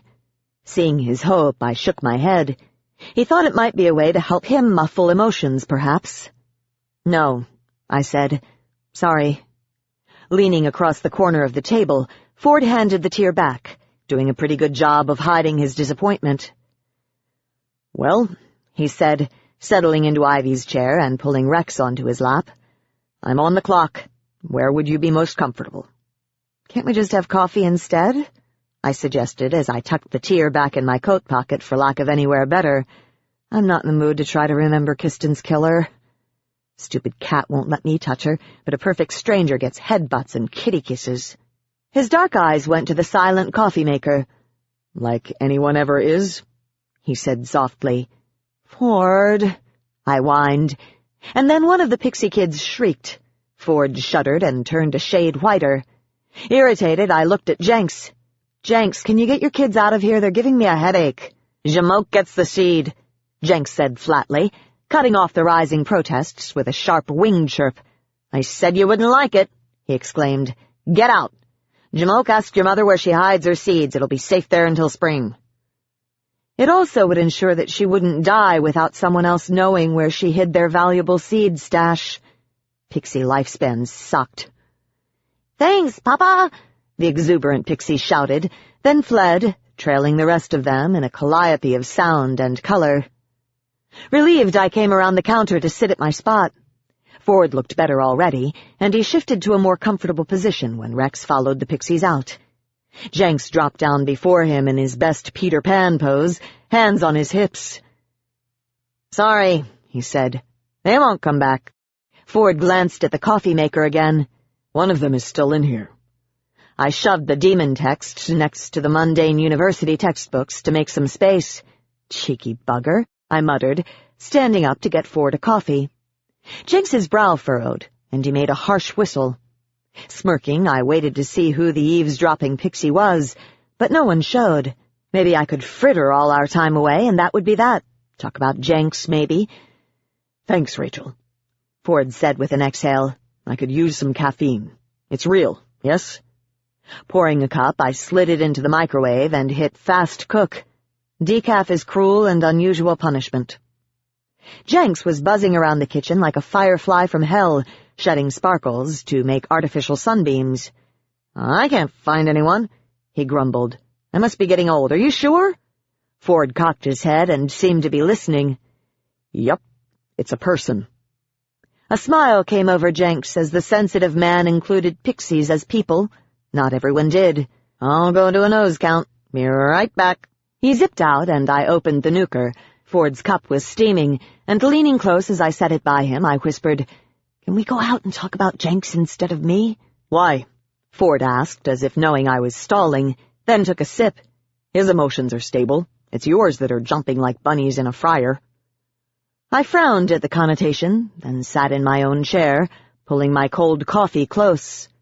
"It's Madalena," I said softly, hoping the eavesdropper couldn't hear, much less Jenks. Ford set his mug down, but his fingers didn't leave it, seeking the warmth. "Rachel," he said even more softly, "I don't mean to sound trite, but death comes to everyone, and he will find a way to deal with it. Everyone does." My head went back and forth, and I felt a sliver of fear. "That's just it," I said. "He's not human or witch or vampire. He's a pixie. When she dies, he might go with her, will himself to death." It was a wildly romantic notion, but I had a feeling it was standard pixie fare. "He has too much to live for." Ford's knobby fingers tightened on the porcelain, then released. "You, the firm, his children." Then his eyes lost their focus. "Maybe you can ask one of his kids if that's common." "I'm afraid to," I admitted. There was the buzz of Jenks's wings darting past the arch as he went into the living room, and Ford's expression became neutral. "What's this Eden was saying about Marshall catching someone under your church?" I rolled my eyes. Tom Benson, formerly of the IS Arcane Division, was bugging the church. Marshall was returning the box I forgot in his car, and he caught him. I managed to smile despite the pang of hurt from what I'd asked Marshall to throw away. Marshall is coming to dinner tonight with my mom and brother. It was long and drawn out, and I brought my gaze up to see the usually stoic FIB psychologist wearing a wan smile. "What's that supposed to mean?" I said tartly. Ford sipped from his mug, his dark brown eyes twinkling deviously. "You were taking someone to meet the family. It's good to see you moving forward. I'm proud of you." I stared at him, then laughed. He thought Marshall and I— "Marshall and me?" I said with a guffaw. "No way. He's coming over as a buffer so I don't walk out of there tonight facing a blind date with my mom's paperboy." Marshall was great, yeah, but it was also nice knowing I could leave things alone if I tried. "Right." His voice dripped disbelief, and I set my mug down. "Marshall is not my boyfriend. We just do stuff together so no one hits on either of us. It's nice and comfortable, and I'm not going to let you turn it into anything more with your psychobabble bull." Ford placidly arched his eyebrows at me, and I stiffened when Jenks zipped in and said, "You must have hit pretty close to the mark there, Sheriff, to get her riled up like that." "He's just a friend," I protested. Relenting, Ford dropped his eyes and shook his head. "That's how good relationships start, Rachel," he said fondly. "Look at you and Ivy." I felt the muscles in my face go slack, and I blinked. "Excuse me?" "You've got a great relationship there," he said, busying himself with his coffee again. "Better than a lot of married couples I see. Sex ruins it for some people. I'm glad you're learning that you can love someone without having to prove it with sex." Yeah, I said uneasily. "Hey, let me top your coffee off there." I could hear him shift as I turned my back on him and went to get the carafe. And he wanted to put me under hypnosis? No freaking way. He knew too much about me already. "Ford," Jenks said gruffly, "your spider sense is whacked. All my kids are accounted for. Maybe it's Biz." He looked at the corners. "Biz, you in here?"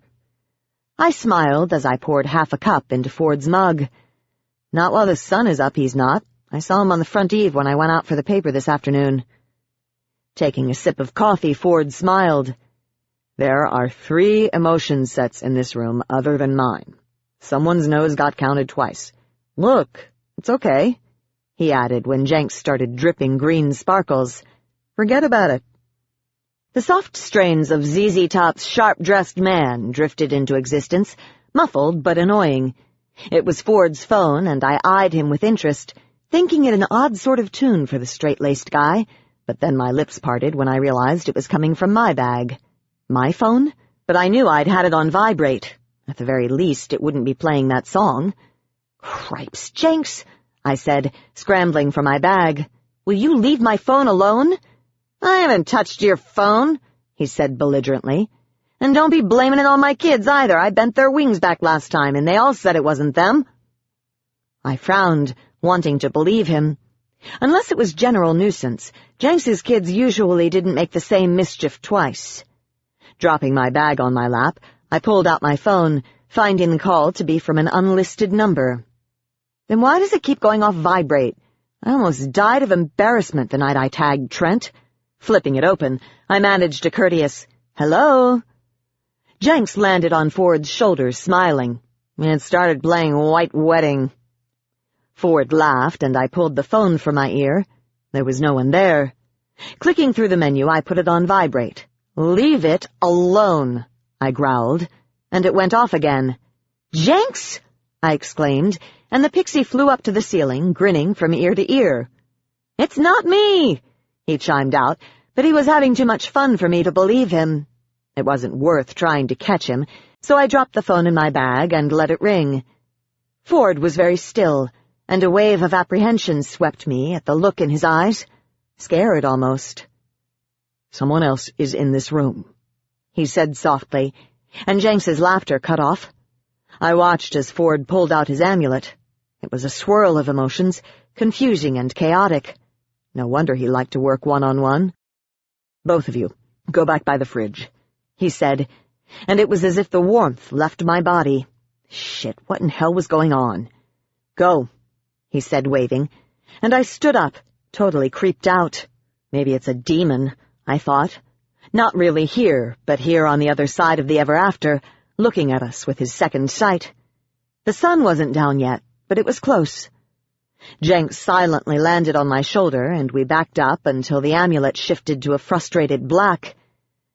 "And he or she is extremely frustrated," Ford said mildly. "He, I think." I didn't believe this. How could he be so calm? "You sure it isn't a pixie?" I almost whined, and when Ford shook his head, I asked, "Is it a demon?" Ford's amulet flashed a confused orange. "Maybe," Ford offered, and when the amulet turned the purple of anger, he shook his head. "Not a demon. I think you have a ghost." "What?" Jenks yelped, the burst of yellow pixie dust settling onto the floor to slowly fade. "How come we didn't know before? We've been here a year." "We do live next to a graveyard." I looked over my kitchen, feeling it was alien suddenly. Damn it, I should have gone with my first gut feelings when I saw the tombstones. This wasn't right, and my knees weren't feeling all that sturdy. "A ghost?" I stammered. "In my kitchen?" Then my heart did a flip-flop, and my gaze shot to my demon library, down from the belfry. "Is it my dad?" I shouted. Ford put a hand to his head. "Back up! Back up!" he cried. "You're too close!" Heart pounding, I looked at the 8 feet between us and pressed into the fridge. "I think he meant for the ghost to back up," Jenks said dryly. My knees started to shake. "This is freaking me out, Jenks. I don't like it." "Yeah," Jenks said, "like I'm all peach fuzz and nectar here?" Ford's expression eased, and the amulet around his neck went a sorrowful brown tinged with the red of embarrassment. "He's sorry." Ford said, gaze unfocused as he concentrated. He didn't mean to scare you. A smile came over him, unusually soft. He likes you. I blinked, and Jenks started to swear in one-syllable sentences, in a way that only a pixie can manage. Likes me? I stammered, then got the willies. Oh, God, I moaned. I've got a peeping Tom of a ghost. Who is it? The amulet went entirely red. Ford looked down at it as if needing confirmation. I'd say not a peeping Tom. I'm getting that he's frustrated, benevolent, and he's starting to feel better now that you know he's here. Ford's eyes slid to my bag. 10 to 1 he's the person who has been changing your ringtones. I fumbled for a chair, yanked it to the fridge, and sat down. But my phone has been doing this since the fall, I said, looking at Jenks for confirmation. Months. Anger started trickling in. He's been here all that time? Spying on me?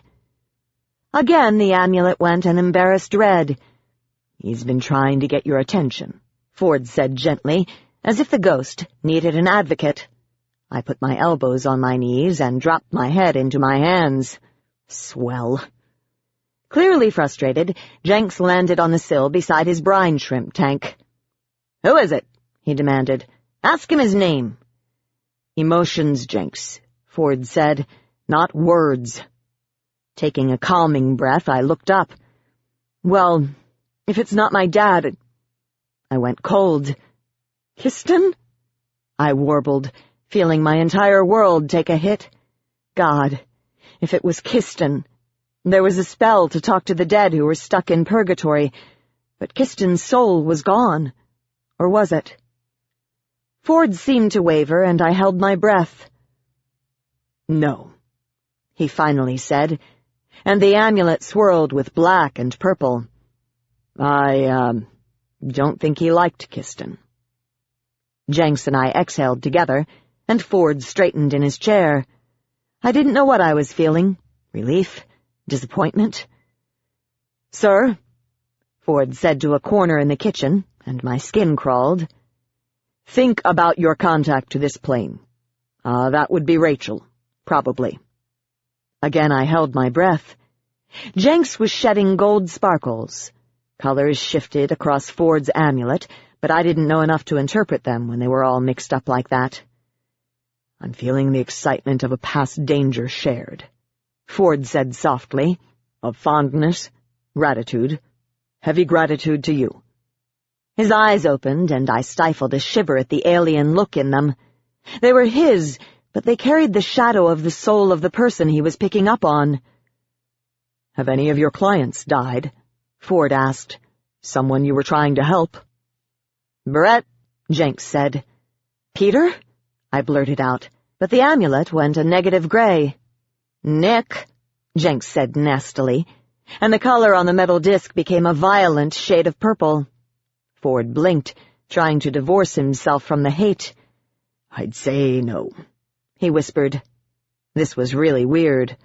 Whoever it was knew my old boyfriends. My eyes closed in a wash of guilt. I had known a lot of people who were now dead. I was a freaking albatross. "Rachel." It was gentle and caring, and I opened my eyes to find Ford looking at me with compassion. "You are worthy of accepting love," he said, and I flushed. "Stop eavesdropping on me," I mumbled, and Jenks's wings hummed an agitated whisper. "The ghost thinks so too," Ford added. I swallowed a lump. "Are you sure it isn't my dad?" Ford's smile turned benevolent. "It's not your dad, but he does want to protect you. He's frustrated watching you these past months and being unable to help." I let out my breath in a huff. Jenks's wings hit a higher pitch, and he took to the air. Great. I really needed another white knight. Not. "Who is it?" Jenks said, almost angry. Then, in a burst of sparkles that rivaled the lights, he shouted, "Rach, where's your Ouija board?" I stared at the wildly darting pixie, then understanding what he wanted to do, I shuffled through Ivy's papers for the back of one she wouldn't miss. "I don't have one," I said, turning over a hand-drawn map of the conservatory and writing out the alphabet in big, bold letters. They give me the creeps. Feeling lightheaded, I pushed the hand-drawn alphabet in front of Ford and backed up. Ford gave me a wondering look, and I said, "Run your finger under the letters. When you feel a positive emotion, that's the first letter of his name." I looked at the empty-seeming kitchen. "Okay?"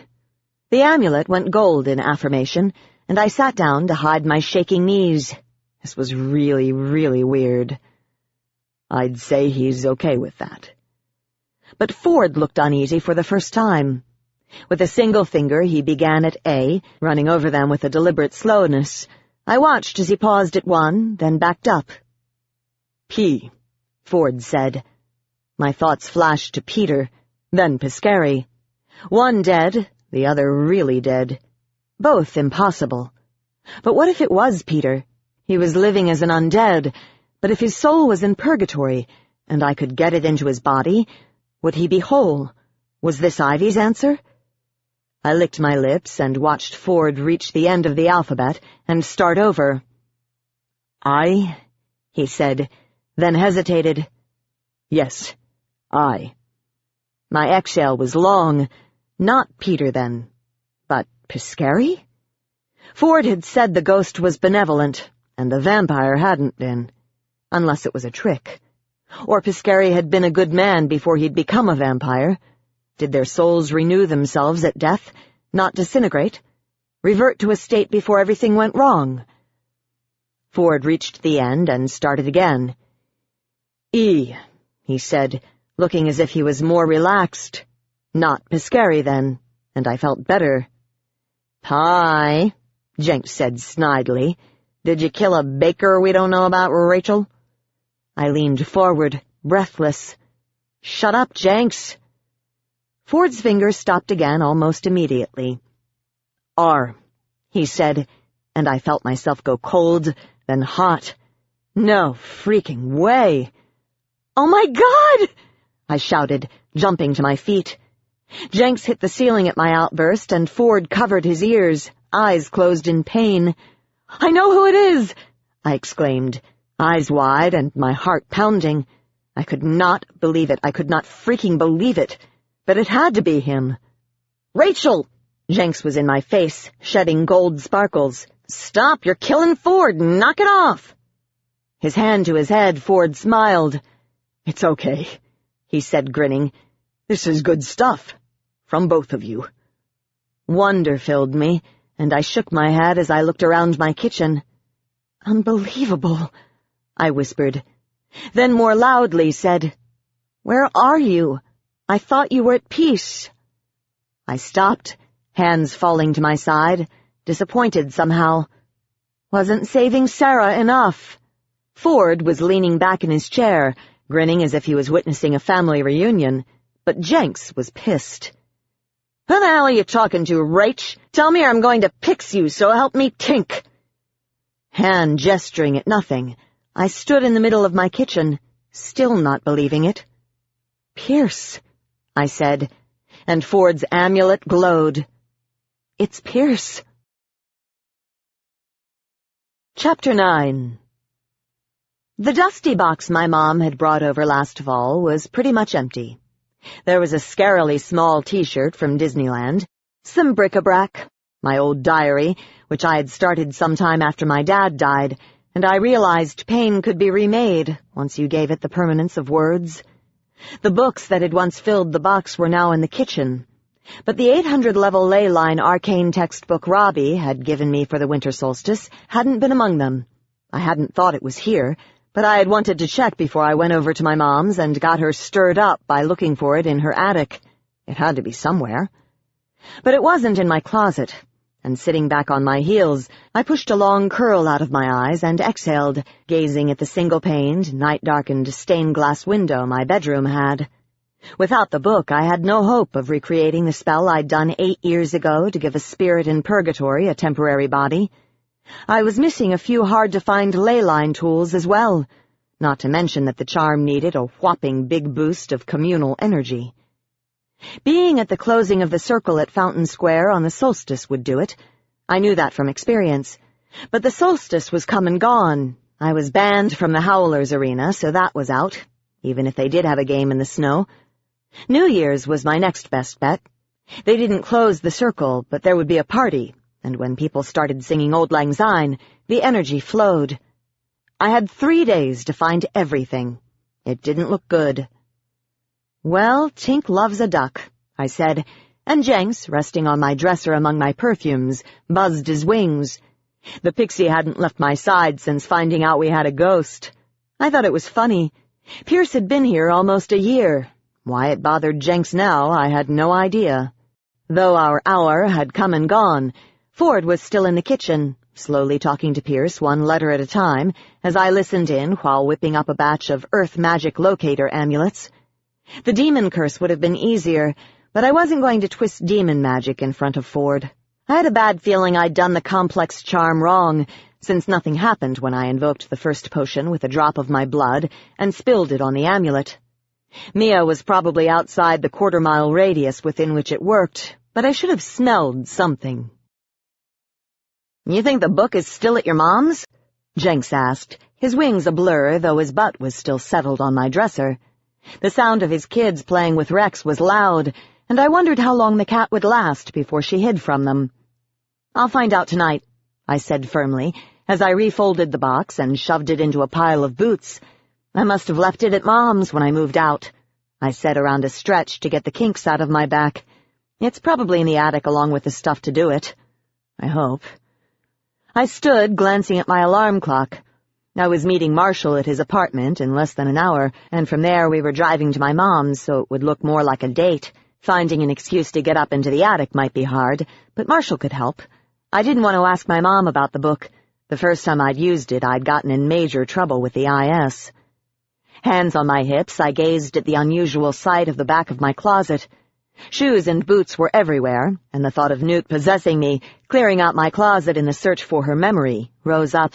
Suddenly nervous, I shoved the box away and began carefully putting my boots back. Jenks took to the air, his legs unfolding to reach the top of the dresser and his face tight with worry. "Why do you want to give him a body anyway? You don't even know why he's here. How come Ford hasn't asked him that, huh? He's been spying on us." Wondering where that had come from brought my head up. "Jenks, he's been dead for 100 years. Why would Pierce be spying on us?" I huffed, nudging the last of my boots into line. "If he's not spying on us, then why is he here?" Jenks asked, arms crossed belligerently. Hand on my hip, I gestured in exasperation. "I don't know. Maybe because I helped him once, and he thinks I can help him again. That's what we do, you know. What's with you, Jenks? You've been bitchy all night." The pixie sighed, his wings stopping to look gossamer and silk. "I don't like it," he said. "He's been here for a year watching us, messing with your phone. He's been trying to get noticed." The air pressure shifted, and Ivy's footsteps echoed in the sanctuary. "Ivy?" Jenks said loudly. Then he darted out. Hearing Ivy's steps, I started throwing my shoes in the closet, trying to get it shut before Ivy offered to help me organize. My thoughts went back to that solstice night, trying to remember the charm. I saw Robbie pick up the rare red and white shallow bowl before we fled Fountain Square. But what he did with it between that and Pierce and me going to the vamp's house and saving the girl, I didn't know. The kitchen had been clean by the time I was strong enough to stand again, and I had assumed Dad's ley line stuff was back in the attic. I never did see the book again. My mom hadn't said much about me summoning a ghost out of purgatory, and it would be just like her to hide everything to keep me from doing it again, especially when I'd been trying to summon my dad, not a young man accused of witchcraft and buried alive in the mid-1800s. Ivy's shadow passed my door, Jenks a small glow and a hushed voice of panic on her shoulder. "Hi, Ivy," I called as I kicked the last shoe in and forced the door shut. Then, knowing how she disliked surprises, I added, "Ford is in the kitchen." From Ivy's room came a preoccupied, "Hi, Rachel." Then a terse, "Get out of my way, Jenks," followed by a soft thump. "Hey, where's my sword?" My eyebrows rose. Nudging my flip-flops under the bed, I went to the hall. "You left it in the belfry stairway after you oiled it the last time?" I hesitated, hearing Jenks tattling on me. What's up? Ivy was halfway back to the sanctuary. Her long winter coat swayed, and her boots hit the wood floor with purpose. Gold sparkles fell from Jenks as he flitted back and forth in front of her, flying backward. I hated it when he did that to me, and by her stiff arm movements, I figured Ivy did too. "It's a ghost, Ivy!" he shrilled. "Rachel summoned it when she was a kid, and it's back!" Leaning against the doorframe with my arms crossed, I said, "I was 18, not a kid." His sparkles shifted to silver. "And he likes her," he added. Oh, for God's sake, I thought, losing sight of them in the dark foyer but for Jenks's glow. "We have a Randy ghost?" Ivy asked, faintly amused, and my eyes narrowed. "This isn't funny," Jenks snapped. "He's not Randy," I said loudly, more embarrassed by Jenks than anything else. Pierce was probably hearing every word. "He's a nice guy." But my gaze became distant as I remembered Pierce's eyes, the flinty black of them, and how I'd shivered when he kissed me on my front porch, ready to go off to tag the bad vampire and thinking he could make me stay behind. I smiled, remembering my past emotional inexperience. I'd been 18 and totally impressed by a charismatic witch with mischievous eyes, but it had been the turning point in my life. Together, Pierce and I had saved a little girl from a pedophile vamp, the same vampire who'd gotten him buried alive in the 1800s, which I thought beautiful justice. I'd expected the deed would have been enough to put his soul at rest, but apparently not. That night had been the first time I'd felt alive, the adrenaline and endorphins making my body, still recovering from disease, feel normal. It was then that I realized I'd risk anything to feel that way all the time. And most days, I did. Ivy's lithe shape seemed to ghost across the dim sanctuary toward me, pixies whirling in her wake with too many questions. She had her sheathed sword in her hand, and concern hit me. "What do you need your sword for?" I asked, then froze. She'd been out to the boat. She'd found something, and was going to follow it up with cold steel before sunrise. Crap. "You've been to the boat." Her perfect oval face was placid, but the intent eagerness of her pace tightened my gut. "I've been to the boat," Ivy said, "but I don't know yet who else was out there, if that's what you're asking. Don't you have a date tonight with Marshall?"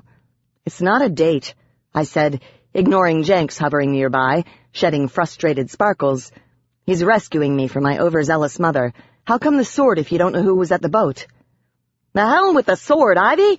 Jenks shouted, and I didn't wonder that his kids were now whispering in the sanctuary's shadowed rafters. "This is serious. It's been here for months, changing our ringtones and scaring my cat, spying on us." "Pierce is not spying on us. God, Jenks, lighten up!" I exclaimed, and Ivy came out of her room with her sword, a rag, and the cleaner she used on her steel. "I don't mind skipping dinner at my mom's. You want to take a girls' night out?" I asked, eyeing her blade. "No, but thanks for the offer." Ivy eased the blade out an inch, and the biting scent of oiled metal tickled my nose. "I gotta look at the list of people who visited Piscary when he was in jail." Her smile made me stifle a shudder, and when I dropped my gaze, she added, "The sword is a conversation starter." "Rin," a faint blush marred her pale complexion, and she started for the kitchen. "I'm not his scion, but he's letting me lean on him." Lips pressed, I couldn't help but wonder what she gave him in exchange, then squelched it. Not my business. As long as Ivy was happy, I was happy. "So did your chat with Ford bring anything to light?" Ivy asked over her shoulder, and I pushed into motion behind her, headed for the kitchen. "Just that we've got a freaking ghost," Jenks said loud enough to make my eyeballs hurt. Rex patted at Ivy's heels, ears pricked up and eager. "Aren't you listening? I think it's one of her old boyfriends she killed, spying on us." "Jenks, listen to me. Pierce is not an old boyfriend," I said, exasperated as I followed them. "I only knew him one night, and he was dead when I found him." Ivy chuckled. "You could fall in love in an afternoon when we worked at the IS," she said, then added, "But he's dead?" "That's what I've been saying," Jenks shouted, flitting from me to her. "Tinks, little green panties, you got fairy dust in your ears?" I entered the kitchen through a sheet of glittering sparkles. The room was a mess, and I flushed when Ivy stopped short and stared. My spelling cupboards were all open, stuff strewn across the counters, evidence of me cooking up the locator amulets. I should have just used the demon curse and been done with it, 'cause the last 2 hours had been a big waste of time. I hadn't even bothered invoking the last 6 potions lined up at the back of the counter. Ford looked up from the far corner where he had put himself to talk to Pierce. Beside him was the makeshift Ouija board and a pocket-sized notebook with Ford's messy scrawl filling a page. Seeing us, the man brushed cookie crumbs from himself and leaned back. I wondered if I should say hi to Pierce. He was in here, somewhere. "I'll tell her," Ford said softly when Rex jingled in and twined around his feet. The psychiatrist clearly wasn't talking to us, and his amulet turned a thankful blue, rich and deep. Jenks darted about like a hummingbird on steroids. "Tell her what? What did the ghost say?" he asked, and I glared. His paranoia was getting old. Her eyes still wide and questioning, Ivy delicately nudged a mesh sack of herbs down the counter to make room for her sword. "Doing a little cooking?" she asked mildly. A locator amulet to find Mia," I said, not wanting to admit that my first attempt hadn't worked. Shifting my shoulders, I started to put things away. "If you'd let me organize your stuff, you wouldn't make such a mess," she said, and after pushing a box of candles to the back of the counter, she shifted the toaster forward. "Hi, Ford," she added, sashaying to the fridge, then coming out with bagels. "Rachel giving you problems?" Ford chuckled. "It wouldn't be Rachel if she wasn't." I took in a breath to complain, catching it when Jenks unexpectedly dropped in front of me, hands on his hips. His green shirt had a tear in it, which was unusual for the usually meticulous Pixie. "Tell her what you're trying to do," he demanded, putting his arms down to hide the small rip when I noticed it. "Tell her." Rolling my eyes, I turned to Ivy. "If I can find it, I'm going to spell Pierce a temporary body so I can talk to him." Ivy paused with the sliced bagel in one hand, my ceremonial ley-line knife in the other. The ornate handle looked odd in her fingers, and her expression was amused. "That's the ghost, right?" A burst of light came from Jenks. "He's been spying on us!" he yelled, and I wondered why he was freaking out. Ivy and Ford weren't. "Tink's titties! Doesn't anyone see a problem with this? He's been here a year, listening to everything. Do you have any idea the crap we've been through in the last 12 months? And you want to give this guy a voice?" My brow furrowed as I realized Jenks had a point. Secrets, they were what kept me alive. Trent being an elf, me being a proto-demon, my arrangement with Al. Crap, Pierce probably knew Al's summoning name. Mine too. Everything. "Pierce wouldn't say anything," I said, but Jenks took my soft voice for insecurity, and he flew triumphantly to Ivy. Ignoring him, Ivy shoved the bread in the toaster. "You can do that?" she said, still facing away. "Give a ghost a body." Her voice cut off, and she turned. The hint of hope was like thin ice, rimming her eyes, fragile. It hurt to see it there. I knew where her thoughts had gone. Kiston was dead. Seeing her hope as well, Jenks lost some of his vim. I shook my head, and the skin around her eyes tightened almost imperceptibly. "It's a temporary spell," I said reluctantly. "It only works if a person's spirit is stuck in purgatory, and only if you have a huge amount of communal energy to work it. I'm going to have to wait until New Year's before I can even try. I'm sorry, but it can't bring Kiston back even for a night." I took a careful breath. If Kiston were in purgatory, we'd have known it by now. She nodded as if she didn't care, but her face was sad when she reached for a plate. "I didn't know you could talk to the dead," she said in an even voice to Ford. "Don't tell anyone or they'll make you an Interlander and the IS will put you to work." Ford shifted uneasily on his chair, her depression probably getting to him. "I can't talk to the dead," he admitted. "But this guy—" Smiling faintly, he pointed to where Rex was now sitting in the threshold, staring at me like the creepy little cat she was. "He's unusually coherent. I've never run into a ghost who knows he or she is dead and is open to communication. Most are stuck in a pattern of compulsive behavior, trapped in their own personal hell." Kneeling, I stacked the still-clean copper spelling pots under the counter with my cherry-red loaded splat gun nestled in the smallest. I kept it at crawling height for good reason. But when Ivy gasped, I popped back up. "This is mine!" she exclaimed, waving the map of the conservatory I had scribbled the alphabet on.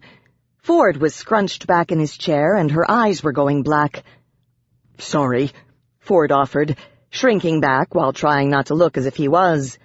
Jenks took flight, and I brushed the salt from my knees. "I did it," I said.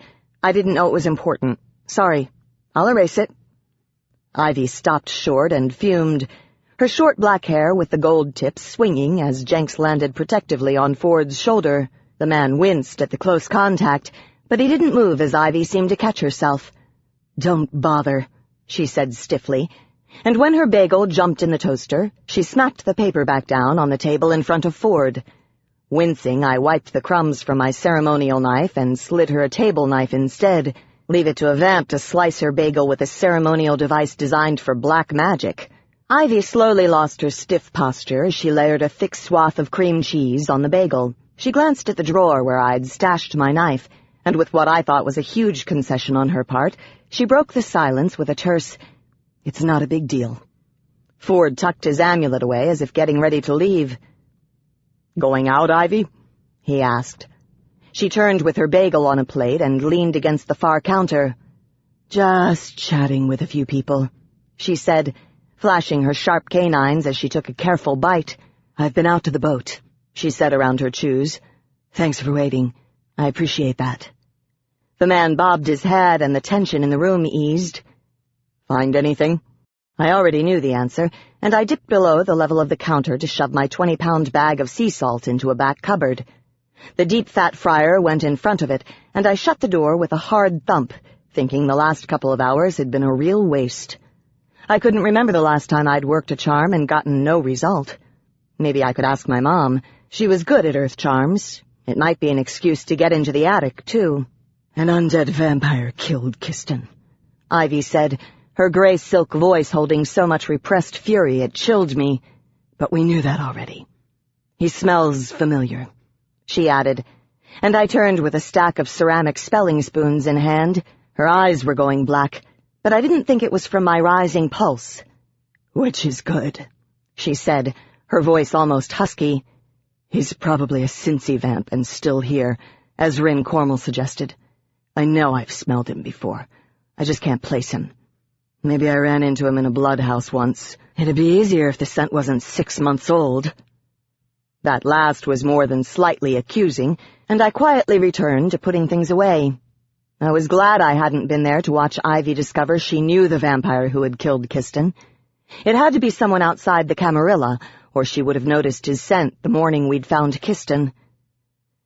"This wouldn't have been a problem if someone hadn't dosed me with a forget spell," I said dryly, and Jenks lit up in a burst of white. "I said I was sorry about that," he shouted. His kids scattered, and Ford's head jerked up. "You were going to try to stake the bastard, Rachel, and I had to stop you before you killed yourself. Ivy wasn't here, and I'm too damn small." Shocked, I reached after him as he flew out. "Jenks!" I called. "Jenks! I'm sorry. That's not the way I wanted it to sound." Depressed, I turned to Ford and Ivy. I was acting like an insensitive jerk. No wonder Jenks was in a bad mood. Here Ivy and I were trying to find Kiston's killer, and Jenks was the one who had destroyed the easy answer. "Sorry," I said, and Ford met my guilty gaze. That was thoughtless. Ford pulled his legs back under him. "Don't beat yourself up. You're not the only one who makes quick decisions that come back to bite them. Jenks has a few guilt issues he needs to work out is all." Ivy snorted as she turned her bagel to get a better grip on it. "Is that your professional opinion?" Ford chuckled. "You're the last person to be throwing stones," he said, "ignoring a lead for 6 months because you felt guilty that you weren't there to save the 2 people you love the most." Surprised, I turned to Ivy. Her first startled look turned into a one-shouldered, embarrassed shrug. "Ivy," I said as I leaned against the counter, "Kiston's death is not your fault. You weren't even there." "But if I had been, it might not have happened," she said softly. Ford cleared his throat, looking at the archway as Jenks buzzed back in, sullen. Madalena was hovering at the lintel, her arms crossed and a severe expression on her face. Apparently the wise pixie woman was doing a bit of psychoanalyzing herself and didn't want Jenks sulking in the desk. "Sorry, Rach," he said as he lit on my shoulder. "I shouldn't have flown out like that." "Don't worry about it," I murmured. "I only said what I did because I was so far from putting blame on you that what I sounded like never occurred to me. You saved my life, and we'll get my memory back. You did okay. I just want to know what happened." Ford leaned back and tucked his pencil away. "You will. It's starting to surface." "Can we get back to the ghost?" Jenks said, his wings making my hair fly, and the wan-looking human smiled. "He says thank you, by the way," Ford said, glancing at his notebook. "He didn't find his rest, much to his shame, but he wouldn't be allowed to walk as he is if it hadn't been for Al freeing him." "Al?" I exclaimed, squinting to see Ford smile through the cloud of sparkles Jenks had made, hovering in midair, in shock. Even Ivy paused, bagel halfway to her mouth. "What does Al have to do with this?" I stammered as Jenks made self-congratulatory sounds. "I knew it," he crowed. "I knew it all along." But Ford was still smiling, the faint wrinkles around his eyes making him look tired. "Nothing intentionally, I'm sure. Remember that tombstone your demon cracked?" I shook my head, biting back my ire at his use of the term your demon. Then I changed the motion into a nod. "The night I rescued Siri," I said, then blinked. My God! Pierce is buried here? In our backyard? If pixies could have coronaries, Jenks was having one. Sputtering, he hovered, his face frightened and a steady stream of black sparkles puddling on the center counter to spill over and eddy about my stocking feet. "You're talking about the one with the weird-ass statue of the angel?" he managed, and Ford nodded. No way, I thought, wondering if I had enough time to find my flashlight and go out and look at it before Marshall got here. "The name was scratched off," Jenks shrilled, and Rex stretched, going to twine about my feet as she tried to get closer to her tiny master. "Take a chill pill, Jenks," I said, "before you set your dusts on fire." "You shut up," he shouted, then flew to Ivy. "I told you. Didn't I tell you? You don't chisel off someone's name unless—" His eyes widened. "And he's in unsanctified ground," he squeaked. "Rachel, he's trouble, and he's dead. Doesn't it bother you that he's dead? How come he's dead?" Ivy's dark eyes went from me to Jenks and then to Ford, who was sitting back and watching it all in a rather clinical way. "He was dead when I met him," I said dryly, "and he was nice enough then. Besides, a good slice of Cincy's population is dead." "Yeah, but they aren't lurking in our church spying on us," he yelled, getting right in my face. "Why are you trying to make him real?" I had endured just about enough. Slamming a cupboard door shut, I stepped forward to push him back. "He's been trying to make contact," I said, eyes narrowed and inches from him. "Making him solid is the only way I can talk to him without a frickin' Ouija board. If you have to know, he was cemented into the ground because he was accused of being a witch in the 1800s. He's probably trying to find a way to get out of purgatory and just die, so lighten up." Ivy cleared her throat, her bagel perched on her fingertips. "He was accused of being a witch?" she asked. "I thought you guys were really careful before the turn." I backed off from Jenks and took a cleansing breath. "The vamp he tagged as a blood pedophile ratted on him," I said. "Told everyone he was a witch. The ignorant SOBs cemented him into the ground alive. He's not a black witch any more than I am." Ford's chair scraped as he rose. Grabbing his coat, he came forward as he shuffled into it. "I have to go," he said, giving my shoulder a squeeze. "I'll call you tomorrow and we can set up a time to do the hypnosis." "Sure," I said absently, glaring at Jenks glowing fiercely by the fridge. "Pierce wanted me to tell you that he's been here since Al cracked his stone. It made a path a willing spirit could use, and he followed his thoughts back to you." Ford was smiling at me as if it was good news, but I couldn't smile back. Damn it! I had been in such a great mood, and now it was gone. First the thing with the failed earth charms, and now Jenks thought Pierce was a demon spy. "This is bad, Ivy," Jenks said, lighting on her shoulder. "I don't like it." My anger flared. I wanted him to shut up. "I don't care if you like it or not," I snapped. "Pierce is the first person I helped, the first person who needed me, and if he needs my help again, I'm going to give it." Frustrated, I threw a handful of ley line stuff in a drawer and shut it so hard, Rex darted away. Ford shifted from foot to foot. "I have to go." No doubt after my little show of temper. Jenks got in his way, and the man hesitated. "Ford," he said, sounding desperate, "tell Rachel this is a bad idea. You don't bring back the dead, not ever." My heart seemed to clench, but Ford raised a placating hand. "I think it's a great idea. Pierce is not malevolent, and what harm can she do to him in one night?" Jenks's wings hit an unreal pitch, and his sparkles sifted to gray. "I don't think you grasp the situation here," he said.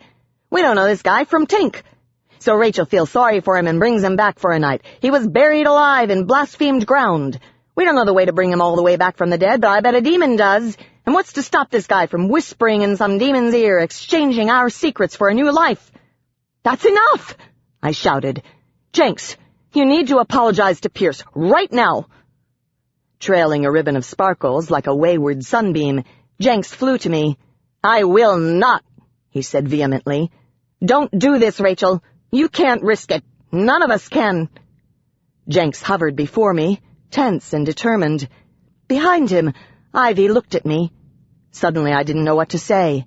I'd met Pierce, saved a little girl with him. But had I been looking at him through innocent 18-year-old eyes, easily misled and hoodwinked? "Jenks," Ford said, looking pained by my sudden doubt. The small pixie darted up, his frustration obvious. "Can I talk to you in private?" he said, looking angry enough to pix the man. Head down, Ford nodded, angling to leave the kitchen. "Let me know if you can't find the spell, Rachel, and I'll come over and you can talk to Pierce some more." "Sure." I crossed my arms over my chest and leaned against the counter. "I'd appreciate that." My jaw was clenched and I was getting a headache. Rex followed Jenks and Ford out, and I wondered if the cat was following them or Pierce. The sound of Ford's feet faded, and then a soft, one-sided conversation started up from the sanctuary. Ivy could probably hear Ford clearly enough to make out the words, but I couldn't, and that's all Jenks was after.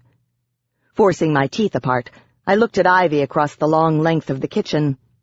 She had gotten out another small plate, and as I nodded sourly, she put the other half of her dinner on it and handed it to me. I stiffly took it. "You don't think this is a bad idea, do you?" I asked, and Ivy sighed, staring at nothing. "Is it a demon curse?" she asked. "The one to give Pierce a temporary body, I mean." My head moved back and forth, and I took a bite of bagel. "No, it's simply hard." Her dark eyes focused on me, and she lifted a thin shoulder. "Good," she said. "I think you should do it. Jenks is a paranoid old man." Relief brought my shoulders down, and I managed a thin smile. Turning my bagel to get to the side with the most cream cheese, I took a bite, and the tart tang of cheese hit my tongue. "Pierce isn't up to anything," I said as I chewed. "I just want to help him if I can. He helped me realize what I wanted to do with my life, and I sort of owe him." I looked at her, seeing her eyes distant in thought. "You know what I mean, owing someone for changing your life in a good way?" Her attention flicked to me. Yeah," she said, then set her plate down to go to the fridge. "I know I can do the spell. All I need is the recipe, the equipment, and a gathering of witches to siphon off the power." I looked at my bagel and sighed. This was going to be hard. Ivy was silent as she poured a glass of orange juice, then said softly, "I'm sorry. This means a lot to you. Jenks is being an ass. Ignore him." I ate another bite of my bagel and said nothing. Pierce was one of the few people who knew me before I had demon marks, or smut, or anything else. I had to help him if I could. Ivy shifted to the sink to wash the crumbs from her plate, and knowing my agitation was hard on her instincts, I slid away a few feet. "Can't you just buy the book?" she asked, gazing at the porch light shining on the snowy garden. "If it's not demon magic, it should be out there." My head nodded. It was nice that someone didn't think Pierce was a spy.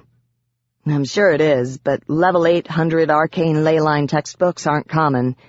They usually don't show up unless someone is teaching a class. Getting one before New Year's will be a problem. That, and the Crucible. If Robbie doesn't know where it is, it might take months." The front door thumped shut, and Jenks darted in with the icy scent of a summer field on a winter night. He was in a much better frame of mind, and I couldn't help but wonder what Ford had told him. "I'm out of here," I said, snagging my bag from the far chair before Jenks could try to start a conversation. "I probably won't be back until almost 4. It's going to be bad," I said around a sigh. "Robbie has a girlfriend, and my mom's nuts about her." Ivy smiled, a closed-lipped smile. "Have fun." I glanced at her sword on the counter, thinking I'd rather go with her and face ugly vampires than my mom and Robbie and the inevitable "when are you going to settle down" conversation. "Okay, I'm out of here." I glanced around the almost tidy kitchen and wondered if they would think it was weird if I said bye to Pierce. "You going to be okay here alone with Pierce, Jenks?" I mocked as I shoved the invoked locator amulet in my bag to ask my mom about. And Jenks flashed an annoyed red. "Yeah, I'll be fine," he muttered. "We'll have a nice chat, Mr. Ghost and me." "A little one-sided, isn't it?" I said. And Jenks smiled, his eagerness worrying me. "Just the way I like it. You can't talk back to me the way my kids do." My coats and boots were in the foyer. "Call me if you need me," I said, and Ivy gave me a wave. Jenks was already on her shoulder, and the two clearly had things to discuss. Even more worrisome. Giving them a last look, I headed to the front of the church, keys jingling against my lethal magic detector. The pixies were busy in the corner with a terrified mouse, and ignoring the drama, I wiggled my feet into my boots and tightened them up. I shrugged into my coat and looked out from the dark room into the shadowed sanctuary, still decorated with Ivy's Christmas stuff and my solstice things. A soft, warm feeling took me, relaxing me. I wondered if I could really smell the scent of coal dust and shoe polish, or if it was just my imagination. I hesitated when the tinkling of Rex's bell joined the noise of the pixies, and I watched her sit primly in the opening to the hallway to stare at me. Maybe she was staring at Pierce? "Bye, Pierce," I whispered. "Don't mind Jenks. He just wants to keep me safe." And with a small smile, I pushed open the door and headed out into the cold. Chapter 10. The dishcloth had long since become damp, but we were almost done, and it wasn't worth the effort to get a dry one. Robbie was washing, I was drying, and Marshall was putting away with the help of my mom. The truth was, she was out here supervising so Robbie and I didn't lapse into one of our infamous water fights. I smiled and handed a bowl to Marshall. The scent of roast beef and butterscotch pie was heavy in the air, a big trigger for the memories of the Sunday nights when Robbie would come over. I had been 12 and Robbie 20, and then it had all stopped when Dad died. Robbie saw my mood shift, and he made a fist half in the water, half out. Squeezing his hand, he made a short burst of water arc up and splash into my side of the sink. "Knock it off," I complained, then shrieked when he squirted me again. "Mom!" "Robbie?" Mom didn't even look up from arranging the coffee tray. "I didn't do anything," he protested, and my mom's eyes glinted when she turned. "Then don't do anything a little faster," she complained. "Honestly, I never understood why it took you two so long to get the kitchen cleaned up. Put some hustle into it. Marshall is the only one out here working." She beamed at him, making the young man flush when Robbie muttered a good-natured, "Suck up." Robbie and Marshall had hit it off great, the two of them spending much of the evening with talk about college sports and music.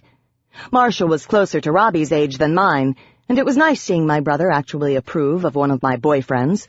Not that Marshall was a boyfriend, but watching them made me wistful, as if I was getting a glimpse of something I'd turned my back on.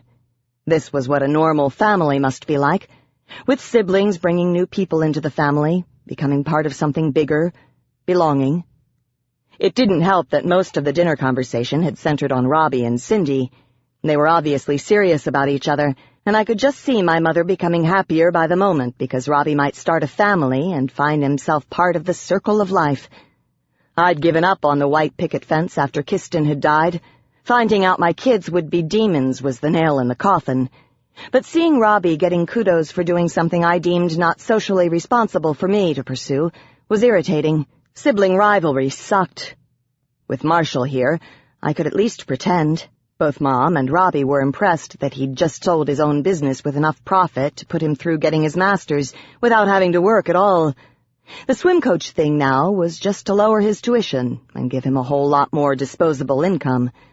I'd hoped he'd heard from admissions about my declined check by now, but apparently not everyone was working over the winter break. Giving Robbie a light smack from the back of her hand for the suck-up comment, my mother pointed out to Marshall where the glasses went, then busied herself arranging the last of the solstice cookies on a plate. The round sugar cookies were bright with solstice green and gold, and lettered with runes of good fortune. My mom put her heart into everything she did. As soon as her back was turned, Robbie threatened to shoot another jet of water at me. I closed my eyes and ignored him. I'd been trying to get him alone all night to ask him about that book, but between Marshall and my mother, I hadn't had the chance. I was going to have to bring in some help. Marshall wasn't devious by nature, but he wasn't slow on the uptake either. Humming happily, my mom sashayed out with a plate of cookies. The stereo in the living room went on, and I grimaced. I had 30 seconds tops. "Marshall," I said, pleading with my eyes as I handed him a plate, "I've got a big favor to ask. I'll tell you all about it later, but will you keep my mom busy for about 10 minutes? Robbie stopped what he was doing and just looked at me. "What's up, Firefly?" My mom came back in, and following the pattern we'd laid down when we were conniving kids, Robbie turned back to the sink as if I'd said nothing. "Please," I whispered to Marshall when he came back from sliding the stack of plates away, "I've got to talk to Robbie about something." Oblivious, my mom puttered with the coffee maker, jostling Robbie and me aside and looking small next to us as she filled the carafe. "Marshall," Robbie said, eyes twinkling as they met mine behind my mom's back, "you look as tired as a dead carp. Rachel and I can finish here. Why don't you go and sit in the living room and wait for coffee? Look at a few photo albums." Immediately my mother brightened. "What a fantastic idea. Marshall, you must see the photos we took on our last summer vacation. Rachel was 12 and just starting to have some strength," she said, taking his elbow, "and Rachel will bring the coffee out when it's done." Smiling, she turned to me. "Don't be too long, you two," she said, but the lilt in her voice gave me pause. I think she knew I was getting rid of them. My mom was nuts. She was not stupid. I slipped my hands into the warm water and pulled out a dripping serving platter. From the front of the house came Marshall's resonant voice. It sounded good balanced against my mom's. Dinner had been pleasant, but again, almost painful listening to Robbie go on and on about Cindy, my mom joining in when they talked about her 2 weeks out there. I was jealous, but everyone I got attached to seemed to end up hurt, dead, or crooked. Everyone but Ivy and Jenks, and I wasn't sure about the crooked part with them. "Well, what is it?" Robbie said, dropping the silverware so the rinse water splashed. Quietly, I ran the back of my hand across my chin. And here I am trying to resurrect a ghost.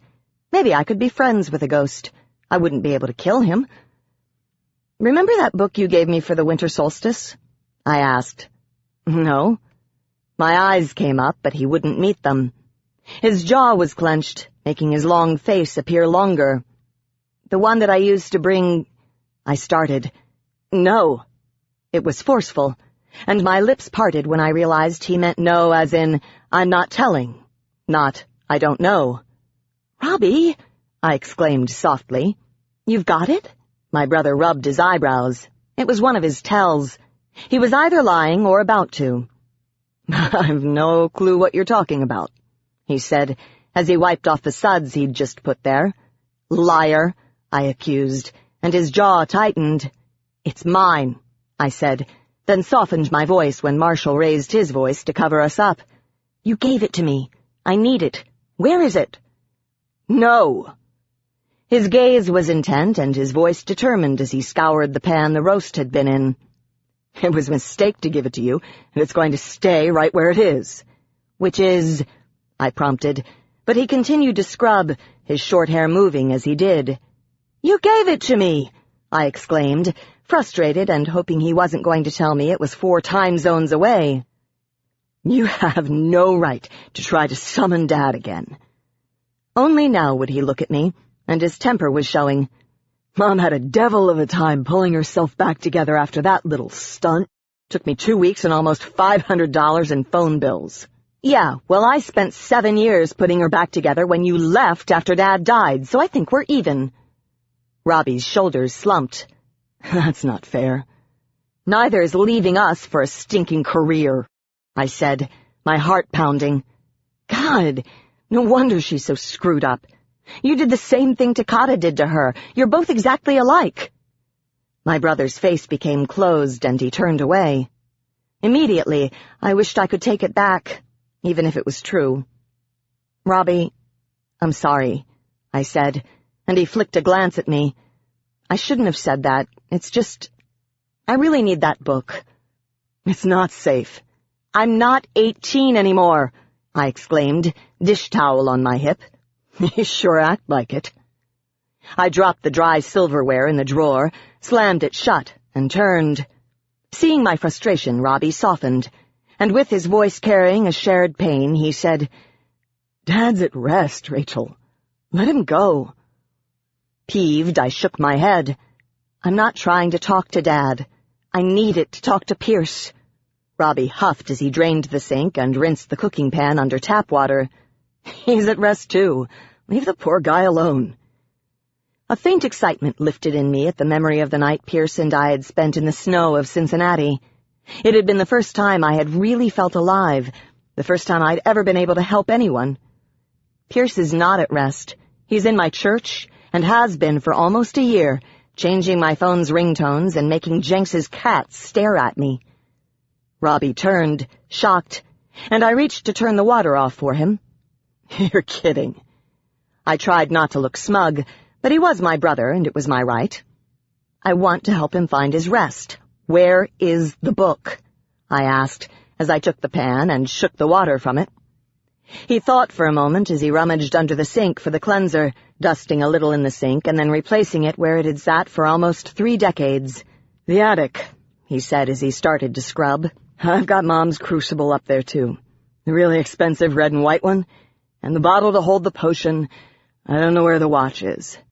"Did you lose it?" Elated, I put the roaster away, half-dried. "It's in my dresser," I said, trying not to sneeze at the sharp scent of cleanser as I jammed the dish towel over the rod to dry and started for the door. I was going to get everything in one go. How lucky could I get? I was halfway to the kitchen door when Robbie caught my elbow. "I'll get it," he said, glancing past me to the unseen living room. "I don't want Mom to know what you're doing. Tell her I'm looking for my bottle cap collection." Snorting, I nodded. Yeah, like he'd really take his beer bottle cap collection on the plane with him. 10 minutes, I said. "If you're not down here by then, I'm coming up after you." "Fair enough." He smiled as he pulled the towel from the rack and dried his hands. "You're such a sweet sister. I truly don't know how those rumors get started." I tried to come up with something, my mind going blank when he flicked the towel at me, scoring. "Hey!" I yelped. "Leave your sister alone, Robbie," my mom said faintly from the living room, her voice carrying a familiar firmness, and both Robbie and I smiled. It had been too long. Smirking at his innocently wide green eyes, I grabbed the sponge and hefted it experimentally. "Rachel?" came my mom's voice, and grinning, Robbie tossed the dish towel at me and sauntered confidently out of the kitchen. Almost immediately I heard the attic door being pulled down and the thunk of the stairway hitting the carpet in the bedroom hallway. Confident now that I'd be going home with everything I'd need, I wiped the sink out and hung up the dish towel. "Coffee," I whispered, sniffing at the coffee maker and hoping she'd lightened up on the grounds in deference to having a guest. Shoes a soft hush on linoleum, my mom came in. "What's Robbie doing in the attic?" I pulled back from the still-dripping coffee machine, looking for his bottle cap collection. Okay, so I lied to my mother, but I'd be willing to bet he'd find something up there to take back with him, so it wasn't a lie altogether. She made a small sound as she pulled 4 white mugs from the cupboard and set them on the tray. It was the set she used for her best company, and I wondered if it meant anything. "It's nice to have you both here," she said softly, and my tension vanished. It was nice to have Robbie here, to pretend for a while that nothing had changed.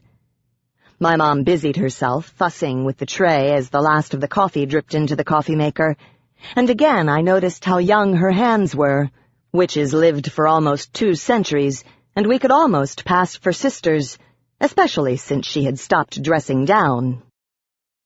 "Cindy is nice," she said from out of the blue, and I started, jerked back to reality by the mention of Robbie's girlfriend. "He teases her like he teases you." She was smiling, and I went to get the cream out of the fridge. "You'd like her," she added, her eyes on the backyard, lit from the neighbor's security light. "She's working at the university while finishing up her degree." Smart, then, I thought, not surprised. This hadn't come out in dinner conversation. I wondered why. "What is she taking?" My mom's lips pressed together in thought. "Criminology." "Really smart. Too smart?" "She has 1 year left," my mom said as she arranged a set of spoons on the napkins. "It was nice watching them together. She balances Robbie out. He's so pie in the sky, and she's so down to earth. She has a quiet beauty. Their children will be precious beyond belief." Her smile had gone soft, and I smiled, realizing that by settling down, Robbie was setting himself up for an entirely new set of mom wants. She might have given up on me, but now Robbie was going to take the full brunt. Oh, so sad. "Tell me," she said in a deceptively mild tone, "how are you and Marshall getting along?" My smile faded. Okay, maybe she hadn't given up on me completely. "Fine. We're doing great," I said with a new nervousness. She'd been the one to tell me that we weren't suited for more than a rebound relationship, but after hearing at dinner how Marshall had pulled Tom out from under my kitchen, she might have readjusted her thinking. "Robbie really likes him," she continued. "It's nice for me to know that you have someone looking after you, able to go under your house and kill snakes for you, so to speak." "Mom," I felt trapped all of a sudden. "I can kill my own snakes. Marshall and I are friends, and that's enough. Why can't I just have a guy friend, huh? Every time I push it, I mess it up.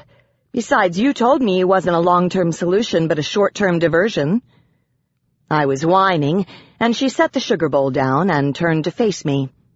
"Sweetheart," she said, touching my jaw, "I'm not telling you to marry the man. I'm telling you to keep the lines of communication open. Make sure he knows what's going on." My stomach, full of gravy and beef, started to churn. "Good," I said, surprised. "Because I'm not dating him and nothing is going on. Everyone I date ends up dead or going off a bridge." Her lips twisted into a wry expression as she took the carafe and poured the coffee into the best silver pitcher. "They do not," she chided.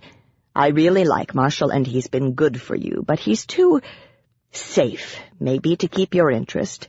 And I want to make sure he's not thinking there's more to this than there is. He's too good a person to lead on like that, and if you've given him any indication, he knows we're just friends." I interrupted. God, what was it with her? "Friends is fine," she said firmly, "and it's good to know he can come through in a pinch. This thing with the Banson character, for example. I'll sleep better knowing you have someone to go to if I'm not around. I worry about you, sweetheart." My jaw clenched, and I could feel my blood pressure start to rise. This was not what I wanted to talk about. "If I find any more snakes under my floorboards, I'll know who to call." Then I hesitated. If she isn't around? Mom?" I said as she fussed over the tray. "You're okay, right?" She laughed, the sound of it pulling my shoulders down. "I'm fine." Not quite reassured, I set the good silver coffee pot on the tray, now knowing what it meant. She considered Marshall casual company, not a future son-in-law, and a part of me was disappointed even as I knew it was the best thing. A thump from the attic pulled my attention up. It was followed by another, and I started to fidget. I grabbed the tray as the distinctive bump of the attic door folding up into the ceiling filtered in. He was downstairs. "I'll take it in," my mother said briskly as she plucked the tray from my hands and gave a nod to the hallway.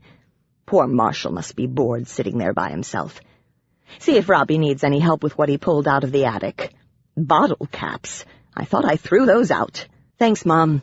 Anxious to get my hands on that book, I followed her, smiling sadly at Marshall's cheerful comment about the beautiful coffee pot as I headed in the other direction, almost running into Robbie. I gasped, and he steadied me with both hands. My eyes narrowed. "Both hands? Where's the book?" I whispered. Robbie's eyes were pinched in the dim greenness of the hall, cold now from the attic. "It wasn't there." "What?" I yelped, then lowered my voice and leaned in. "What do you mean it wasn't there?" "I mean, it's not where I left it. The box is gone." Not knowing if I should believe him or not, I angled around him to look for myself. "What does the box look like?" I asked as I reached for the pull cord. Had Mom found it, or was Robbie simply telling me it was gone to keep it out of my reach? Robbie grabbed my shoulder and turned me back. "Relax. It has to be up there," he said. "I'll check again in the morning after she goes to sleep." My eyes narrowed, and I hesitated. From the front room came my mom's voice, raised in question. "Did you find your rusty caps, Robbie? I want them out of my attic." Robbie's grip on my shoulders tightened, then relaxed. "Got 'em, Mom," he said. "I'll be right there. I've got something for you and Rachel." "Presents?" My mother was suddenly in the hall, beaming as she linked her arm in mine. "You know you don't need to bring us presents. Just having you here is present enough." Robbie grinned back, winking when I gritted my teeth. Now I'd never get up there to make sure he didn't miss something. Crap, he'd done this on purpose. But my mother was happy, and I followed her back to the living room for coffee as Robbie went to rummage in his luggage. Marshall looked suitably relieved by my appearance, and I plunked myself down on the brown tapestry-covered couch, bumping into him and staying where I was, our thighs touching. "You owe me," he whispered, his lips twisted in both fun and sly annoyance. "You owe me big." I looked at the thick photo album of Robbie and me as kids. "2 tickets to the next wrestling event at the Coliseum?" I whispered back. "Front row." "That might cover it," he said, laughing at me. Almost humming, my mom sat and bobbed her foot until she saw me notice it and stilled it. "I wonder what he got us," she asked, and the last of my bad mood evaporated. I liked seeing her this way. "Oh, here he comes," she added, eyes lighting up at the sound of Robbie's footsteps. Robbie sat across from us and put down 2 envelopes, each having our names on them in a clearly feminine script. His long face was full of excitement, and he slid them to us with 2 fingers, one for me, one for my mom. "Cindy and I got these for you," he said as we both reached for them. "But you can't use them until June." "June?" I mused. "June?" my mom echoed, then let out a joyous yelp that made me jump. "You're getting married!" she shrieked, and threw herself around the coffee table. "Robbie! Oh, Robbie!" she burbled, starting to cry. "Cindy is so sweet. I know you will be so happy together. I'm so excited for you both. Have you found a church yet? What are the invitations going to be like?" I scooted away from Marshall and stared at the 2 plane tickets in my envelope. My eyes met Robbie's when I looked up. "Please say you'll come," he asked me, his arms around our mother as she cried joyful tears. "It would make us both very happy." "Look at me," my mom warbled, pulling away to wipe her face. "Son of a bitch, I'm crying." Robbie blinked at her rough words, but I smiled. Same old mom. "Of course I'll come," I said, standing up and moving around the table. I wouldn't miss it for the world. Al could just suck my toes and die, so he'd have to pick me up in an unfamiliar ley line. They had ley lines in Portland, same as everywhere else. The hug turned into a group thing, and it felt good, secure and bittersweet. The lilac and redwood scent from my mom mixed with the aroma of electric amps, but even as my thoughts rejoiced, another worry took me. Maybe I should back off from the magic completely. I mean, I'd never forgive myself if something happened to Robbie or his new bride, or their children. Giving them both a last squeeze, I let go and retreated.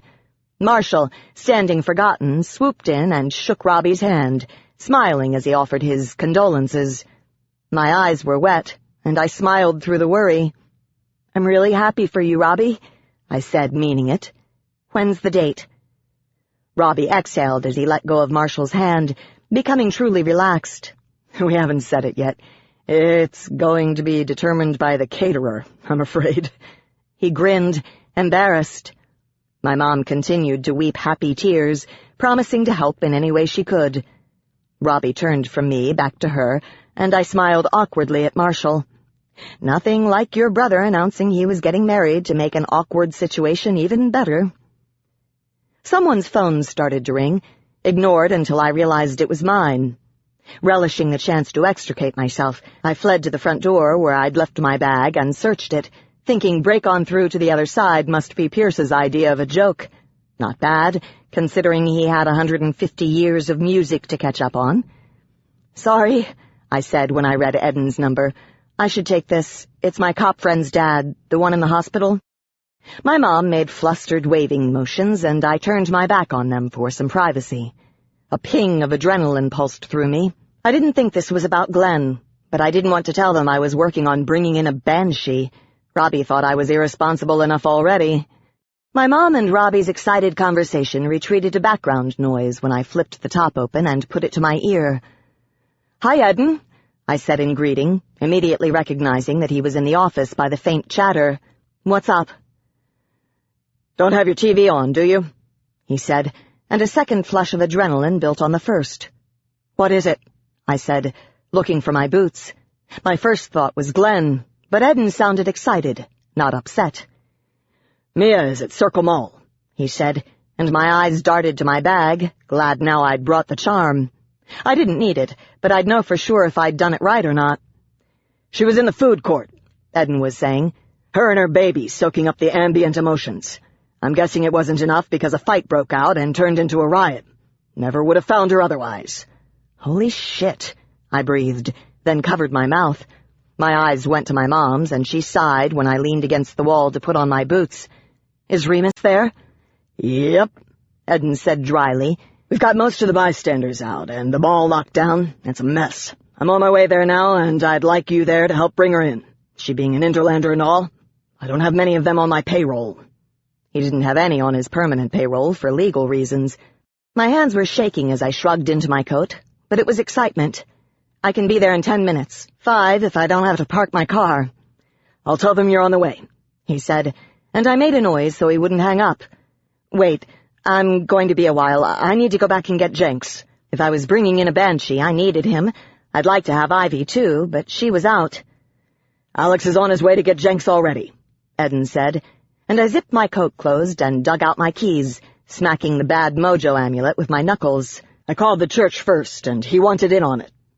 "Thanks, Eden," I said, truly pleased that he was sending someone for Jenks, not only because now I didn't have to, but that he'd thought of Jenks at all. "You're a peach." Yeah, he said, and I could hear his smile. "I bet you say that to all the captains." "Just the ones who let me kick ass," I said, then broke the connection. Excited, I turned to the living room. I froze, seeing Mom, Robbie, and Marshall sitting on the couch together, all staring at me. I looked at myself, already dressed for the cold, and I warmed. My keys jingled as I shifted, and I gave them a sick smile. Damn it, I was ready to walk out the door, and I had forgotten all about them. Oh, crap. We'd driven Marshall's car. I have to go," I said as I put my keys away. "There's a problem at the mall. Marshall?" Marshall stood, smiling in a rather fond way that I wasn't sure how to take. "I'll get the car warmed up while you say goodbye." Robbie's expression was dark, like I should sit and have coffee with them instead of going to do my job, but damn it, runs happened when runs happened, and I couldn't live up to his ideas of what my life should be.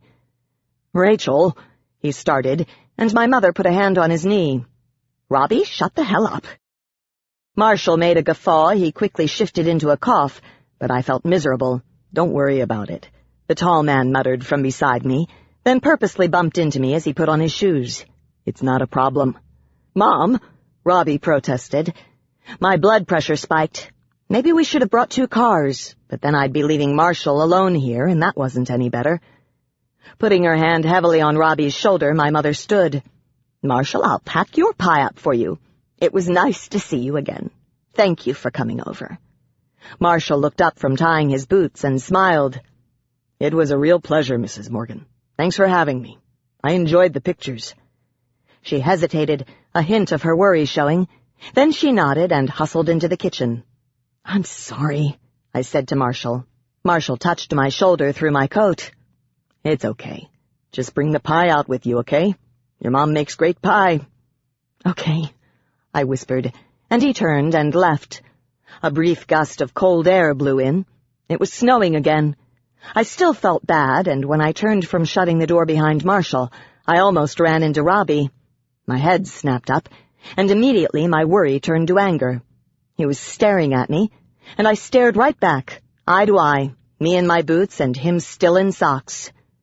Rachel, you're such an ass sometimes. I can't believe you're walking out of here. My eyes narrowed. This is my job, Bert, I said, hitting the nickname hard. Mom doesn't have a problem with it. You aren't around enough to have a say, so get out of my face. He took a breath to protest, grimacing and dropping back when Mom hustled in from the kitchen, 2 pieces of pie on a plate covered with clear wrap. Here you go, sweetheart, she said, elbowing Robbie out of her way to give me a hug goodbye. Give us a call when it's over so we can sleep this morning. Relief spilled through me that I didn't have to explain or that she wasn't trying to make me feel guilty for cutting out early. Thanks, Mom. I breathed in her lilac scent as she gave me a quick squeeze and rocked back. I'm proud of you, she said as she handed me the pie. Go kick some bad guy ass. I felt the prick of tears, glad she accepted that I couldn't be the daughter she wanted and that she was proud of the daughter I was. Thanks, I managed, clearing my throat to get the lump out of it, but it didn't work. Giving Robbie a sharp look in turn, she said, You 2 make up. Now. And with nothing more, she took the tray of coffee and returned to the kitchen. Robbie's jaw tightened, belligerent to the end, and I forced myself to relax. I knew better than to walk out of here mad at him. It might be another 7 years before I saw him again. Look, I said, I'm sorry, but this is what I do. I'm not 9 to 5, and Mom's cool with that. He was looking at the bad mojo amulet in my open bag, and I hid it behind my back. You'll try to find that book, right? I said, suddenly unsure. Then I tightened my scarf. Robbie hesitated, and then his shoulders eased. Yeah, I will, he said around a sigh, but I don't agree with what you're doing. Like you ever did, I said, finding a smile somewhere as I opened the door. I'm happy for you and Cindy. I said, really, I can't wait to meet her. At that, he finally smiled too. I'll give you her phone number, he said, gesturing to the night, and you can call her. She's dying to meet you. She wants to do her thesis on you. I jerked to a stop in the threshold and turned. Why? I asked suspiciously, and he lifted one shoulder and let it fall. I told her about your demon marks, he said. I mean, she's a witch and all. She was going to see the smut on your aura and figure it out. I came back inside and shut the door. You told her what? I said loudly, glad I had my gloves on to cover the demon mark on my wrist. I really needed to push Al into taking his name back so I could get rid of at least one of them. Sorry, he said smugly, not looking at all apologetic. Maybe I shouldn't have, but I didn't want her to meet you and not have an explanation about the smut. I waved a hand between us. I mean, why does she want to do her thesis on me? Robbie blinked. She's majoring in criminology. I told her you're a white witch with demon smut gained saving someone's life. That you can still be good and be covered in smut. He hesitated. That's okay, isn't it? Giving myself a mental shake, I nodded. Yeah, sure. Here, he said, handing me the envelope with the tickets. Don't forget these. Thanks. The banshee tear was a hard lump in my pocket when I shoved the tickets away. Maybe I'll trade them in for an earlier flight. That'd be great. We'd love it if you came out early. Just let us know and we'll get the guest room cleaned up. He smiled at me toothily. "You know you're welcome any time." I gave him a hug goodbye before I stepped away and opened the door. The night had a dry sharpness, and I looked at Marshall waiting as I went down the shoveled walk. The porch light flicked on, and I waved at the shadow by the window. Robbie's last words went around and around in my thoughts, and I kept repeating them, trying to figure out why they bothered me. "The mall?" Marshall said cheerfully when I got in, probably glad that I'd pulled him out from under my mom's often one-sided conversation. I handed him the pie, and he made an appreciative, "Yes, the mall," I said before putting on my seatbelt. The car was warm and the windows defrosted, but cold hit me when Robbie's last words finally penetrated, and I blinked fast. I'm welcome any time. I knew he had meant them to be full of acceptance, but that he had felt the need to say them said much more. He was getting married. He was moving on with his life, becoming a part of it, immersing himself and finding a place on the wheel. By getting married, he was no longer just my brother. He was someone else's husband. And though we argued a lot, a bond was being broken by the simple fact that he was no longer alone. He was a part of something bigger, and by inviting me in, he had unintentionally told me I was an outsider. "Your mom makes really good pie," Marshall said, and I smiled at him across the long seat. Mindful of the ice, he put the car in gear and slowly headed for the mall. "Yes, she does," I said, depressed.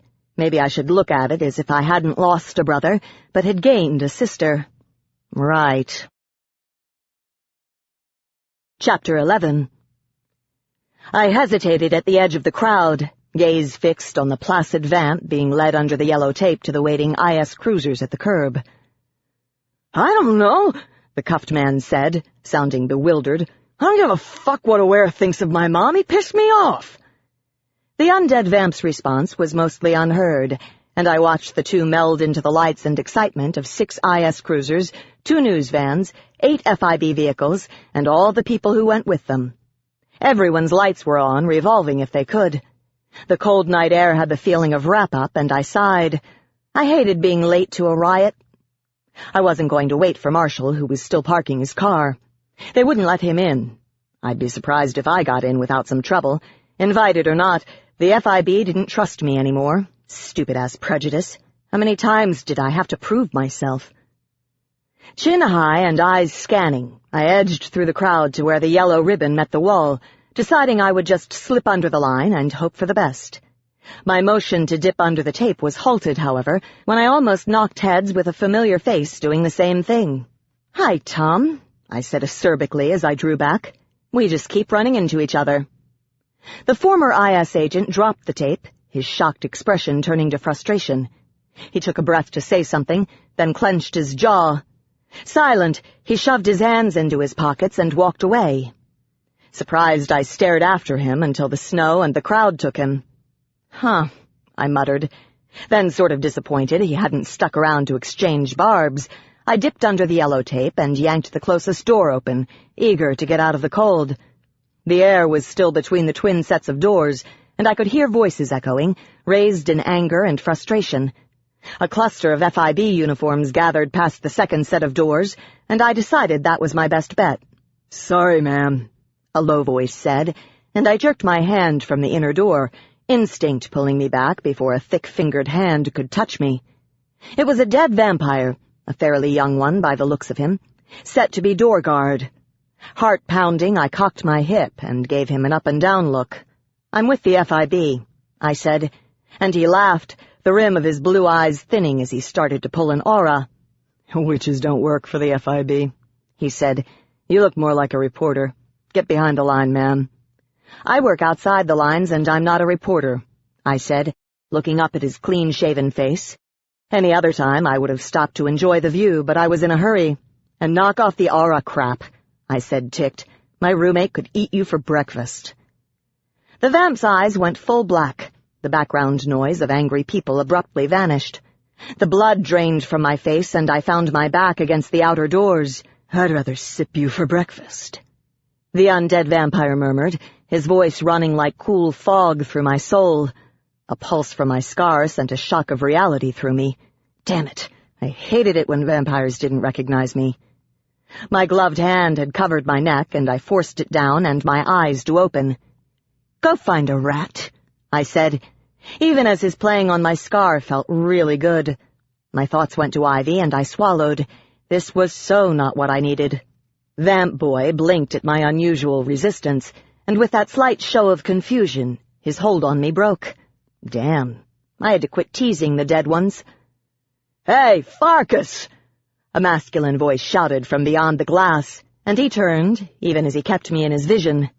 "Leave the witch alone! That's Morgan, the FIB's whore!" Farkas apparently dropped back, the rim of his blue eyes growing in surprise. "Here, Rachel Morgan," he said, then started to laugh, showing his pointed canines. Somehow that irritated me more than him playing on my scar had. I pushed forward. "And your Farkas rhymes with Marcus, another lame-ass vampire. Get out of my way." His laughter cut off as I bumped him, and he growled when I leaned on the door and passed into the warmth of the mall. As far as malls go, it was nice, with the food court up front, wide aisles, and 2 stories to make a fun place to shop. I slowly loosened my coat and scarf as I scanned the open area. I was too late to do anything.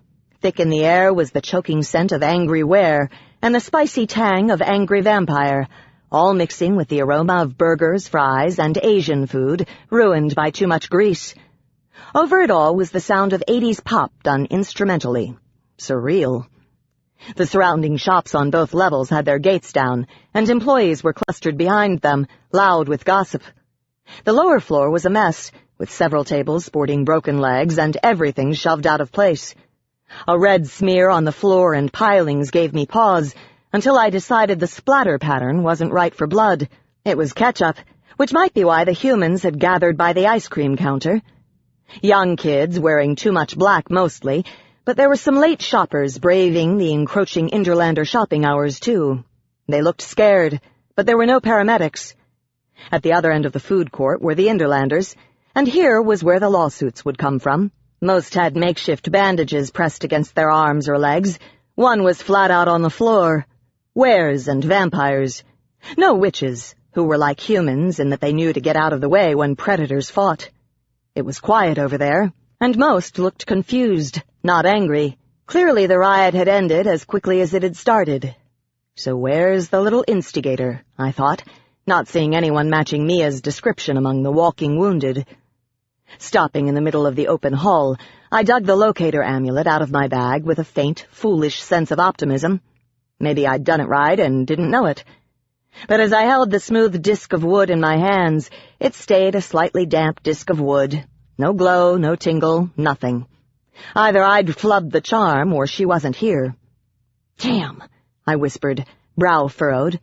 It had been a long time since I'd misspelled a charm.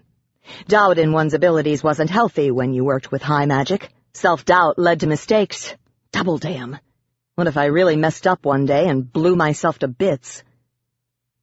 The familiar cadence of Ivy's boots pulled me around, and I shoved the amulet back in my bag. I was really glad she was here.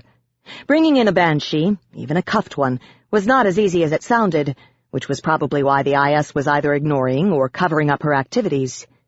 "I thought you were working," I called out as she approached, and she shrugged. "I finished early." I waited for more, disappointed when she shook her head and added, "Nothing. I didn't learn jack."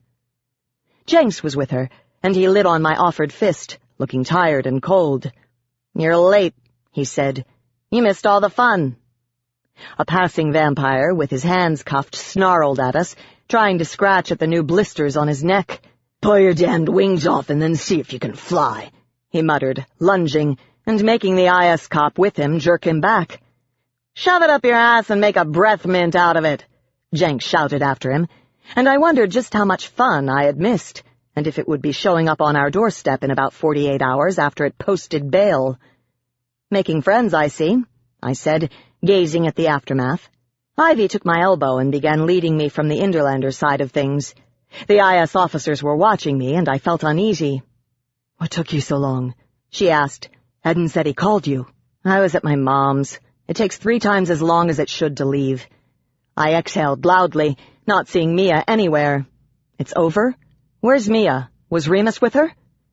Jenks clattered for my attention, and he pointed to the human side of the food court. My lips parted, and I blinked. The fussing child should have clued me in, even if the man standing protectively over the slight, elegant woman hadn't. Damn, she looks mid-30s, not 300, I thought, as I took in her slight, almost fragile-seeming frame, next to the average-looking man as he held a baby bundled up in a pink snowsuit. The toddler was probably only hot, and I wondered why he didn't just take the snowsuit off her. Not a scrap of skin was showing apart from her face, and her hands gripping a sticky lollipop. Disappointment that my amulet hadn't worked filled me, then I shoved it aside. Apart from his ever-moving eyes, Remus looked entirely unremarkable in his jeans and cloth coat. Not ugly, not attractive, maybe a little tall and bulky, but not overly so. That he could have beaten up Glenn looked doubtful, but knowing how to hurt a person and the willingness to use that knowledge, coupled with surprise, could be deadly. To be honest, he looked harmless. Until I saw his eyes follow an FIB officer, hatred in the way he clenched his jaw, and almost eagerness to hurt reflected in his gaze. And then he dropped his attention and shuffled his feet, becoming a janitor standing over a woman way out of his league. "Why are they just sitting there?" I asked, turning away before they felt my eyes on them. "Did the warrant fall through?" Jenks slowly rose from Ivy's shoulder to see them better.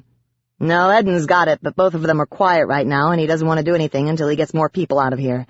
I've been listening, and the IS doesn't care that Mia's killing humans." A pang of worry made me stiff with tension. Are they covering it up? "Nah, just ignoring her. Everybody has to kill to eat, right?" He said it with just the right amount of sarcasm, and I knew he didn't agree with their policy. Everyone had to eat, but eating people wasn't polite. Jenks's wings fanned to send the smell of soap to me. He was wearing his wraparound robe instead of his usual work clothes, making him look exotic, and I wondered how Biz was doing watching the church by himself. "I think she and Remus think they are going to slip out with the humans," he said as he landed on my shoulder. Ivy laughed softly. "I called dibs on the big one." "I don't know," I said, trying to read Mia's body language from across the large room. "They have to guess we know who they are. I mean, we've been to their house. I think they're waiting because we are." Ivy smiled, showing a slip of teeth, potent after Farkas's play for my blood. "I still call dibs on the big one." "Rach," Jenks said, his voice concerned. "Look at Mia's aura. Have you ever seen anything like that?" Taking a slow breath, I willed my second sight into play. All witches could see auras. Vampires couldn't, wares couldn't, some humans could, gaining the ability from hybridizing with elves. Pixies saw them all the time, whether they wanted to or not. If I tapped a ley line and worked at it, I could see the ever-after layered over reality.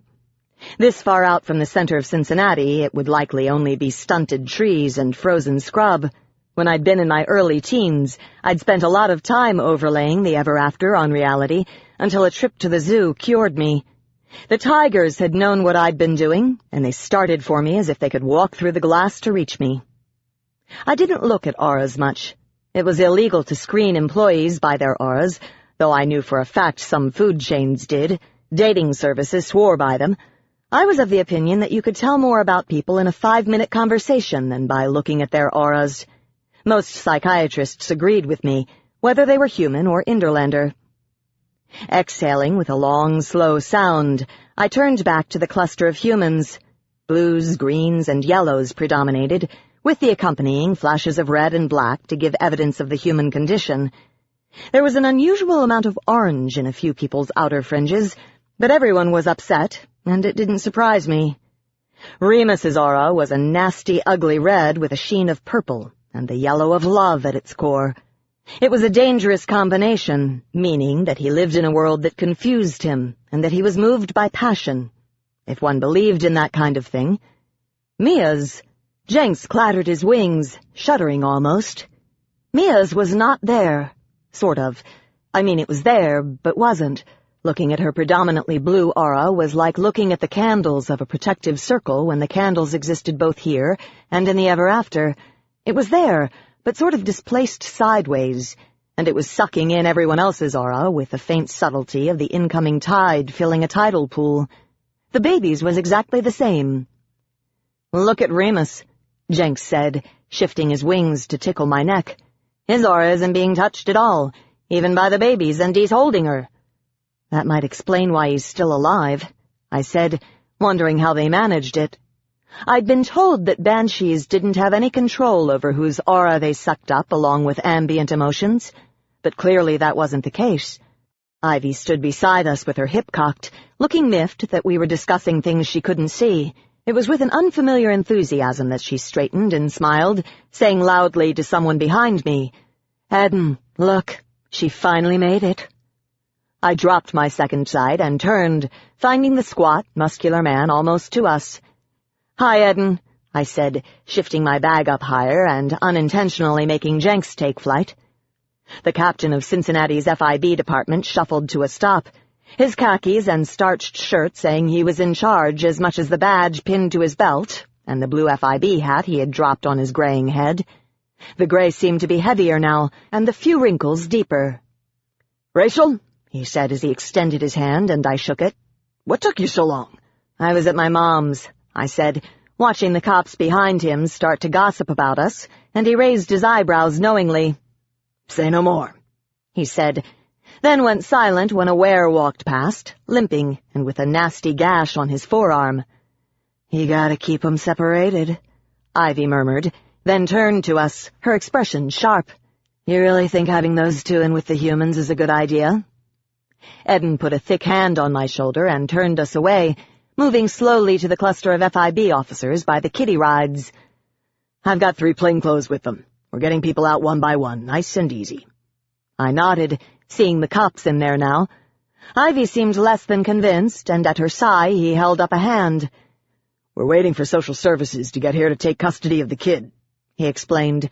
"I don't want charges dropped because of a sympathy plea if it goes to trial." His voice was grim, and I remembered that these were the people who'd put his son in the hospital. "That's great," Ivy said, her eyes on the group, "but I don't think you can wait any longer." Jenks spilled a yellow sifting of dust, and Eden and I turned. Remus watched from under lowered brows as 2 more bystanders were escorted away for questioning. As we watched, his voice became loud, almost echoing. Holly started crying in earnest, and Mia took her, holding her close, clearly peeved. "Eden, do something," I said, ready to go over there myself. Missing baby wagon or not, Remus had put an experienced FIB agent in the hospital. I didn't like unaware innocents surrounding him, and if I could tell who the plainclothes were, so could Remus. He was a child of the system, all grown up and made deadly. Like raising a wolf among people, society had turned something already dangerous into twice the threat. Eden looked at the 3 officers in with the humans, and, frowning, he bobbed his head in a meaningful way. Immediately the female cop got between Remus and the last few people. 2 hefty-looking men in identical coats went for Remus, one angling to get him away from his wife and child, the other pulling his cuffs. It was way too soon, and Remus lost it. Shouting, Remus jabbed a fist out, almost scoring on the smaller FIB agent, who stumbled back. Remus lunged after him, smacking an elbow viciously into his head, then grabbing the hand of the dazed officer and twisting it to force the man to the floor. Remus knelt on his shoulder, and at a snap of cartilage the downed officer cried out in pain. My gut clenched. It sounded like Remus had just dislocated the man's shoulder. Jenks vaulted into motion. Ivy leapt at them, and suddenly I was standing alone. "Jenks, no!" I cried out, heart pounding at the thought of Remus's hand smacking into the small pixie. But he had come to a halt 2 feet from contact. Ivy, too, slid to a stop. The sound of fear rose from high-pitched voices, and every vampire in the place turned, their eyes black. Remus had taken a hostage, and with one hand he worked the gun from the downed officer's holster and stood up with it, still holding the downed officer's wrist with one foot on his shoulder. Shit! Why had I agreed to this again? Mia and the baby were in the grip of the second officer, being slowly pulled back. She could kill them in an instant, but she only looked annoyed. The third officer had the humans and was hustling them out. The click of 6 safeties going off sounded loudly, and then Eden shouted, "Don't do it, Remus! Let him go and get your face on the floor!" "Stay back!" Remus screamed as the remaining humans and Interlanders dove for cover. "Let go of my wife! Let go, or so help me, I'll kill him! I broke his fucking arm, and if you don't get back, I'll shoot him!" Ivy was between me and Remus, feet wide and hands out in a show of goodwill. Her body was tense, but she was about 10 feet back. It was too far away for her to grab him easily, but also far enough that she could evade all but the most accurate bullet. Jenks had vanished into the ceiling somewhere. I'd be willing to bet he could dust someone's eyes in half a second if he wanted to. Eden and the rest of the FIB officers had frozen, not wanting to trip the man into further action. But it was Mia who was the real threat. From across the court, IS officials were watching with concern, not wanting to have to take action. Mia sniping a human in corners and dark alleys could be overlooked to promote a greater peace. Murdering FIB officers in the mall would force them to react, and neither party was eager for a war. Mia's lips were open and her pale eyes were narrow in anger. Holly's voice was high, complaining, and the Banshee looked insulted as she jerked out of the grip of the FIB officer holding her. Upstairs, the people behind the gates pressed close, trying to see, thinking they were safe. A cool draft replaced the fleeing Interlanders and humans. "I said back off!" Remus shouted, glancing up at the people whispering from the second floor. "Let my wife go! You're hurting my baby! Let them both go!" Eyes wide and wild, he looked to the front of the mall. "I want a car! Get me a car!" Eden shook his head. "Remus, we can't let you out of here. Put the gun on the floor and lay down with your hands on your head. I promise you no one will hurt your wife or baby."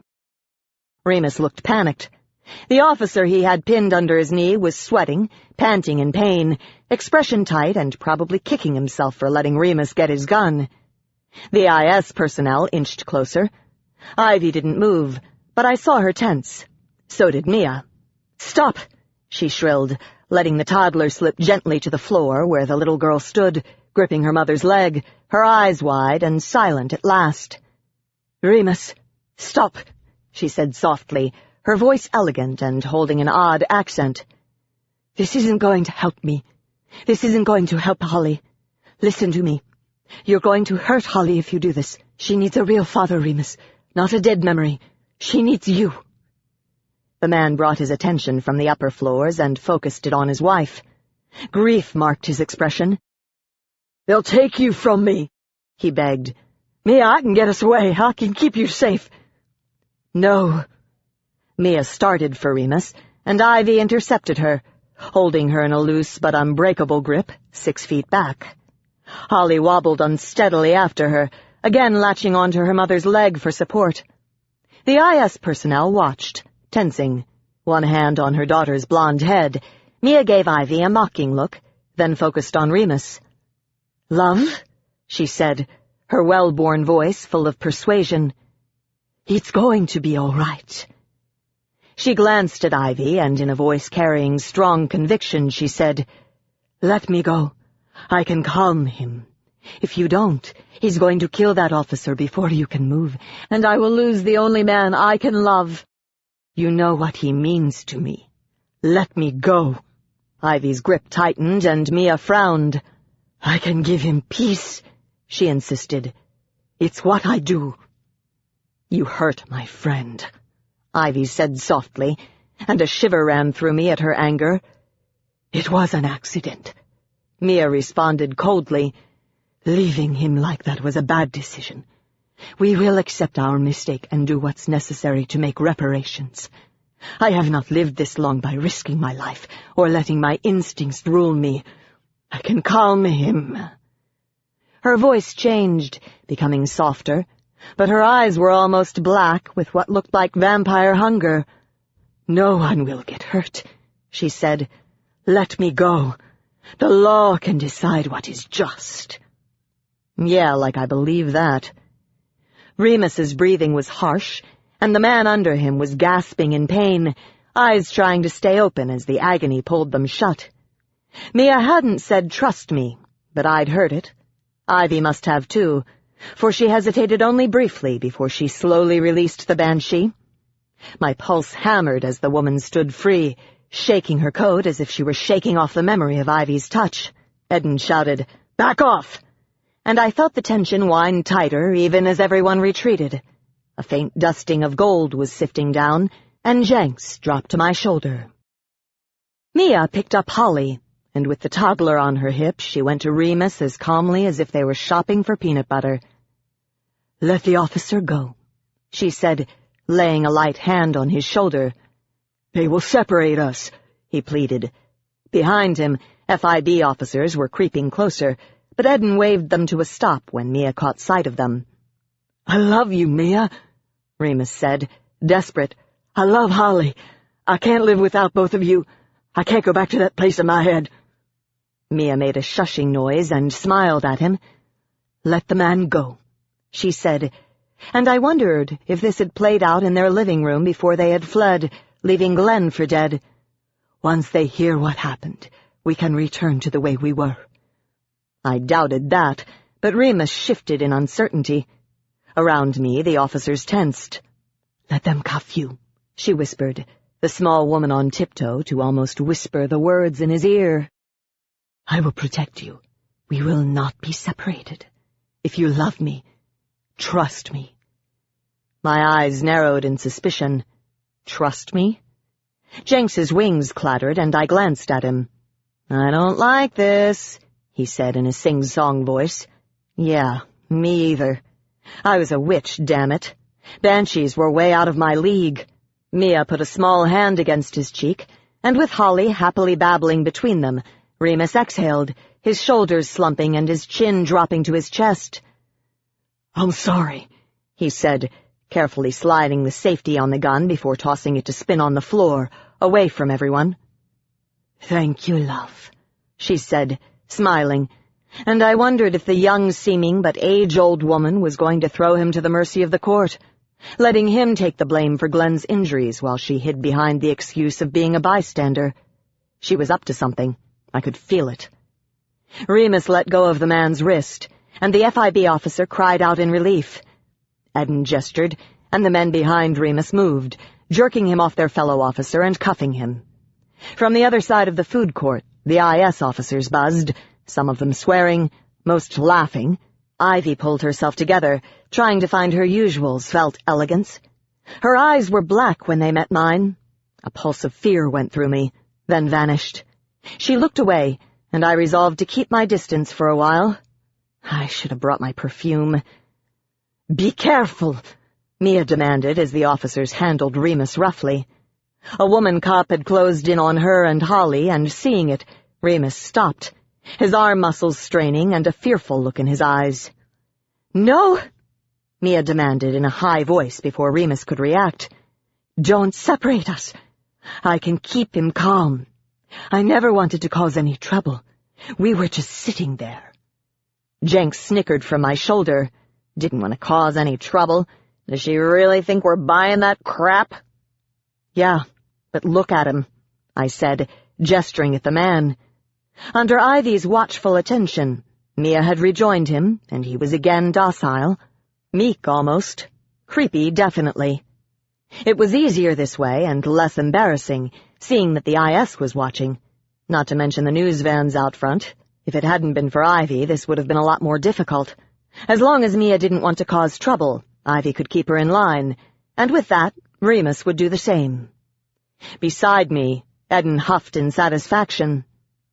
"Got 'em both, when they were too afraid to even try," he said to me, gesturing with his chin to the IS. But I had my doubts that this was over. From Mia's words, I guessed she thought all we wanted was Remus. When she found out we were after her as well, things might get ugly. "I don't like this," I murmured to Eden, thinking this was too easy, and he gave me an insulted look. Okay, so we had her walking to the door, but she was not going to meekly let us take her baby. She lived with a serial killer, for crying out loud. That she was pushing him around should be a big warning to Eden. "This isn't over," I whispered. Eden snorted. "What do you want me to do, cuff the baby?" he said, then shouted, "Pack it up!" People started to move. Remus was led to the front doors, his head bowed and looking beaten with his hands cuffed before him. Ivy and Mia were 6 steps back, and Jenks and I fell into place after them. The baby was still on Mia's hip, and the little girl was watching me from around her mother with eyes so pale they looked albino. Peeking from under her pink snow hat, her hair was a wispy blonde that reminded me of Trent's, and it looked nothing like the jet-black severity of her mother's. Holly had her thumb in her mouth, and the child's unblinking stare was getting to me. She started to fuss when I looked away, and Mia jiggled her. Tension tightened my gut. This was too easy. "You're losing her, Pixie," Mia said, shooting a glance at us over her shoulder. Jenks let slip a burst of green dust. "What?" he said, and I wondered at his panic. "You've lost her already," Mia said, the banshee's voice faint, as if she was seeing around corners to the future. "You see it in her eyes, and it's killing you slowly." Ivy gave the woman a soft jerk to turn her back around.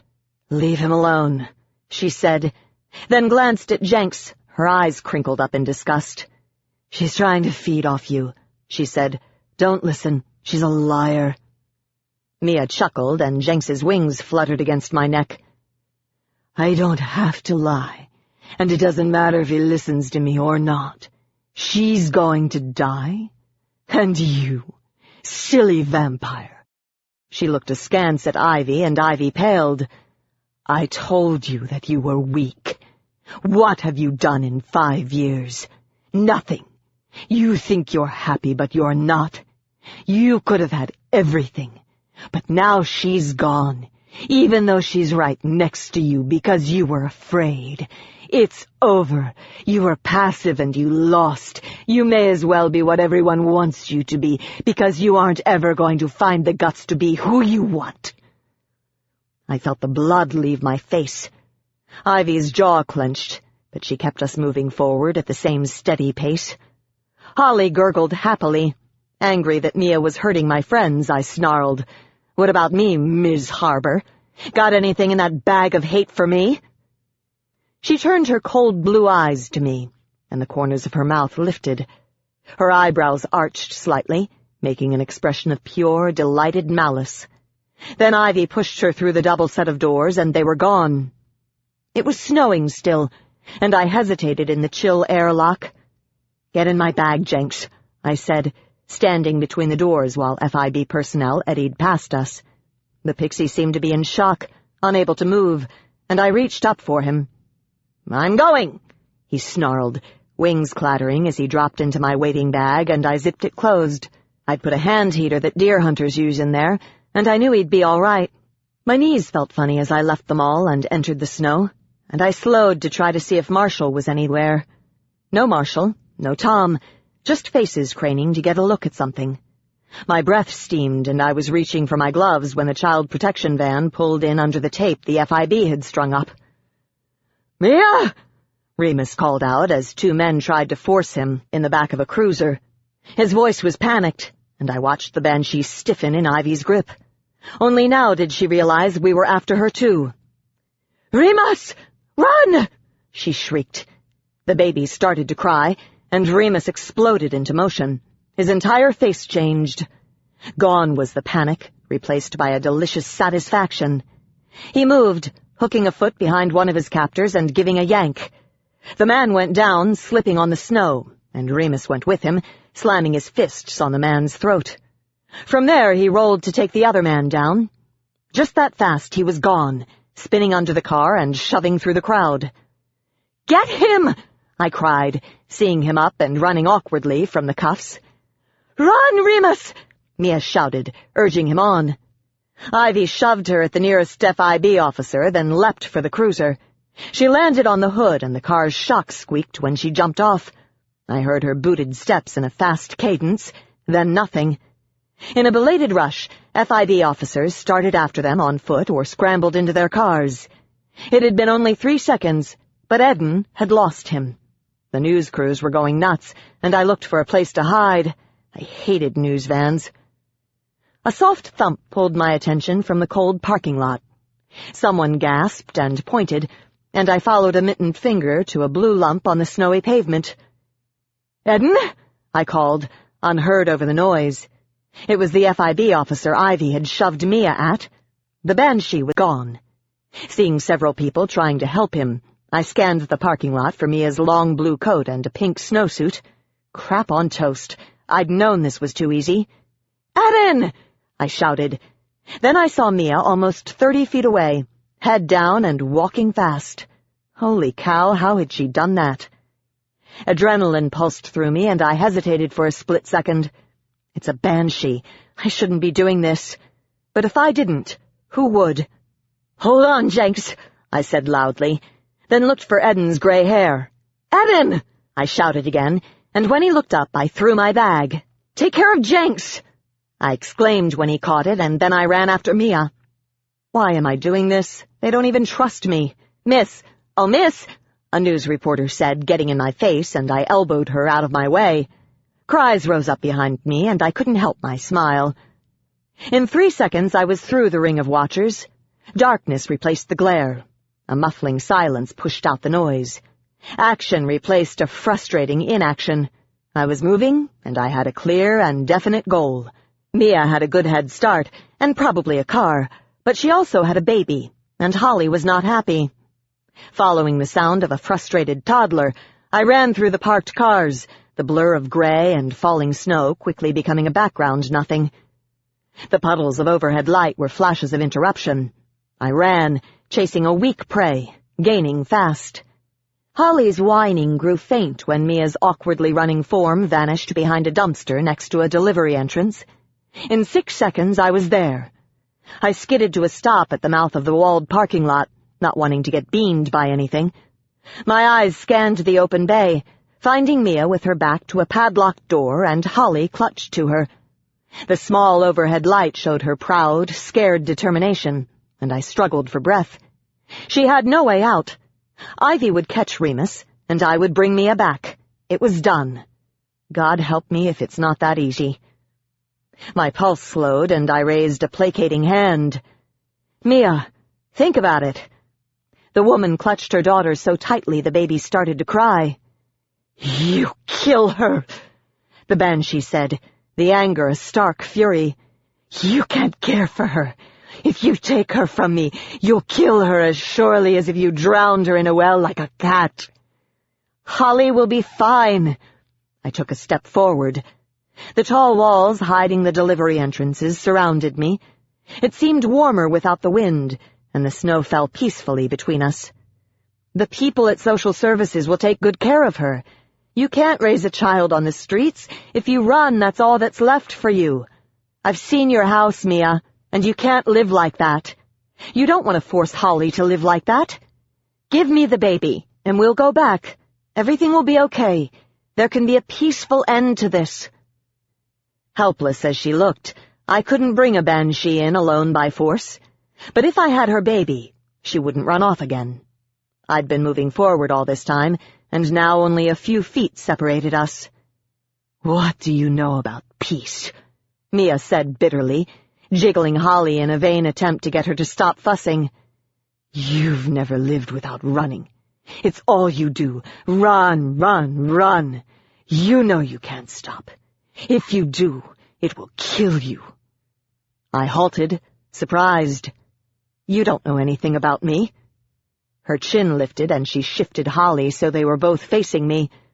Finally, the little girl stopped crying, staring. "I know everything about you," she said. "I see inside you. It pours from you. You won't let yourself love anyone, like that vamp. But unlike Ivy, who's merely afraid, you really can't love anyone. You're never going to have the happy ending. Never. No matter how you look for it, it's out of reach. Everyone you love you will eventually kill. You are alone even now, you just don't realize it." My jaw was clenched, and my hands were fisted.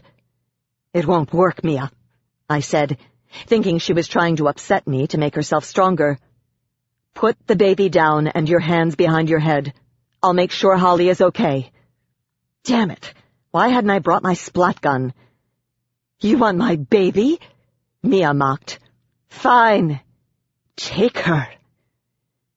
She was holding Holly out to me, and thinking she was starting to understand, I reached out. Holly gurgled happily. I felt the unfamiliar weight of an entirely new person fill my arms. Mia backed up a step, a harsh gleam in her eye as she glanced at the open lot behind me. A car was coming, and its lights shined into the dead end, making it bright. "Thank you, Mia," I said, reaching to take Holly's hand before she hit my face. "I'll do what I can to keep Holly with you." Holly's cold, sticky little fingers met mine, and my hand closed reflexively around them. Pain came from nowhere. My heart jumped, and I gasped, unable to cry out. Fire blazed across my skin, and I found my voice. A harsh guttural scream ripped through the icy night, and I sank to my knees. My skin was on fire, and my soul was burning. It was burning from my chest outward. I couldn't take a new breath. It hurt that much. People were shouting, but they were too far away. My pulse was firing madly, and every beat pushed the fire through my pores. It was being stripped from me. My aura was being ripped away, and my fear was feeding it. Holly gurgled happily, but I couldn't think to move. She was killing me. Mia was letting Holly kill me, and I couldn't stop it. I managed a harsh gasp, and then, as suddenly as it had come, the pain vanished. I felt an icy wash of black flow through me, in time with my fading pulse. Holly cooed, and I felt her being lifted from me. Her lack of weight unbalanced me, and I slowly collapsed to the pavement. But still, the wash of black flowed through me, and it was as if I could feel the frightening nothing within me, growing larger. I couldn't stop it. Couldn't even think how. Mia helped me down, and grateful for small favors, I stared at her exquisite boots. God, they must have cost more than my last 3 months of rent combined. I could feel the night air raw on my unprotected soul. And finally, Holly stripped the last from me, the flood of black slowing to a trickle, and stopping to leave only a fading, empty warmth. I tried to breathe, but it wasn't enough.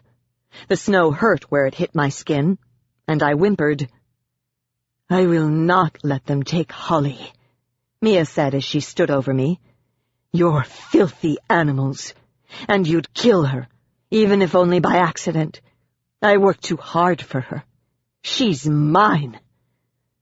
My fingers twitched, accidentally rolling a gray pebble between my cold skin and the pavement.